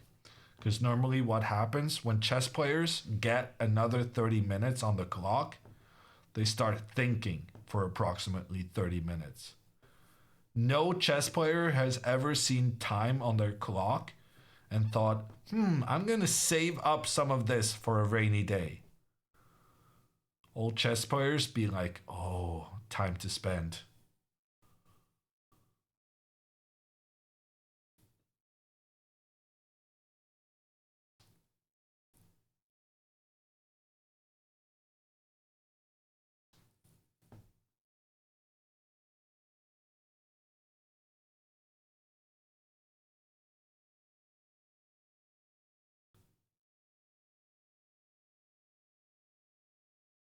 Time. The guy only has 30 seconds left. The bishop comes out to attack the rook. But technically, I'm not even sure this rook is under attack. Ooh, and now Alexandra can go. Ooh, this is actually very tricky. Alexandra had a plan here of sacrificing her rook, allowing the rook to be captured, because then she will do the fork with the knight on the king and on the rook. This was Alexandra's plan. But Abdulrahman, I think he involuntarily fell for the trap, but it turns out maybe it's not a trap after all, because even though Alexandra here is up 2 pawns at the end of this calculation, the black knights become stuck on the queen side. This guy cannot move because then you lose that one, and this one cannot move because the king is controlling both the squares it can move to. So here, if Alexandra tries to be clever with just 1 minute left on the clock, then this is going to be an instant draw.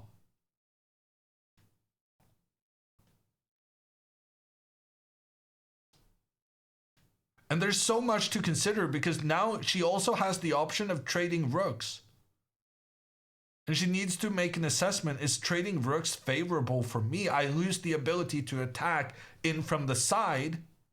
But on the other hand, without the rooks on the board, it's going to be easier for me to get my king up into the game. Very big moment here. And Alexandra just decides to keep the status quo. That's a really, really good decision. Because when you're low on time, you don't want to make super committal decisions. If she took the pawn, then that was either it was going to win for her or it was going to be a draw.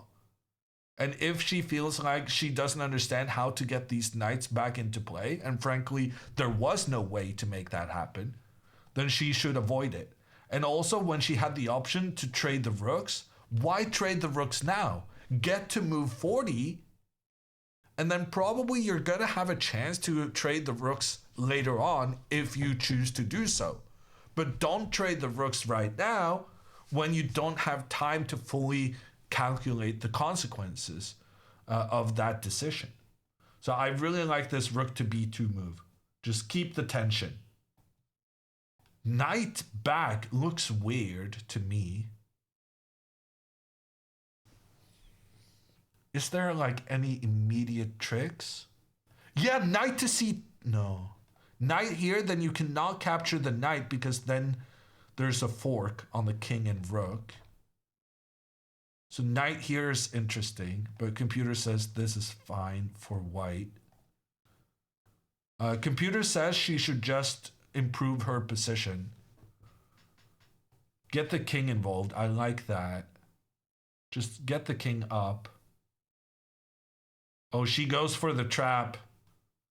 She lost her patience. She had the patience on the previous move, and now she lost her patience. And she wants to go for the trap. She wants to make him think that he can just trade off a bishop for the knight. White would really like to trade off the bishop because this bishop has no future. It's knocking into... Oh, but he didn't fall for it. That's okay, though. Okay, we tried to make a trap and he didn't fall for it. And now Alexandra... Oh, it's still got a question mark? Why is that a question mark? Okay, Alexandra gets her knight into a good position.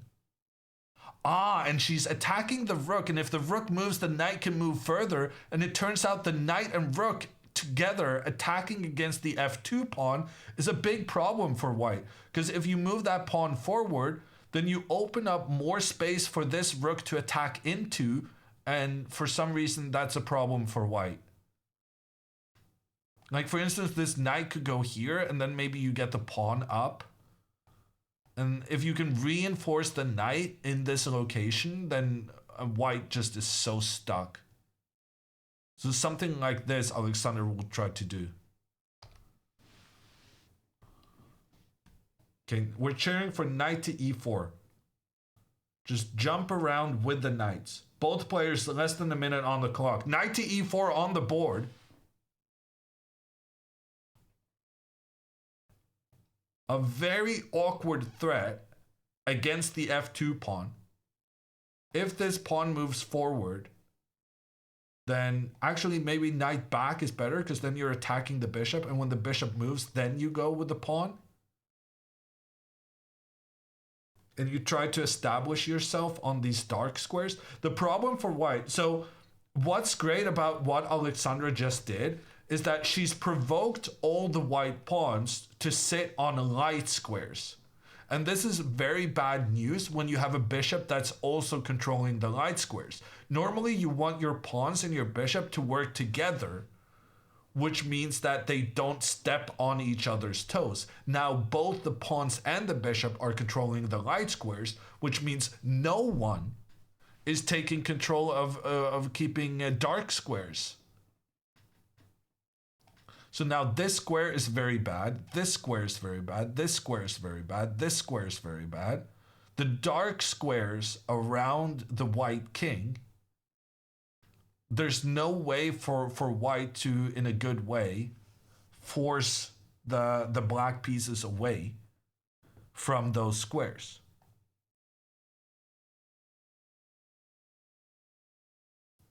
Alexandra, you need to move. Knight to d6, good move. Just moving the knight back, attacking the bishop. The bishop is going to run away. And then rook to d2 maybe? So now white is threatening to go knight to d3. Not really necessarily the move white wants to make, but right now this knight is on the edge of the board and it cannot return to where it came from. So if Alexandra now plays rook to d2, this knight has nowhere to go. So rook d2 is like a really good limiting move, stopping the white knight from getting it back into the game. Okay, Alexandra goes knight to f5. Also feels like a good move because she's targeting these dark squares on the king side. White's only option right now is knight to d3, just trying to get some trades, trying to trade off this good knight against this bad knight. And it feels like Alexandra maybe should have tried to prevent that trade from happening. Anything other than knight to d3 and the computer says Alexandra is winning.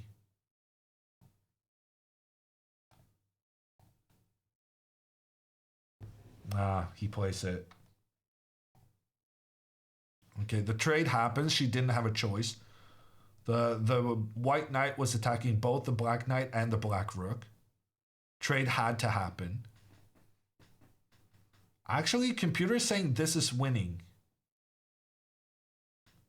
But it's not obvious to me how. Knight to e3 played. She's attacking this backward white pawn. The bishop is going to have to go into defense and protect.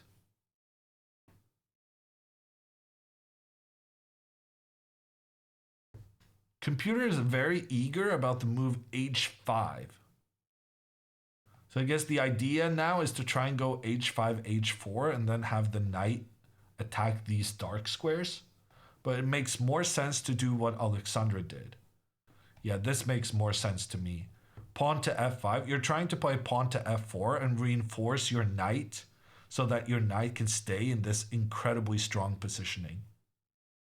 And now computer says the only move for white not to lose is pawn to f4. And that's a difficult move to play, because it feels like your pawn is kind of advancing past where you have good control. So it's always risky moving your pawns up into an area where you're not in charge.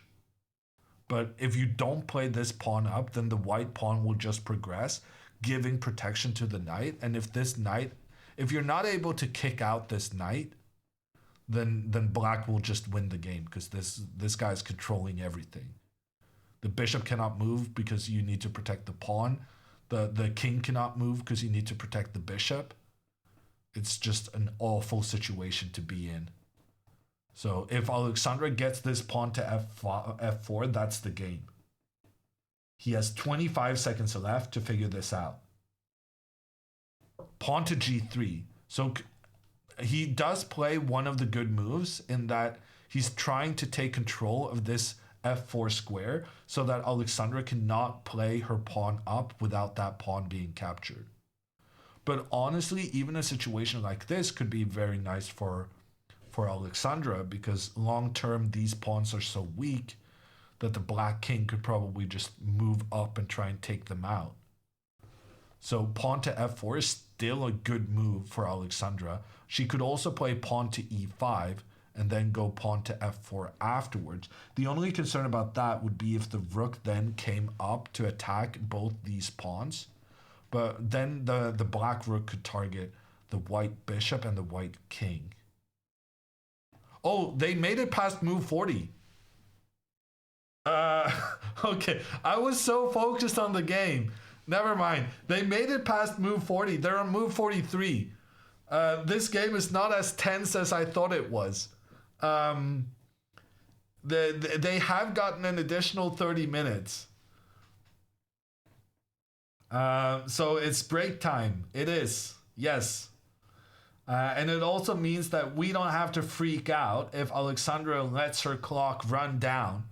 Because when her clock reaches 0, the clock is going to add an additional 30 minutes to tell everyone that she didn't, in fact, lose on time. And she's doing just fine. Clock should be adjusted immediately. It should not. And there's a very good reason why it's not. And we talked about it yesterday. That if the move counter on the clock is wrong, it's the player's responsibility to keep score of the game and to know whether you reach move 40. And if you only relied on the move counter on the clock, then someone could accidentally or on purpose press the clock a couple of times to fool someone else into thinking that they made it to move 40, but didn't. Clock sabotage, yes. And that's why the rules are the way they are.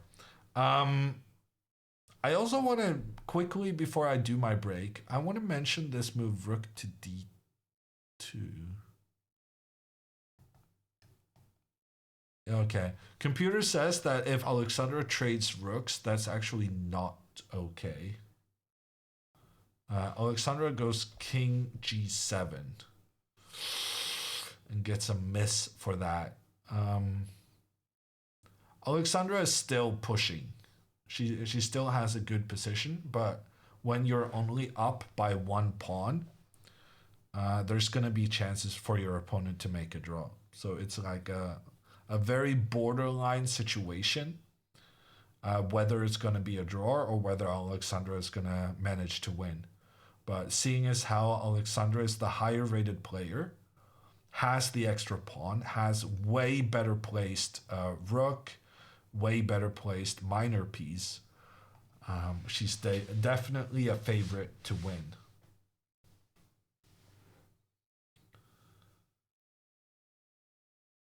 What would a draw mean in the tournament? Do they play again? No, so everyone plays 9 rounds, no matter how you do. It's just that if you do well, you play other people who did well. And if you do poorly, you play other people who did poorly. The most important thing right now for Alexandra, I suspect, this is only my speculation, but Andrea right now has 2.5 points. Alexandra has 1.5. And of course, there's lots of sibling love.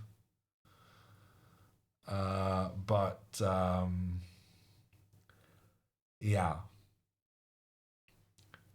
I wouldn't want to be 0.5 point behind my sister, is what I'm saying. Okay, I'm going to take a break. Dina in the house, checking out how the game is going. And Dina's gone. Okay, I'm gonna take a break. See you guys.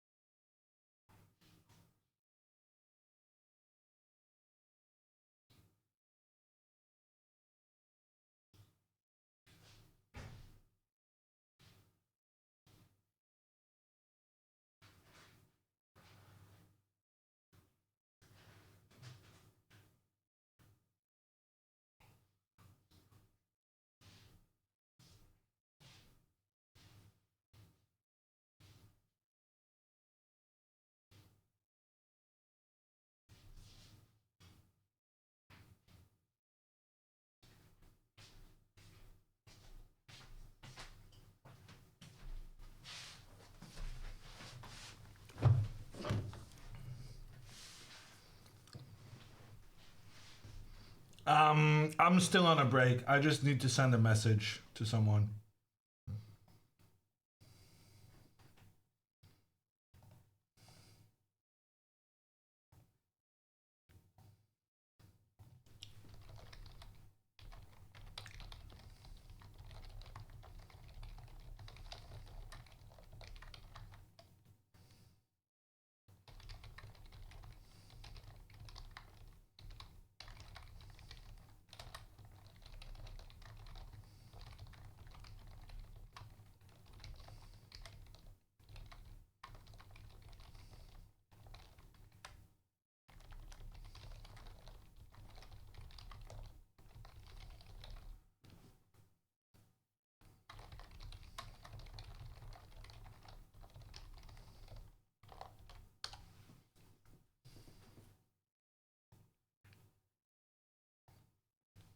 Okay, I'm back from my break.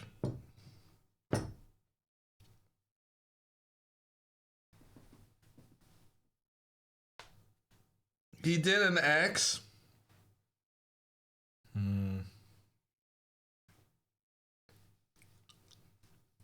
I don't know. Computer wants Alexandra to sacrifice a pawn now. Doesn't seem very obvious. Pawn f4, allowing that pawn to be captured, and then knight to f5. So essentially, computer is saying you would rather be down a pawn but give white a bad pawn structure than being up a pawn but not having a clear path to attack white. Doesn't seem very obvious to me.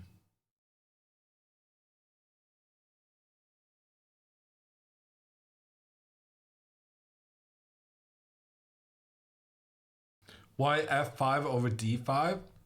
Well, if knight d5, then white can give back the pawn and give black the bad pawn structure again. But yeah, maybe this is good also.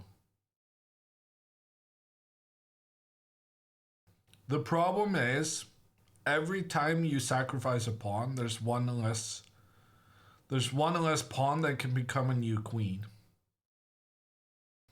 And here that could be a major issue. Trade minors? No, you never want to trade these. Because all the rook endgames are always just going to be a draw. Unless... Are you saying we win this pawn?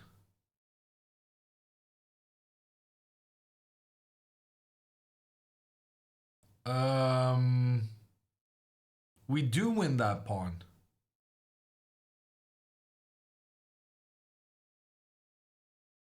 Wow.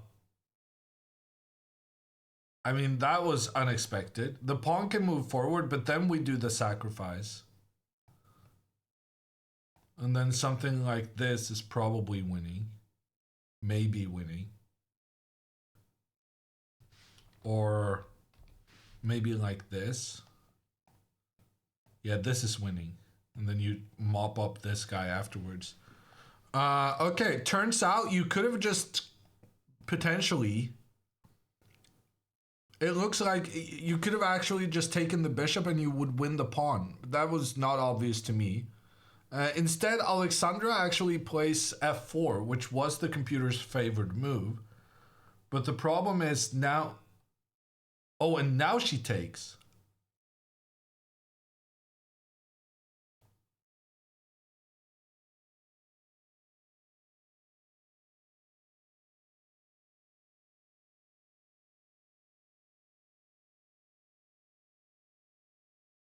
Yeah, that's not good.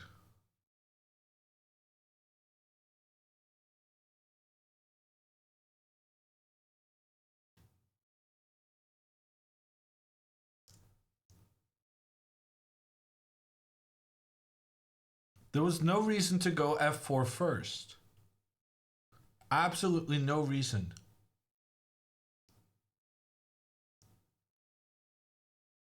So she saw the right idea, she just executed it in the wrong way. So she saw takes here, and she thought, oh no, but then the pawn is protecting that pawn. But here pawn to f4 and black wins. So she both had the right idea here, and she had the right idea here. She had two correct ideas, but then she just completely fucked it up by doing them in the wrong order, and now it's a draw. What's the difference? Well, the difference is that now white has so much time they wouldn't otherwise have. Because now they don't even need to protect this pawn. So, I mean, from my perspective, the easiest thing you can do here is pawn f5. Because if this guy is captured, then pawn f4 and you're protecting here.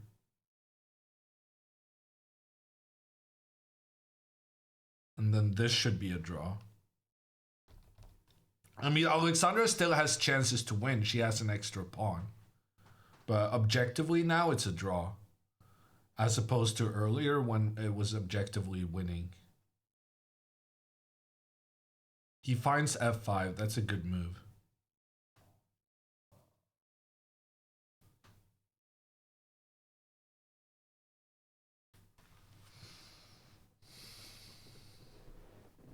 Yeah, so one of the differences is that by playing this pawn sacrifice so early, Alexandra has allowed white to play the counter pawn sacrifice earlier in return, if that makes sense.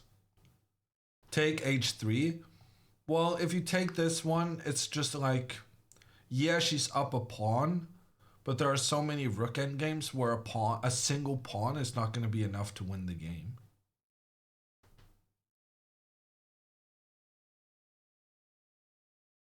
And this is one of them. She's going to try, of course.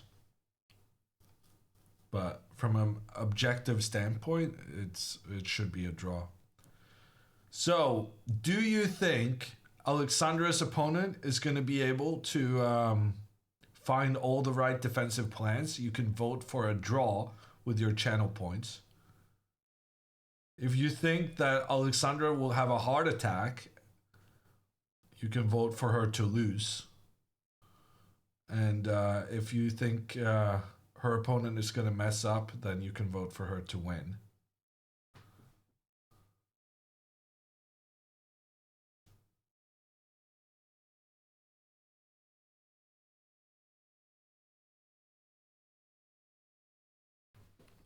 E5 played. So that's a reasonable attempt. And what's going to happen now is that if her opponent allows her to capture on h3 without addressing this situation, then she might win. Okay, this is a mistake from the opponent. Big mistake. He definitely should have played pawn to f4 here, because then no matter what Alexandra does, he'll be able to capture this pawn afterwards, and then this is a draw. But now, since he instead tried to attack this pawn from the side, now Alexandra is able to both protect this pawn and attack this one. And she still has the attack on the h3 pawn.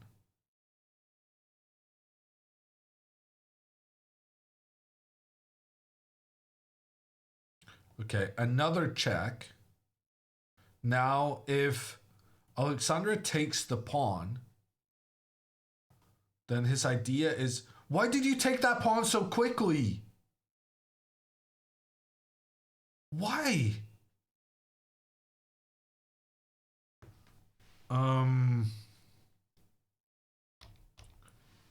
Okay, I thought she was gonna go king g5.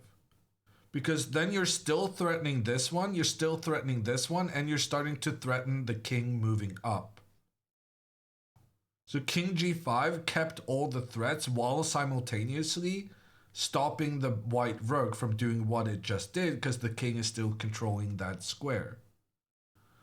But she took this pawn almost instantly.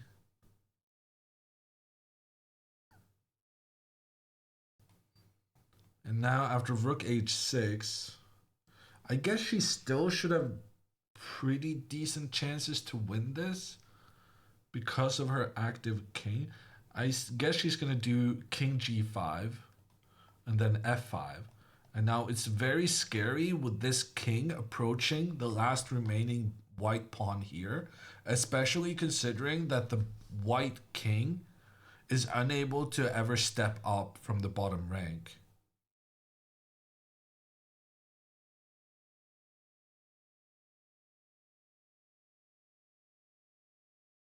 Objectively, it's a draw, but it's still tricky.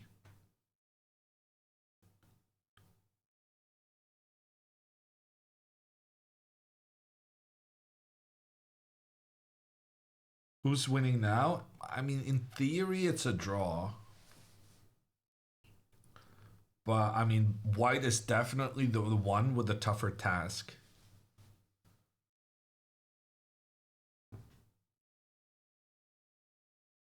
How does white draw? So, if the... Well, now Alexandra has a choice. Either she goes forward, then she allows this pawn to be captured.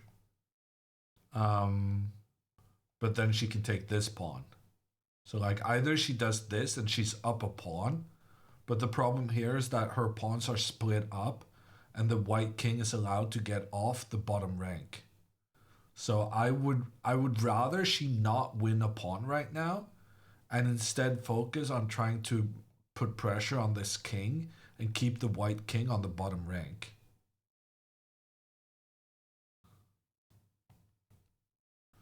And that she can do by playing king g5 now and then pawn to f5.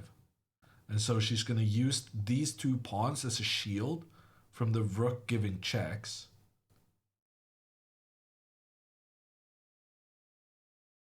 And for some reason, rook h8 is one of the only drawing moves, which I don't really understand. But the general idea for white is that when the black king advances, you need to have your rook attacking the pawn behind the king. And you need to do it from here, because if you go here to attack the pawn, then king g3 threatens checkmate. And if the king runs away from the checkmate, then the pawn can progress. And if the rook threatens here, then now, once again, we capture the white pawn. And once again, we threaten checkmate. And because we're also always threatening checkmate with our king so active, then we're able to win this game.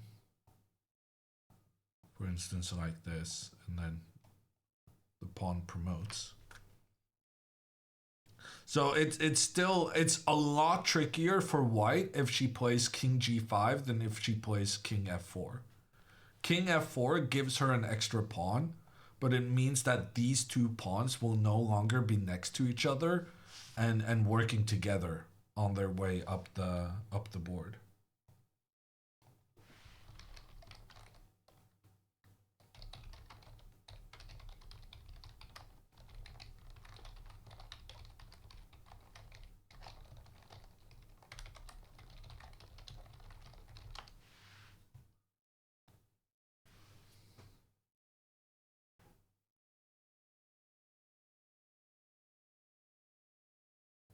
Hammer could win this on either side.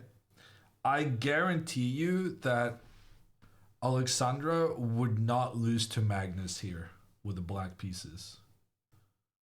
This is a position. The only question is whether Alexandra will be able to win, or if it's going to be a draw. Alexandra losing is not really even an option.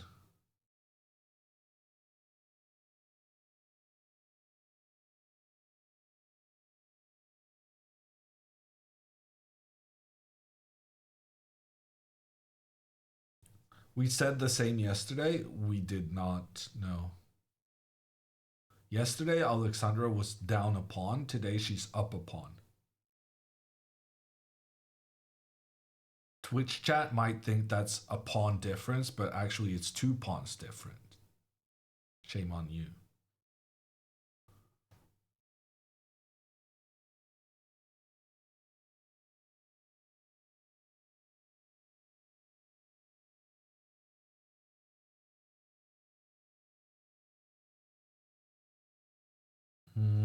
F6. This is kind of the same as king to g5, so this is fine. She's preparing that if he now takes the pawn, then her king will advance. And once again, we have that interesting... Actually, this might be a more trappy way of playing for Alexandra. Because now, if the guy commits to attacking from behind, then that is the losing situation we saw earlier. So here he needs to always be attacking this pawn from the side, which is a bit counterintuitive.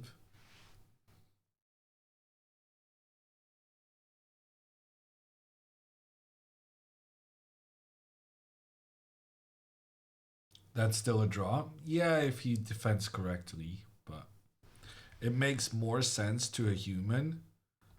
Like here, for instance, it makes more sense for a human player to go here and attack the king and the pawn. Like this.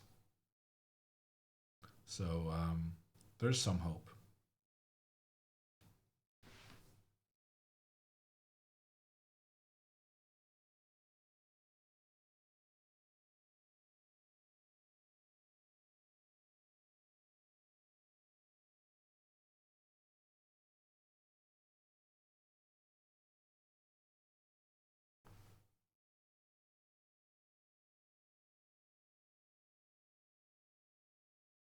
She's saying, take my pawn. I mean, in theory, she wishes he wouldn't take the pawns, but she's making the best of it, considering what she's got to work with.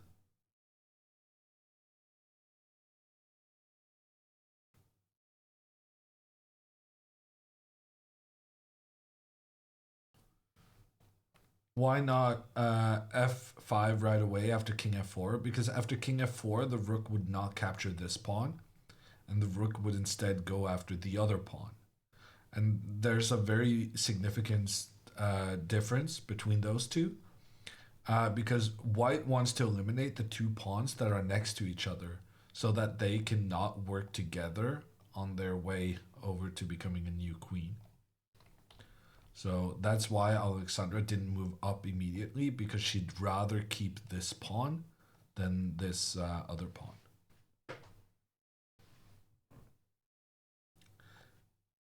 Is it better to play the player or the way the computer wants in chess? At the moment, computers are just way too powerful for humans. So if you just play the computer top move all the time, you're gonna win. You're also gonna get kicked out of the chess community, but you'll probably win a bit first.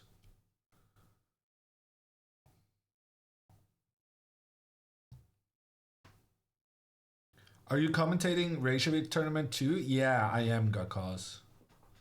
But that one has a much trickier schedule. Here in Prague, it's a really nice tournament because you only play one game a day. But in Iceland, which is in like 2 weeks, then it's gonna be 2 games a day on like 2 or 3 days. So the schedule is gonna be very intense.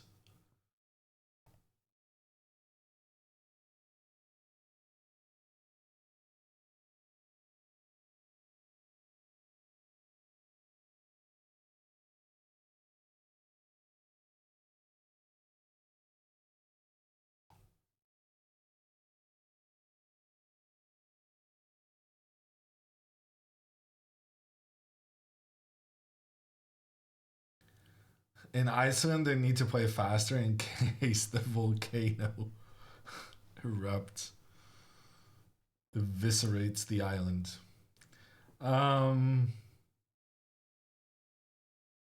Yeah, let's hope that doesn't happen. Have you guys watched like the documentaries on the super volcano in Yellowstone? Some of that stuff is like super scary.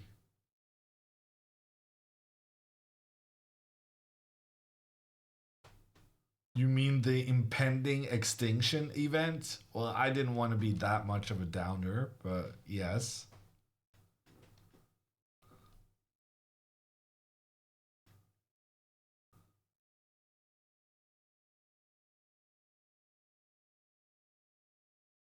We forgot, but I reminded you. That's nice. We're all gonna die one day. I don't know why I got in such a depressive state, but I mean, this has been a good day. And if Alexandra wins, it's a perfect day. Update board? I'm pretty sure I'm... Oh no, I wasn't on the right move. My bad. Abdul Rahman, he chooses to attack the rook, making sure that the rook has to move out. That's fine though.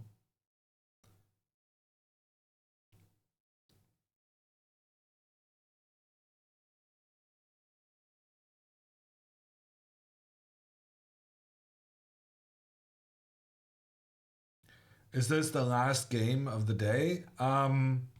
I mean, they only play one game a day. So every game is the last one of the day. But it's probably going to be one of the longest games of the round in the entire tournament. There's more than 300 people playing in Prague. And you can see that there are some people playing in the background, but not many. And Alexandra's game is going to last another 30 minutes.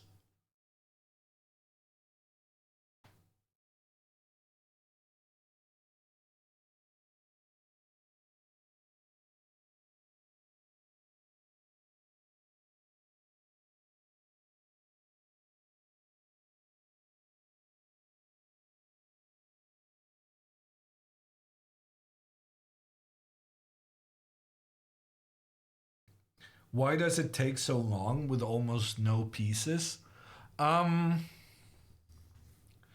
Chess definitely has fewer options, the fewer pieces there are. But the fewer the pieces, the longer it's possible for a human to think ahead.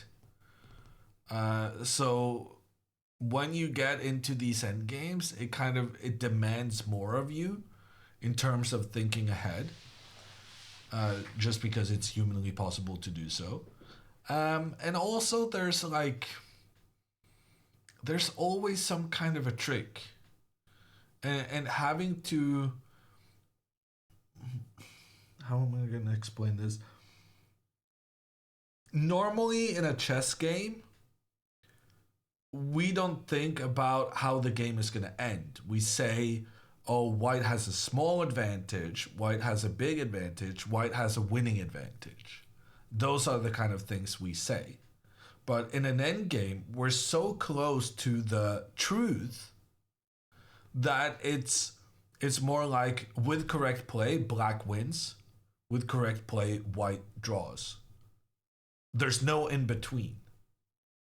So making a mistake in an endgame is often more problematic than making a mistake earlier, because... Am I on the right track here?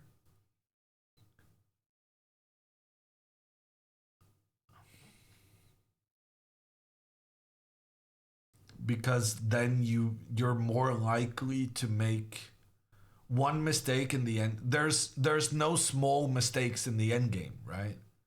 After either the move you played is still a draw, or the move you played just loses the game instantly. There's no like that, oh, it was equal, but now the opponent is slightly better. There's nothing like that. It's just the truth.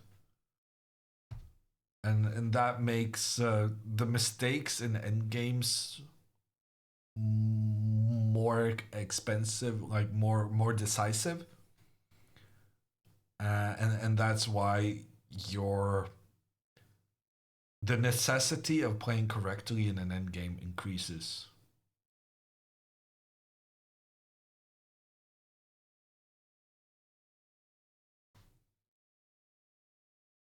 It was not my best explanation. It's fine. Give me your best criticisms.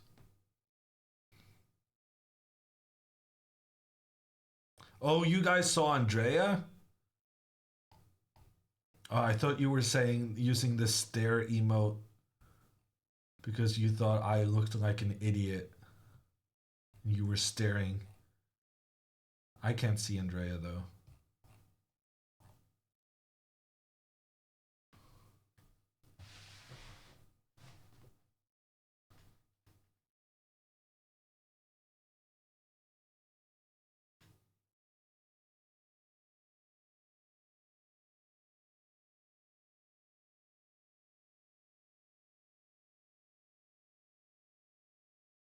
Wow. He decides not to capture Alexandra's pawn and instead focuses on preventing Alexandra from moving forward. Interesting.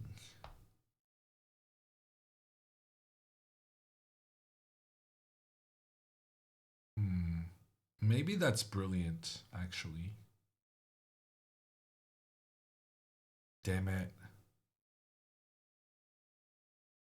That might actually be brilliant.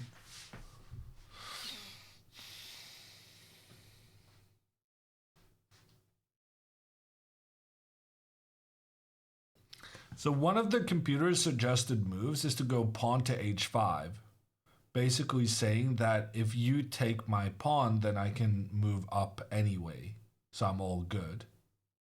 But ironically, one of the brilliant things about this is that white is not able to attack this pawn from f8, which means that white is forced to find the correct way of defending.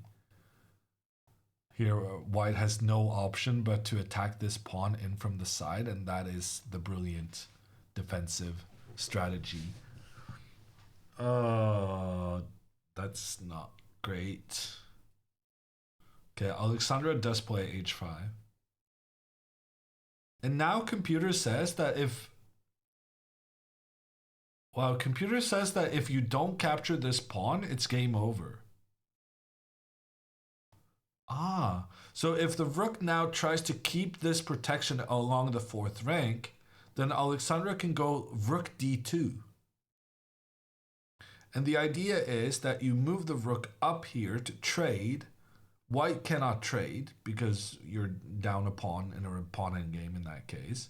But if you back down, then the black king is able to move up. So actually, rook takes pawn is the only drawing move here. And Abdulrahman, he purposefully tried to avoid allowing the black king up on the previous move. So he might be disinclined to capture that pawn at this point, because then Alexandra would get what she has been trying to do for the last couple of moves. So if let's see here, if rook takes h5, king up, and rook h6, this becomes the same position as if white had captured this pawn here and then played rook h6. So Abdul Rahman, he has purposefully tried to avoid giving up his rook's protection of the f4 square.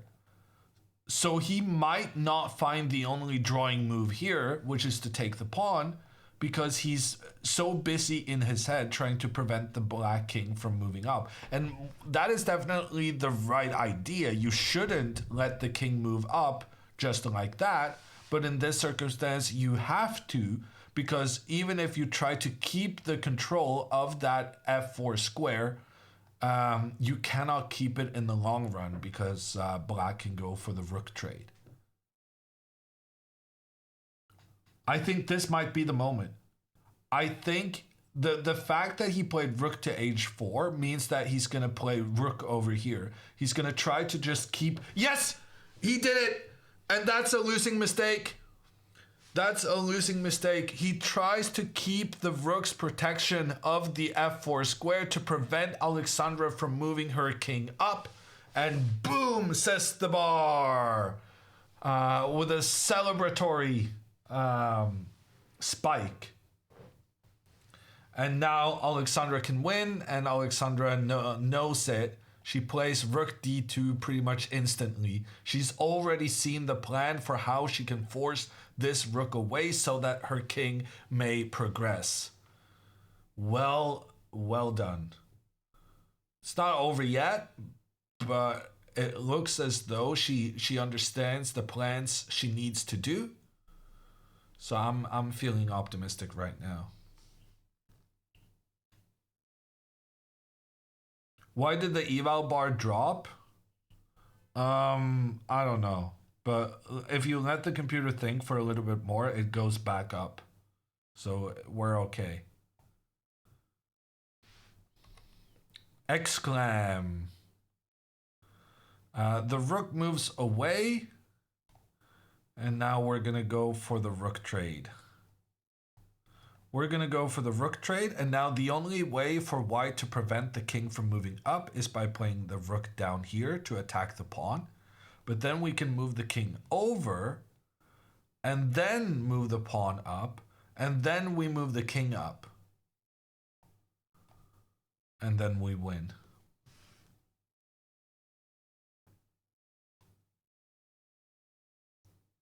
Hopefully. Probably. We'll see. At least Alexandra is making great progress, and now she has the computer's eval in her favor, as opposed to earlier when the computer was saying it's a draw.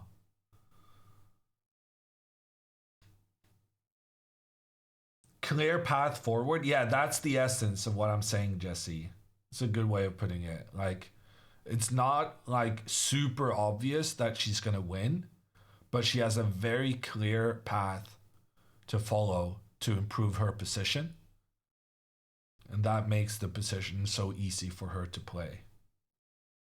Sometimes just finding a good plan can be a big, big success.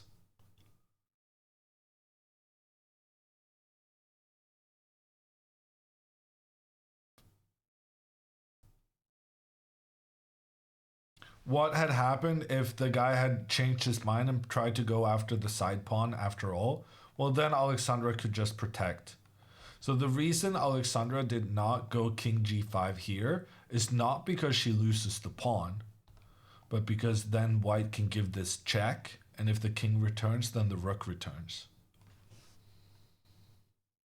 So that check was the reason the king couldn't approach, but after Alexandra plays h5, now the king would be able to kick the rook out on the next move.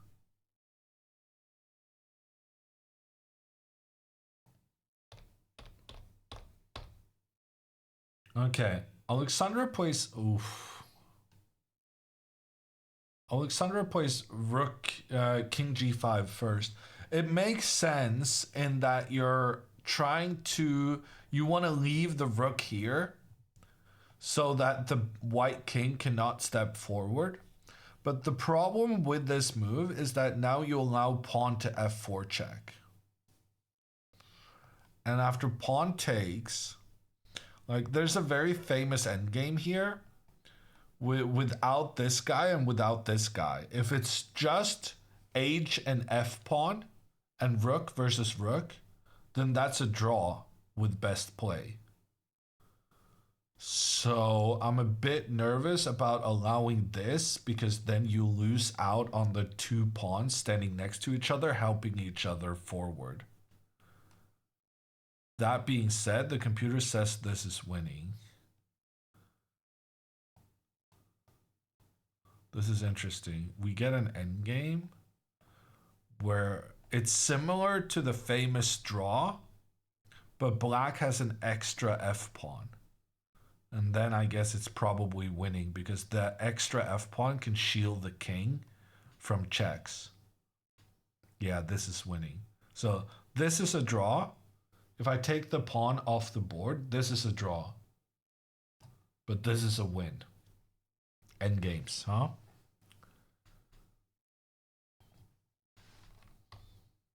Okay, he didn't go for the check.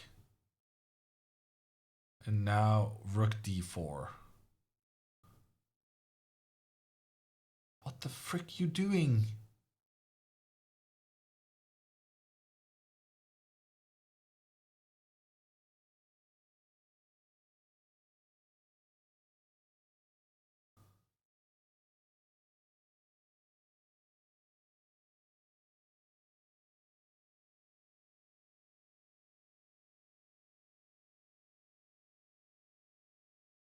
I'm not sure why she did that.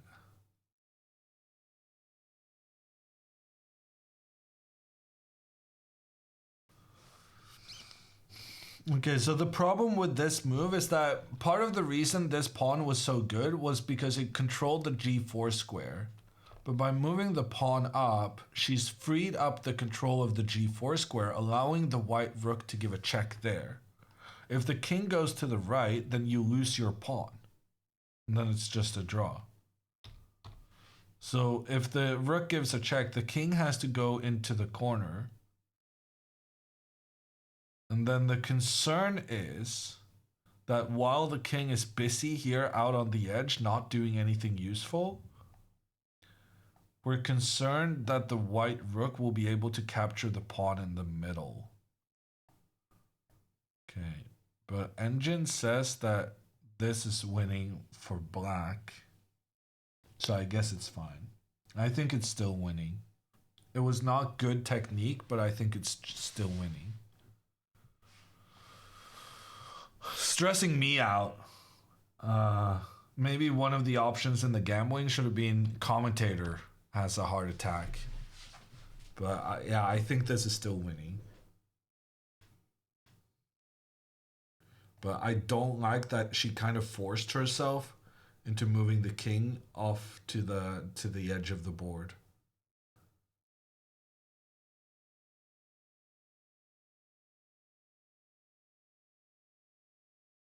That's a bit of a pity exclam from chess.com. First you get the question mark and then you get the exclam because you put yourself in a tricky situation.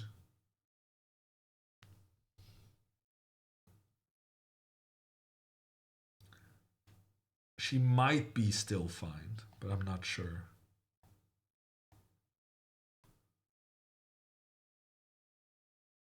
He found the best move. And now Alexandra has trouble getting her king up. Because now this rook is controlling the king's ability to get back into the game. Computer says it's just a draw now.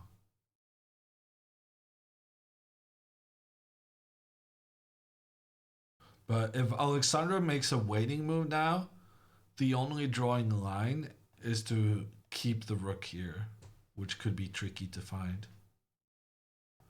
And then if Alexandra moves her pawn up, then she wins. If white gets greedy and tries to take this pawn, then she can probably still win. Yeah, then she still wins because she gets her king up.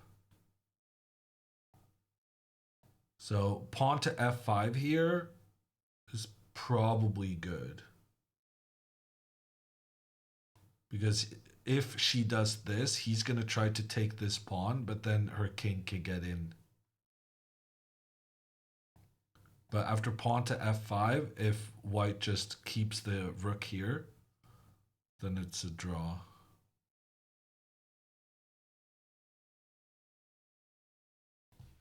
Computer's even saying pawn to f4 here is very clever. Because if you move forward then the rook just gives a check.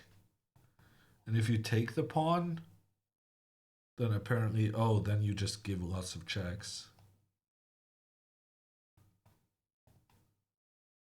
Yeah, because then the king is unable to get back up and through.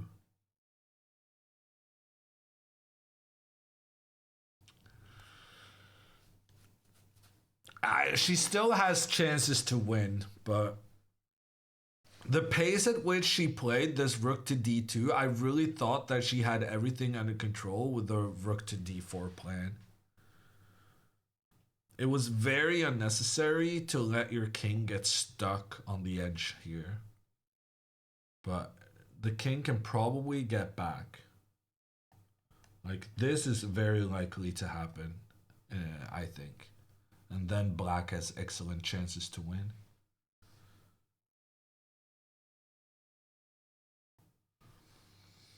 I don't know. I still think she's going to win this.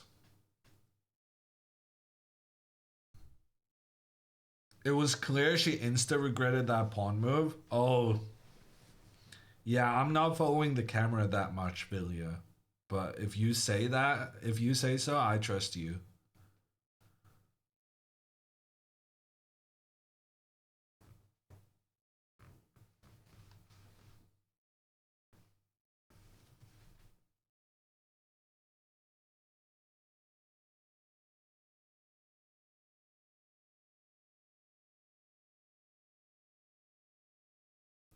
It's really concerning that Alexandra always has these clutch endgames. Is it though? Like, playing long games is not a cause for concern itself. But the concerning part is that she's making some mistakes. But, you know, we're human. Mistakes happen. So what do we expect now? We're expecting pawn to f5. Pawn to f5, just trying to get the pawns further up the board. And now rook to e3 feels like the most natural response for white. But then king g5 is very good for black. Makes it really, really difficult for white to defend. Alexandra goes king h6. Now he's gonna attack this pawn again. Rook here.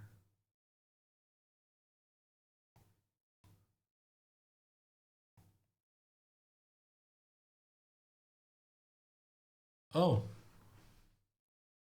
Apparently this is brilliant. Apparently this is brilliant, and then Alexandra can get her king back up. Oh, that was the best move. She got a green star. The stuff I was suggesting, I was kind of suggesting out of desperation because I thought she already messed up. But this is actually a good move, and she might still be objectively winning here. Because she's being very patient about taking away all the good squares for the black rook. She's essentially just trying to chase this rook off this G file so that the king again may proceed in towards the center. Rook G4, Rook D4. And what's very interesting here is that after Rook G2, black always has this move Rook D3, which is really fascinating. Because here, if the king moves up to protect the pawn, then the rook gives a check and there's a trade and black wins with the extra pawn. And if the rook protects, well, then the king can move forward. So it turns out the rook can never go to the G2 square, and now Alexandra is taking control of the G4 square with her rook, and then her king is taking control of these squares. Pawn controls here, pawn controls here, pawn controls here. She's able to control all the squares on the file other than the G2 square, but as we saw earlier, moving the rook there is actually not good either. And the king is blocking for the rook to go even further back. So one thing white would want to do is move the king to create space for the rook to move back so that you can still keep this black king under lock and key. The problem is if the king moves to the left, then you lose the pawn on the right. It's just surrounded by the black rook. And same if you go the other way. If the king goes to the right, then the rook goes to the left, and you lose the pawn there as well. So she's actually still winning, objectively. I thought she had blundered it away, but she's fine.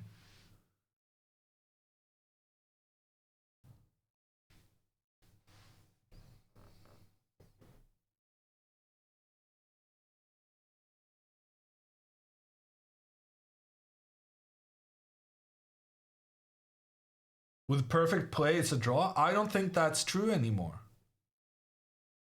Now I think that with perfect play, it might still be winning for her. Definitely from a practical perspective, it's still winning. Maybe he has some kind of computer defense, but no offense. These guys are not playing at computer accuracy.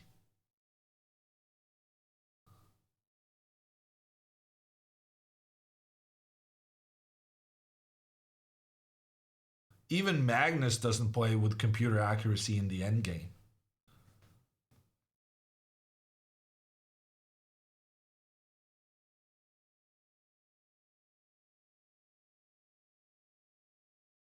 Both players are getting into time trouble now again. 12 minutes for each. They're really following each other on the clock.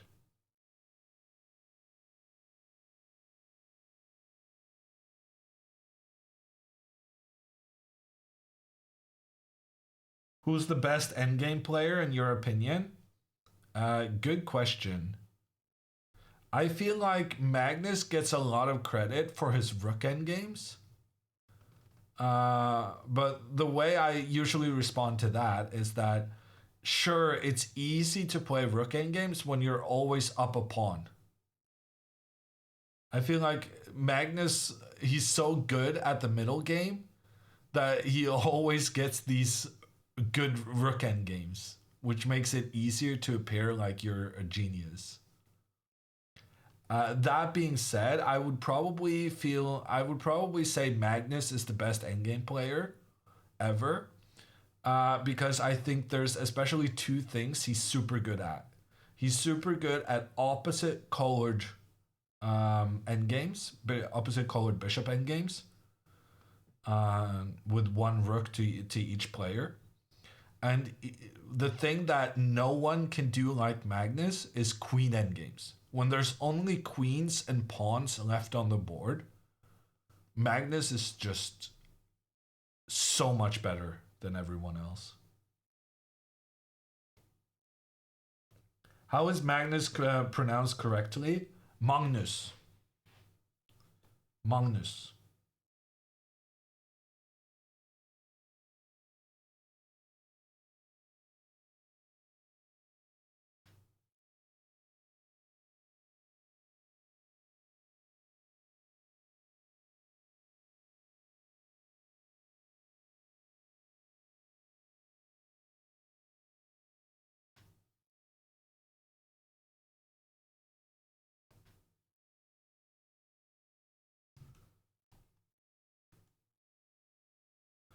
Guys like Kasparov do not stand a chance in current era.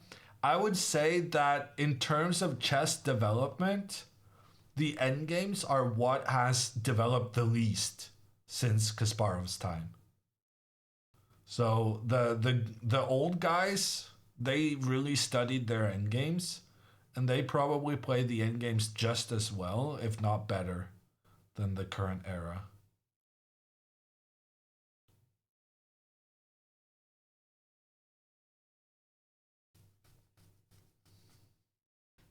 Why not play king h7 immediately? I think she's going to do that, though. That was kind of her entire plan, to force the rook back.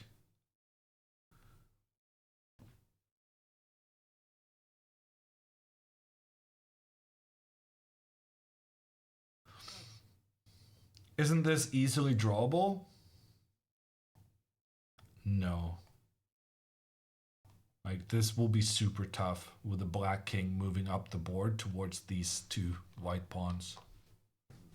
Very, very tricky to make a draw. Alexandra lost yesterday, unfortunately. And if rook g2, then she has this very nice rook d3 trick. She's attacking the pawn. If the pawn is protected by the rook, then the king can move up. And if the pawn is protected by the king, then you can just trade off the rooks for a winning pawn endgame. Rook g4. Well, rook g4, like, if Alexandra can get these two pawns with a clear path forward still next to each other, this is very, very easy to win. Because the pawns will protect each other as you go up the board. So this is super easy.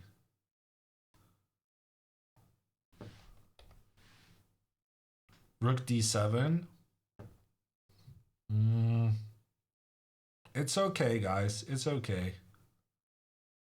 It's not spoiled just yet. So he's going to go king f2 to avoid the Alexandra's plan of making the rook trade with a check. But then Alexandra can still go like rook d2. Because if the king comes up, then she's going to take this pawn. So he's probably going to go back, and then she gets another chance to chase the rook out. So it's still okay.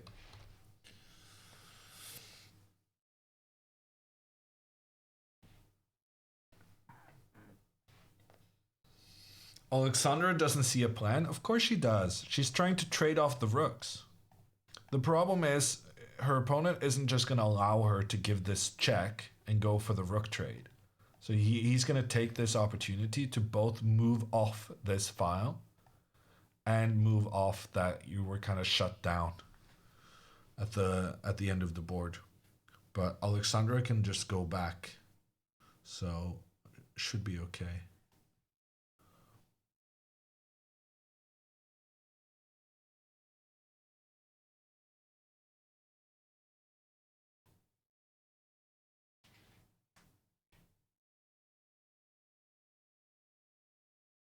Yeah, this is a proper endgame when we have people in chat giving like 5-move deep variations. Endgames are fascinating and so easy to get wrong. You would think that because there are fewer pieces, it's easier to find the right move, but it's still so tricky. Does the computer say he has a drawing move here? Yeah, apparently King F2 is a draw.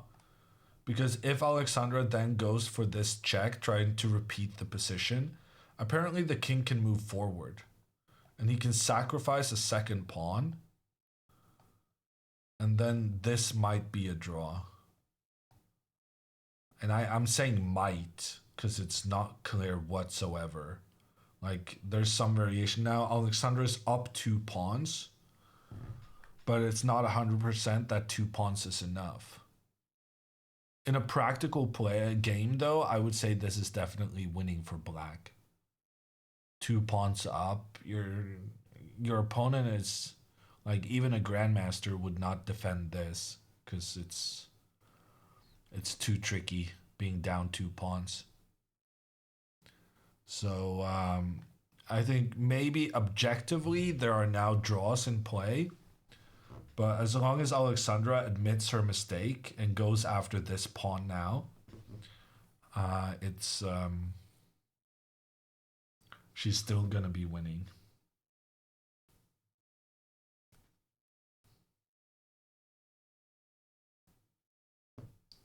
How easy is it to spot the correct move when you're watching others compared to when you're playing yourself? Way easier, because I got the computer here. I got the engine running, giving me the top 3 options. Okay, that's bad. Okay, that's very bad. Yeah, because now we let the king out. Now we let the king out. And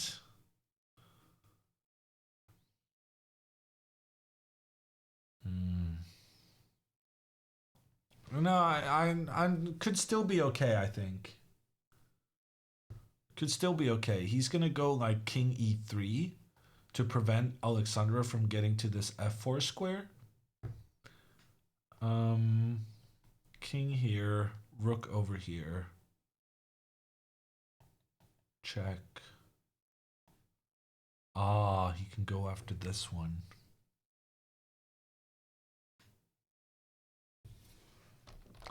Interestingly, computer says here the only move for black to cause problems is rook to d7. And the idea is that if now the rook comes here to attack the pawn, we can go rook d4. And white cannot accept this trade, even if you win back the pawn temporarily, because here the black king is going to be able to capture both of white's remaining pawns. So there's like still a lot of sneakiness remaining. But the fact that the white king was allowed off the bottom rank, that's very unfortunate.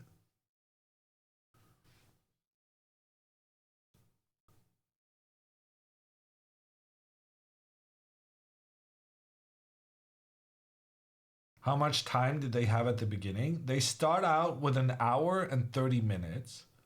They've gotten an additional 30 seconds per move that's being made. And they also have gotten an additional 30 minutes each after they made it to move 40. So we're approaching the 6th, is that right? 6th hour of play. So far they played for 4 hours and 45 minutes.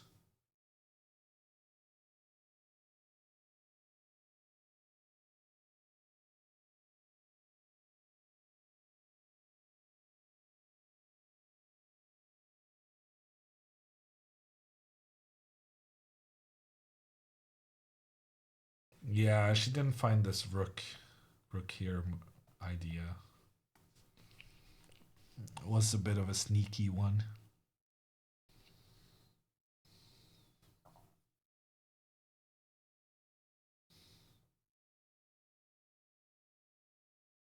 Yeah, actually now it's over.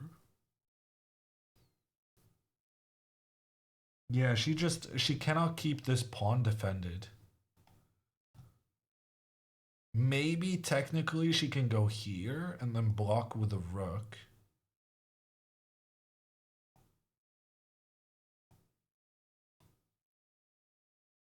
Yeah, maybe she can. No, because here this is a draw still.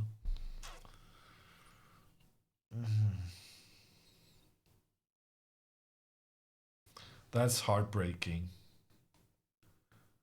2 endgames in a row. She was so close to the win here.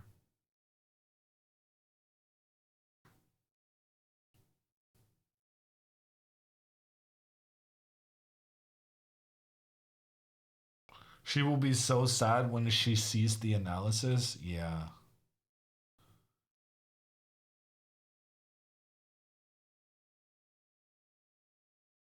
She's not losing this still, no? No, she's not losing. The people who put their channel points into Alexandra losing they were giving away their channel points. And I hope they knew that.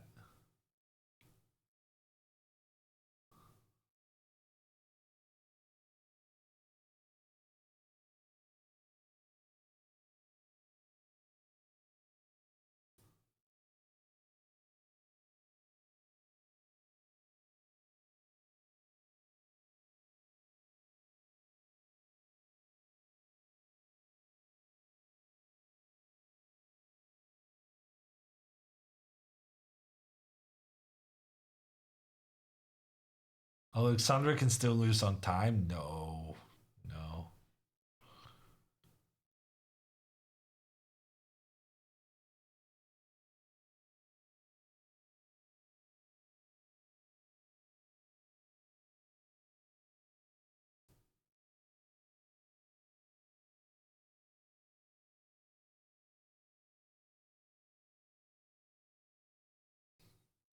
F5 is forced. No, but the problem is if the king goes to the left, then the rook just follows. So in order to avoid these checks, you kind of need to go to the right because then you use this pawn as a shield against the rook's checks. And if the rook then returns to here, then black's rook is able to give defense along the 4th rank and there's hope. Problem is, in this position, the rook will instead go to g4. And by attacking the pawn from the side, white is preventing the black rook from coming in defending from the side. And why does that matter? Because when the rook was defending from the side, the rook was also able to still function as an attacking piece because it could still go after the white king in some circumstances. Whereas now, if the rook has to go defensively and protect from the left side, from the bottom, then the problem becomes then that the rook has purely a defensive task instead of being able to also contribute forcing the white king away and stuff like that.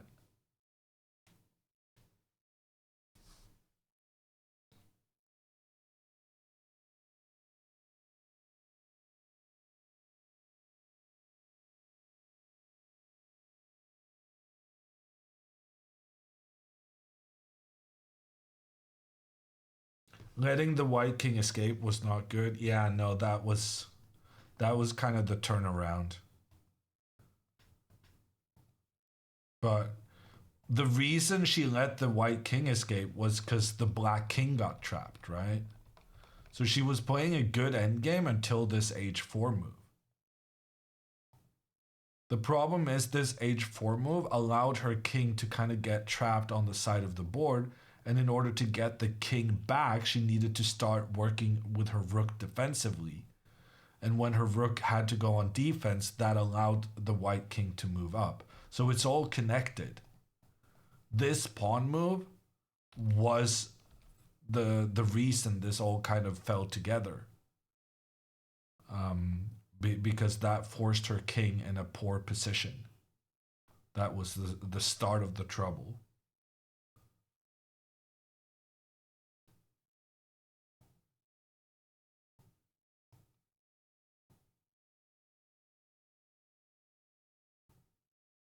She still has 3 minutes. She's fine on time. She's just very frustrated, and I understand why.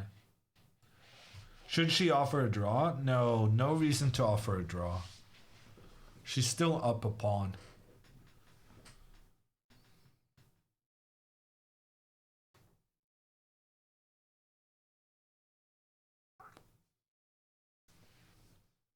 Maybe you get a win. It's very unlikely, but could happen. So now she's going to have to put her rook in a passive position, unfortunately.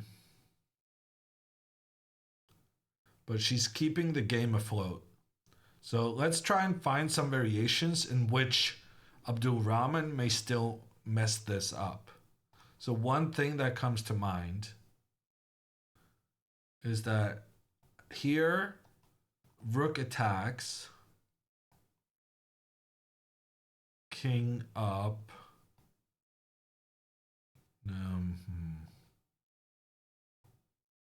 King up.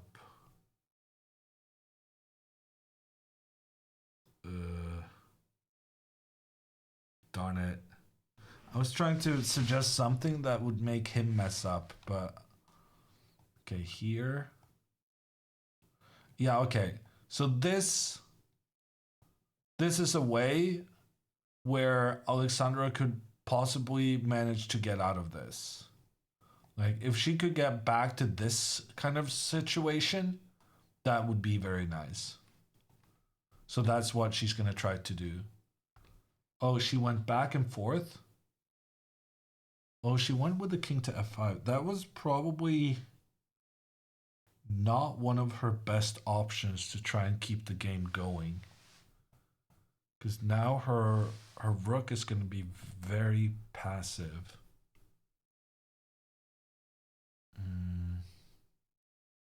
I mean, the rook was going to be passive here regardless, I suppose.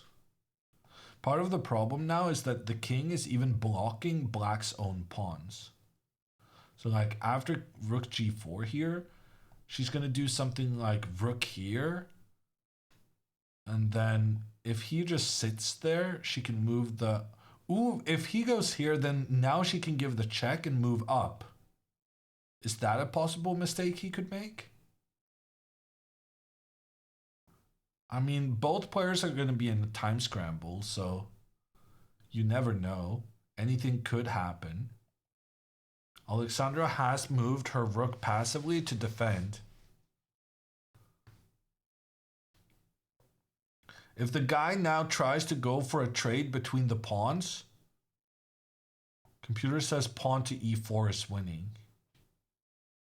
It's not obvious to me this is winning, but this is a possible mistake, trying to go for the trade and not succeeding. So this is a possible mistake he can make.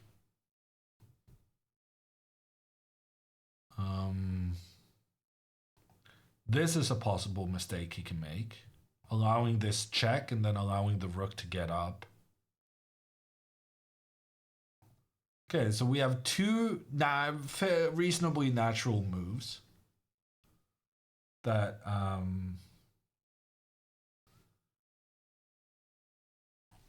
that would lose the game, or at least give Alexandra chances to still win. But if he plays rook to a4, it's GG's.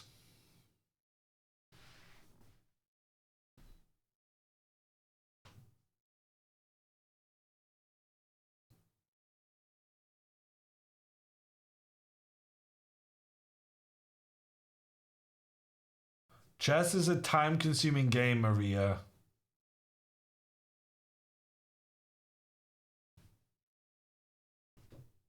They played for 4 hours and 55 minutes now.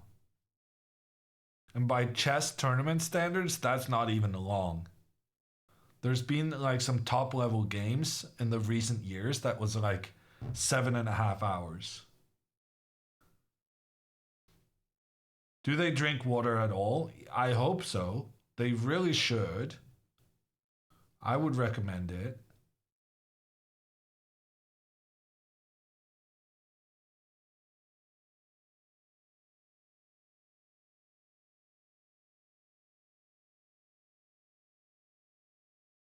Man, he found the move. Good move. The problem now is that whenever Alexandra tries to move her king away so that her pawns may progress, this rook can just give checks in from the side. And she doesn't have any pawns that can block these checks. Also, white is threatening the move f4 to just trade pawns. So pawn f4 is okay. And this black rook always has to sit here to defend this pawn. You just sit there and you can never progress because this rook always has to be passive.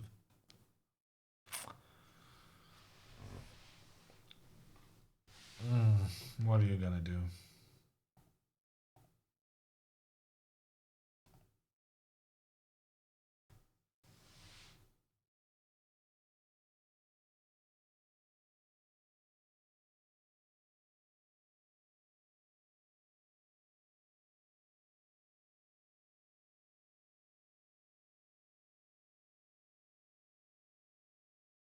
Is there a second block of time? No. This is all the time they have left.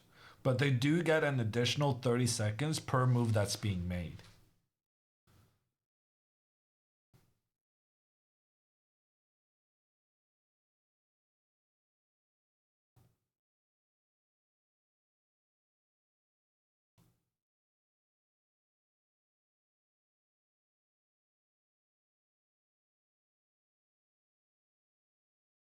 Darsig, it makes more sense to give more checking distance in against the white king. So it was the good move that was the weird one in that circumstance. Are you still above 2600 rating? Yes, I am. Barely. But thank you for asking it in that way. Are you still above?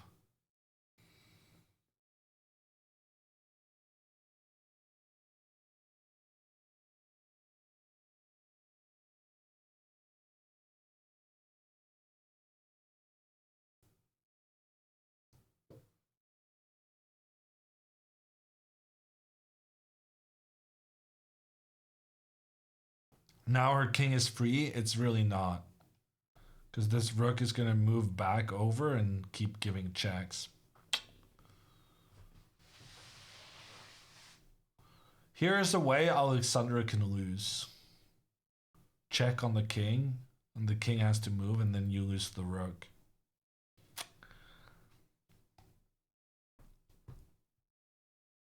It's not a great sign when we start even finding ways for Alexandra to lose.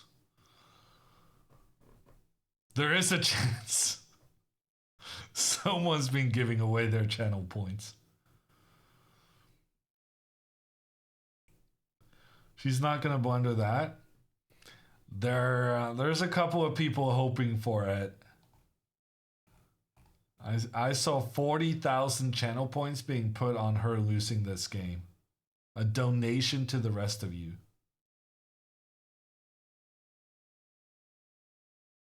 Why did she move the king from f5? That's a good move because she wants to move the pawn up. If white doesn't pay attention now, if white moves the pawn back and the king back, then Alexandra would get a chance to try and win. Because then she can start moving these pawns forward. This would give her winning chances. So it's very important now that that white moves the rook over to the side so that you're able to give checks in from the side before the black pawns start moving forward.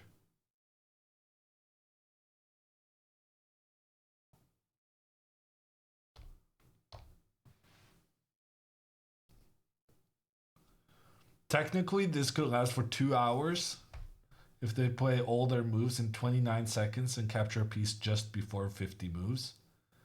I mean, surely this could last for way more than that. There's still so many pieces left on the board. Play 49 moves, capture a piece. 49 more moves, capture another piece. In theory, the game could be 400 moves long, but I don't think anyone wants that.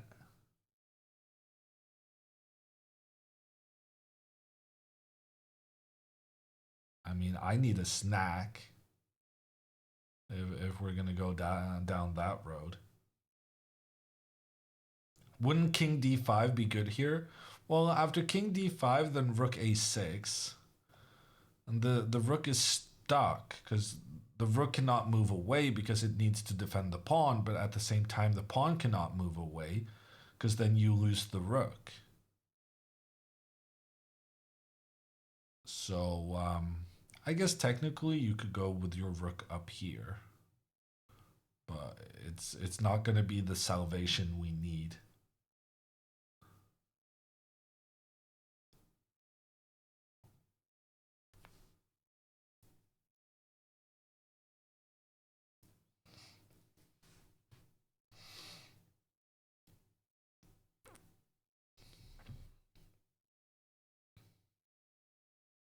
Go get your carrot, you earned it. The problem with getting a carrot is not that, you know, carrot is a bad snack. It's a really good one. It's just that part of my break would then be to eat the carrot. I don't want to give chat the satisfaction of a carrot eating stream. That stuff is that's paywall stuff. Pay-per-view.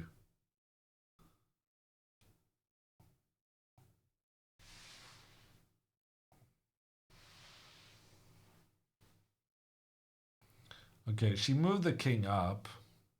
The guy can just give lots of checks and there's nothing Alexandra can do. He can go rook a6 and there's nothing Alexandra can do. Or you can go f4 and just trade pawns. And also there's nothing Alexandra can do.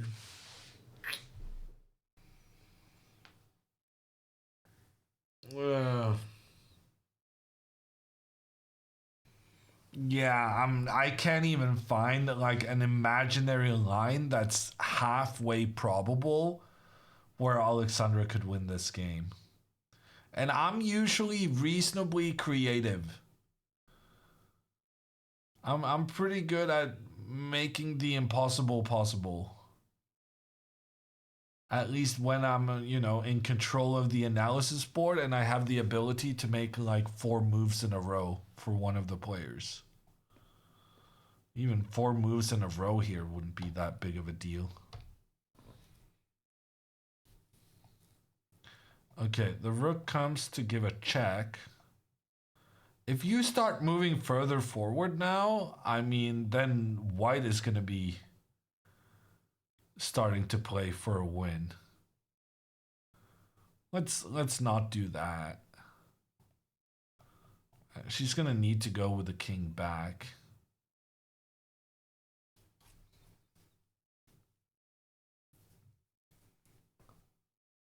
Oh, God.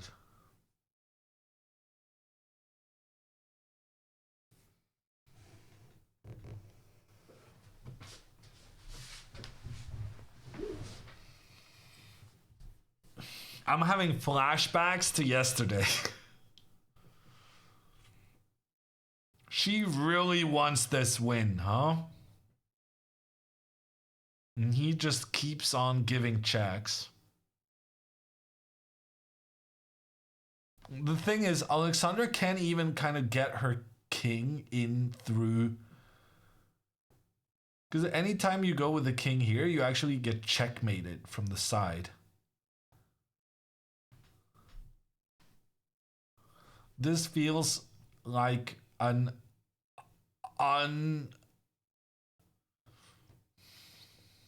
but at the same time, probably this is what maximizes her chances to win.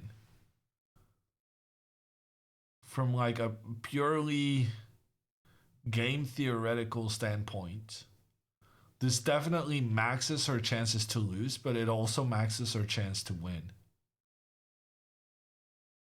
But right now, I feel like the chance of Alexandra losing are higher than her chance of winning.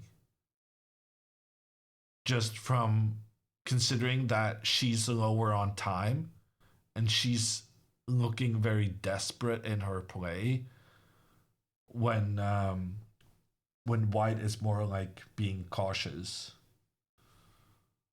preventive. So pawn to f4 is an instant draw. Rook to a3 should be a draw. Actually, rook to a3, then she has king b4. And then she can push f5. Yeah, I know, but now the king is too far away, so actually that would just lose the pawn. There's no way for black to defend the pawn now that the king is so far away.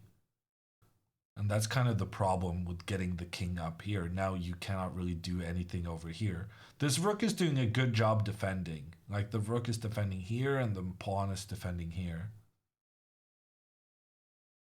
But like objectively, this king is now very poorly placed.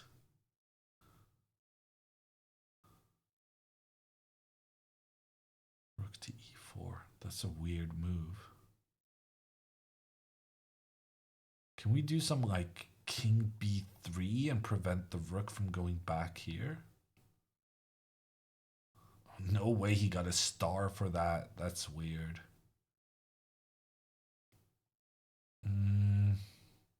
So we need to keep this protection. I would say rook here and then maybe try and get the rook up here.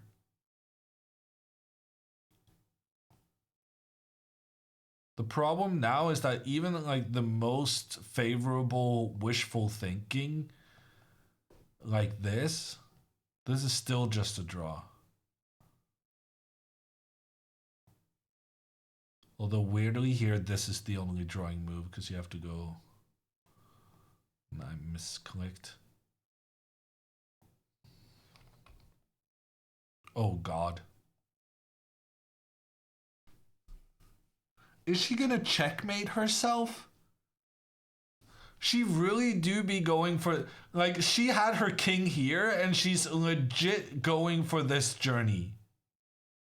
And I mean, if she succeeds, I don't know what to say. But there's a reasonable chance that she gets checkmated at the end of this. Like here, rook here, and then rook here. Like she cannot move this rook and she cannot move this pawn. And if she moves the king, it's checkmate. But on the other hand, if this happens, then she could technically go here and try and take this pawn. And if he makes some kind of silly check, then the king would actually be able to... I don't know. This seems very risky to me.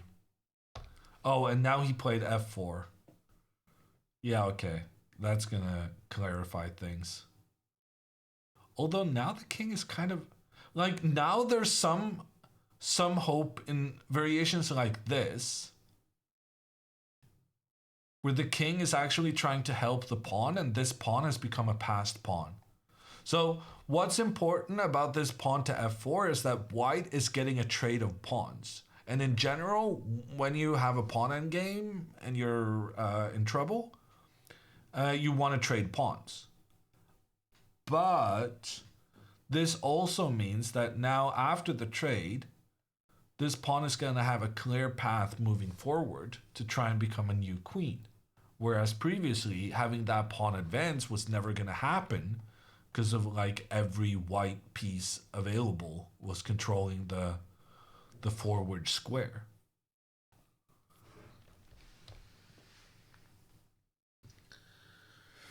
Okay, I guess he's going to go here.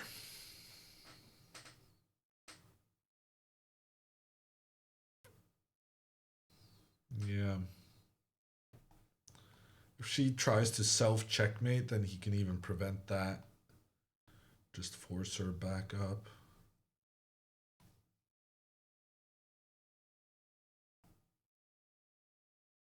Yeah, I'm back to not really imagining anyone winning this game. Maybe if he could get down to just like seconds on the clock. So far, he's done a good job of always giving himself a couple of extra minutes on the clock. Did he just blunder rook f5?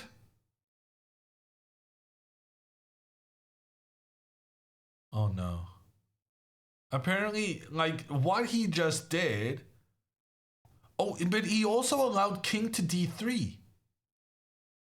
This was like the most unnecessary move in the history of chess. So, apparently this is not good because then this is still a draw. Although, this is kind of tricky. Apparently here, king g4 is the only drawing move. That was not obvious to me. Okay, I'm starting to see some ways Alexandra can win now. This is not a drill. That was incredibly unnecessary.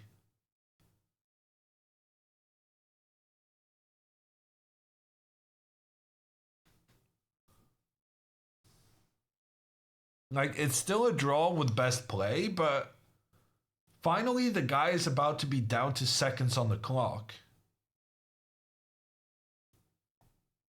So king g4, takes. Number one here. If he takes this pawn, then black wins. Black gets the queen before white and stops the pawn. So after these trades, the king has to take here. And then if the king tries to go after this pawn, then black wins. But if the king goes after the other pawn, then black also wins. And there's some kind of weird mechanic here I still don't understand, where if the king first goes after this one and then goes after this one, then it's a draw. Like, what the heck? So this is some kind of mutual Zugzwang. So in this position, with white to play, it's a win for black. But with black to play, it's a draw. Like, what?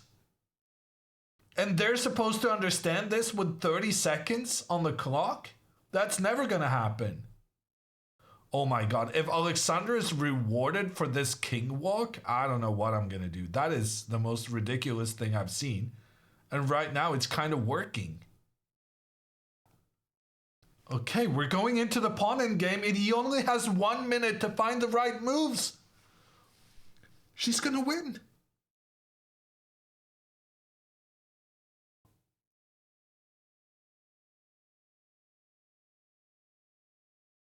Although, no, be a bit careful where you go with the king. Okay, she went here. That was a mistake.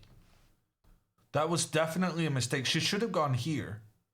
Because then king f3, king d3 is winning. But since she went here, now king f3 is a draw. Yeah, that was a big mistake. So this is another position where if it's white's move here, then black wins. But if it's black's move... Oh, but he plays king g4 and that's the losing move! That's a losing move!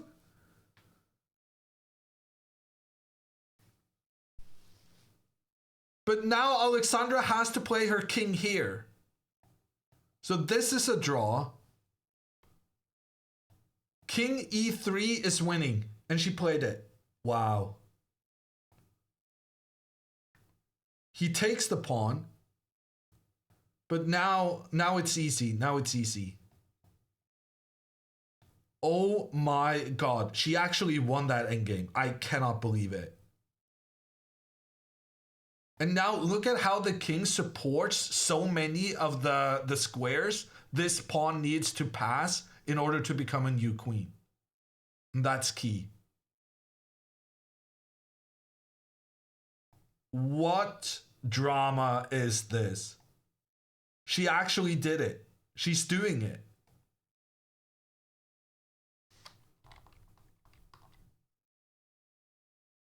What's she waiting for? I mean, now it doesn't matter. Like, she's got it in the bag. There's no chance whatsoever. Like, this was the difficult move. This was the difficult move. This is completely obvious. There's no way she's messing this up.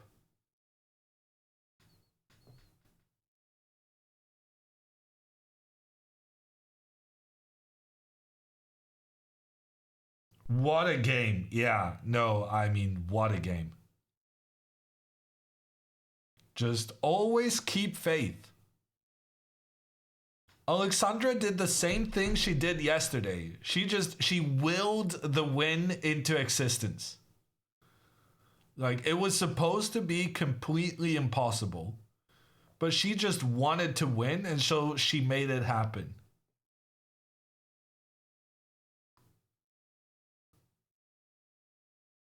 The definition of perseverance.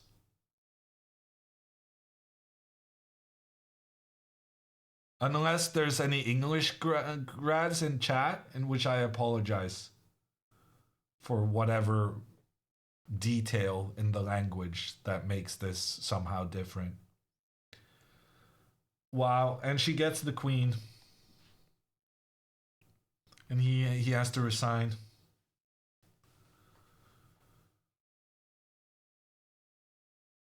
Wow. Pawn doesn't make it across for white. And Alexandra gets her queen back into defense to win the game. Incredible. Incroyable. And he gives up. And Alexandra with a half smile. The biggest of chess celebrations possible. No one else left at the venue. 84 moves. 5 hours and 18 minutes after the start of the game. She made it happen. Big win. And win for both the girls. What a day. Thank you for the gifted subs. I know I missed one, but also from Chico Codes. Let's go.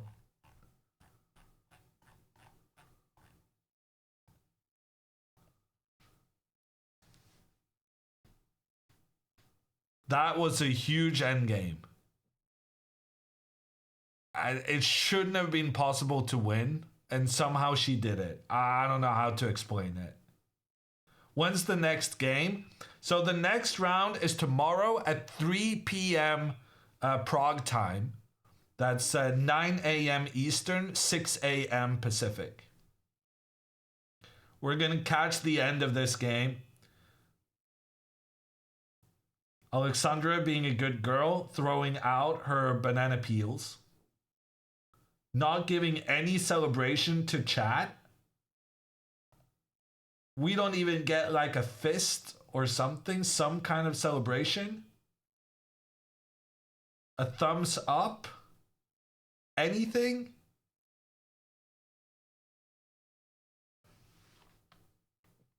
Okay. Yeah. Chess players don't celebrate.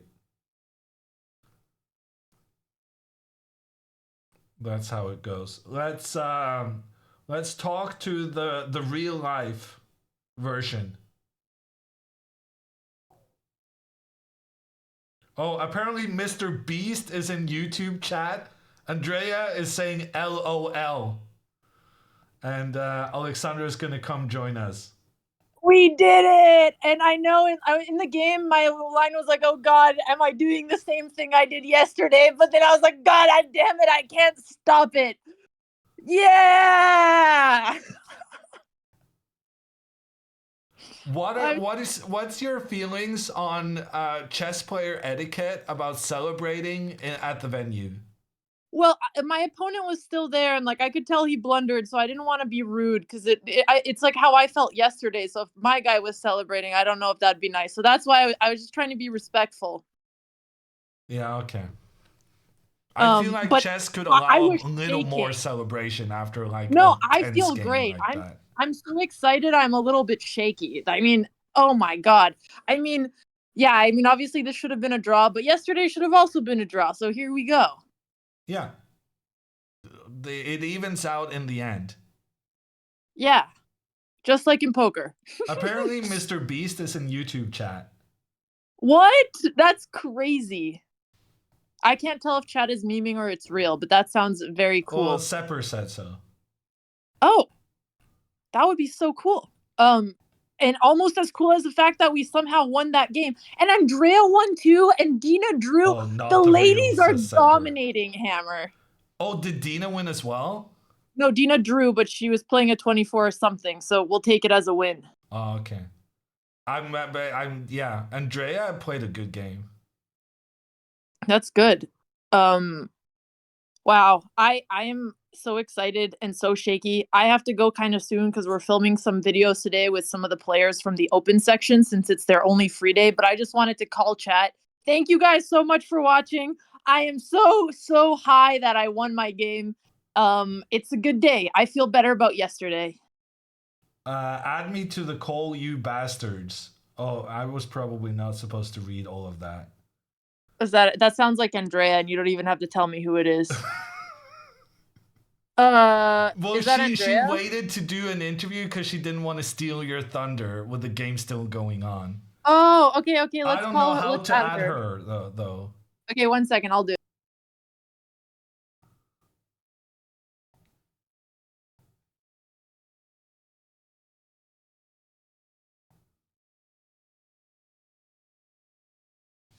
Andrea was waiting patiently. Yeah, she won in huge style against a high-rated opponent. And now she wasn't going to be able to talk to chat and talk about her fantastic win. She was upset. Andrea needs a proper celebration as well, and she deserves it, J Money. She deserves it. But I'm not smart enough to do the call. Okay, I'm here. I don't like that I was left out of the celebration. I thought you had already called Hammer. I didn't know where you were. I'd been waiting for my moment. I didn't have my moment because I was waiting for, and then I get left out of the final moment. But it's fine. We're all here now to celebrate. Alex, are you in your room? I am in my room. Okay, I'll just come there. Unless okay, come you don't to the want room. me there. Yeah, I mean, honestly, No, Andrea, I wasn't invited to the group chat, so I wasn't invited to the room. So I assumed you had already had your call. Just come to the room, Andrea. Hammer, who was I Andrea waited my turn patiently because yesterday when we started talking over your game, here we go again. Yeah. Okay, I'm coming. The connection is really bad. You should come to the room. Want me to come? Come Andrea, to the room, maybe Andrea. Maybe if you ask nicely, maybe if you say, "Oh, my sweet sister, will you please come to my chambers?" Mapriel, thank you so much for the bits. I really appreciate it. Here we go again. No response. Nothing. Please, dear sister, could you come to my chambers? Okay, thank you, Hammer. Yes. Okay, thank you, Hammer. I'm coming. I keep forgetting what room she's in, though, but I'll find it. I'm looking. I don't really Andrea, remember we've been which here one for like 5 days. How do you forget? I know, but I hear you. Remember, I'm walking. Can you? Hello? It's me. Okay. I found it. Oh, I was just walking in a random Okay, can you close yours? Here. Hi, everybody. Okay, Andrea's here. Oh, we can video call now, and you can put chat on your phone. Yeah. 1 second. I've been patiently waiting my turn to celebrate. Andrea, we won! I know, we won! I can't believe we hit 20K and 9K on YouTube. What? Oh, the final game. So 30K just for chat. That's insane. crazy. Thank you guys.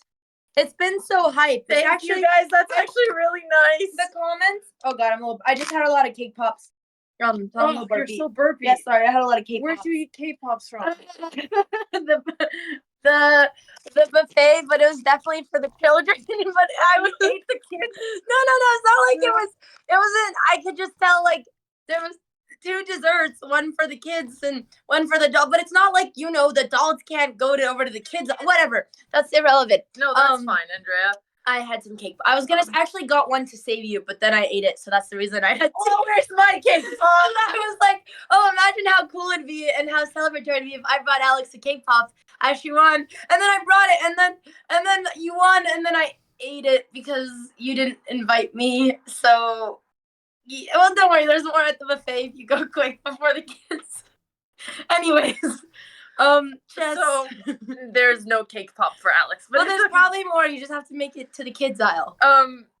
Andrea, were you watching my game too? I was. It was very hype. Did you see my little King March swindle at the end? I did. It was a lot of mixed. I was watching the chat. There was a lot of so exciting messages like, this is my first time watching a chess game live. And Hammer's commentary, I was watching the VOD as I was eating my cake pops. And Hammer's commentary has been pure 10 out of 10 and so entertained. We hit 35K across YouTube and Twitch. That's amazing. No, there's been so many positive vibes. And Hammer's commentary was very funny. I was actually chuckling while watching back the VODs. No, Hammer so I have great to say, commentary. Hammer is a pro streamer. And you beat what was your opponent rated? She was 2000. Hell yeah! 2000. Yeah, we're going strong. We're doing it. The ladies are strong. We're very excited. There's no better commentary. No, I was genuinely, even though I think Hammer missed a couple things in my game, like he kind of missed the best moves. Maybe he was off his game, but otherwise than that, no complaints. What's this, Hammer? Wait, Alex, I don't know what she's talking about. I was watching, and when you thought I was making mistakes, you actually missed the whole E6 idea much earlier. And it was all calculated. Okay. But it's okay. You a double exclam. Chess.com gave you a question mark for E6, and I said, no, this is actually in practical play. This is really clever. And I made a double exclam for you. Oh. There was a moment when it was the beginning of the stream and Hammer praised my openings and said that my openings are exciting. Is this true, Hammer? He did say that.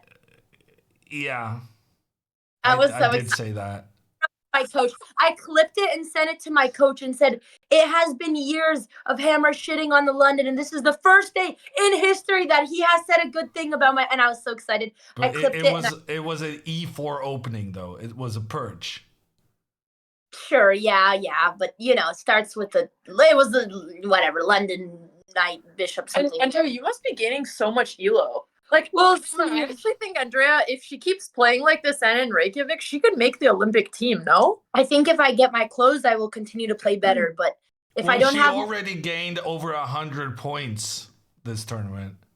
Wait, no way! Actually? Wait, really? I don't think it works. From the rating adjustment. Oh, yeah.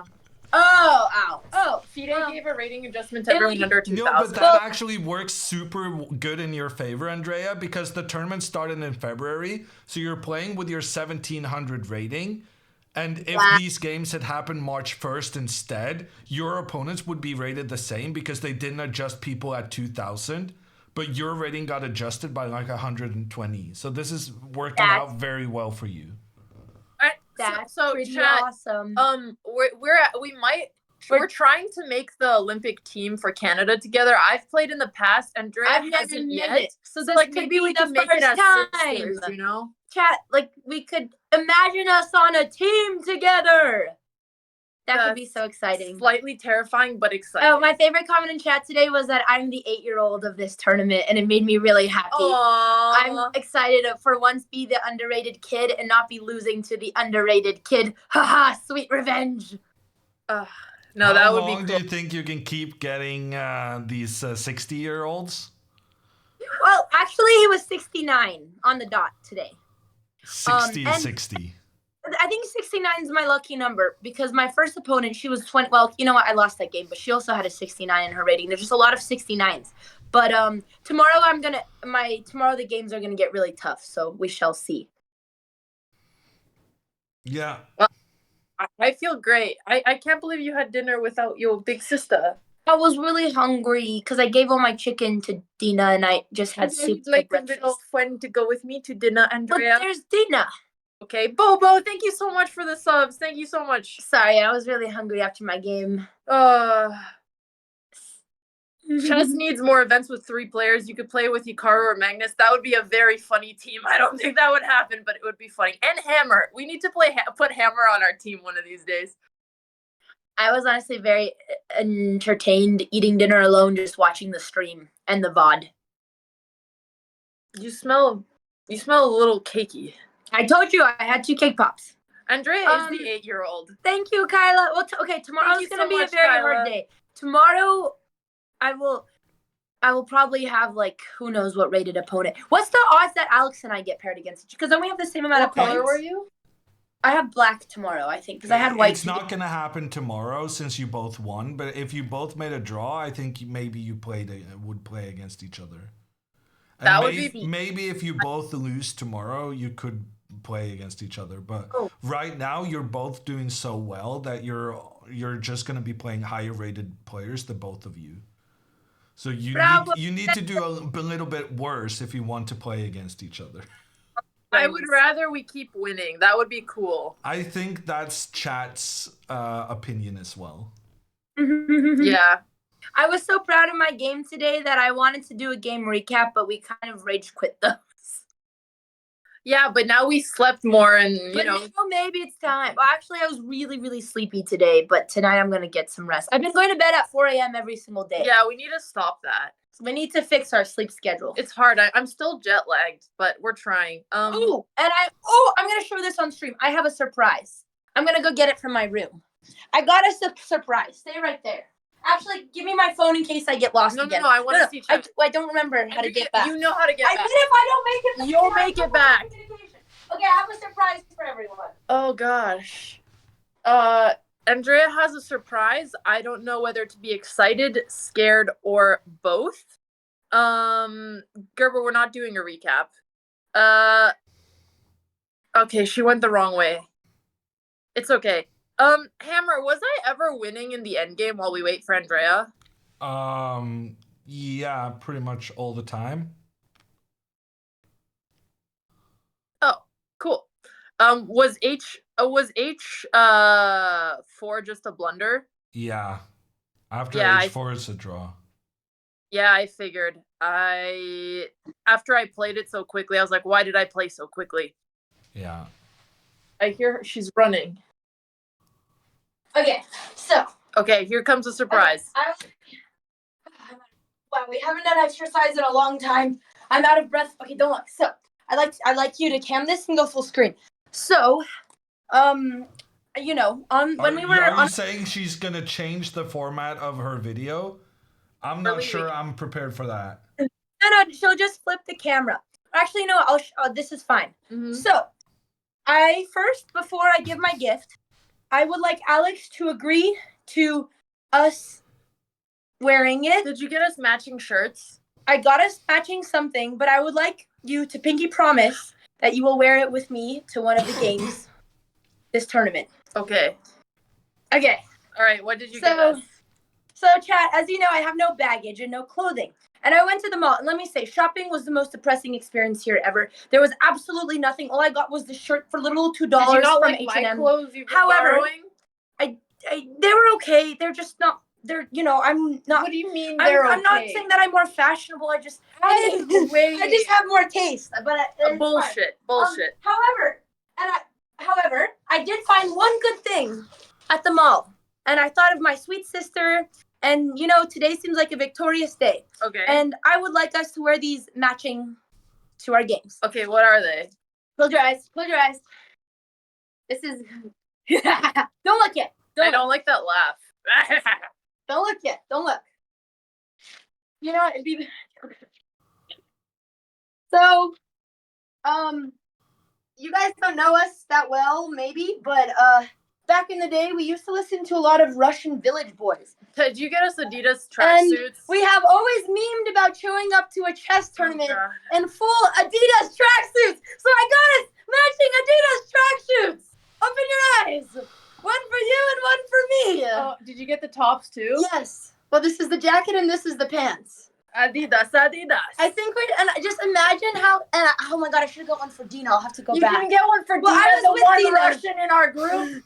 I forgot about her, even though I was with her as I bought them. But imagine that when we show up fully fitted into our chess match. We should have gotten a beanie too. Okay, they didn't have a lot of stuff at the mall, okay? I did what I could. But I have 2 of these and I'm really excited. No, I'm down. I love hard boss. They're like, but maybe Hammer can play some hard boss in the background a little bit. But I wish or then. Surely you have to wear it for me to play it. Yeah, you have to be wearing it. Yeah. So is tomorrow? Tomorrow's the day. Alex, think about it. It would be nice to have one day where we don't have to think about what to wear. So I'm kind of down. Tomorrow? All right, chat. Tomorrow. Yes! Tomorrow we're gonna show up matching Adidas tracksuits for better or for worse. I'm so excited. Just think how intimidating we'll be. We can't wear sunglasses as well, but imagine us strolling in our tracksuits. Everyone's gonna be scared of us. Our opponent's gonna be so intimidated. This is true. We got a message from Dina, all caps, saying we have to film. So we need to go film right now. I think so. Okay. Okay, chat. We're gonna have. Oh yeah, I was sweating like crazy. It's so hot in this hotel. Hot everywhere. It's incredibly hot. But it's okay. We could wear a tank top under worst case, but we'll take the tracksuit. I'm so excited for us to wear matching Adidas tracksuits. Those 70-year-olds won't know what hit them. I mean, they're gonna be so distracted by our Adidas. Back to chess. Well, chat, you guys have been insane. Hammer, you have been extremely entertaining while not completely accurate when it comes to E6, but otherwise than that, 10 out of 10, amazing commentary. Thank you for the positive vibes from YouTube chat, from Twitch chat, from Grandmaster Hammer. Tomorrow we shall be the 8-year-old in the room. We will. Thank you so much, Hammer. Thank you so much, everyone, to chat. Your guys' energy is awesome. I really liked watching the 15 minutes while I was waiting to not spoil the fact that I won. But we will see you guys tomorrow in our Adidas tracksuits. Okay, we're going to send Nemo a raid. Woo. Okay, let's send Nemo a raid. Thank you so much, Hammer. Thank you, chat. Oh, I had one more compliment for Hammer. Hammer, you were right. You know how yesterday you told me to keep the tension? I did take your advice to my game today, and I did think about it when I was almost going to take the pawn. So, Hammer, you gave me a good lesson. Oh, really? Because I actually specifically mentioned that in that moment. I saw. So I did. I want you to know that even though I do roast you a lot, I do take your wisdom to heart. So maybe if there's any other tips from today, you can let me know later. But it was very helpful, so I do appreciate, and I am learning from you, Hammer, as well. Okay. Have a good evening. Try not to go to bed too late, and good luck tomorrow, girls. Thanks, Hammer. Bye, chat. Thanks, everyone, for all the good vibes.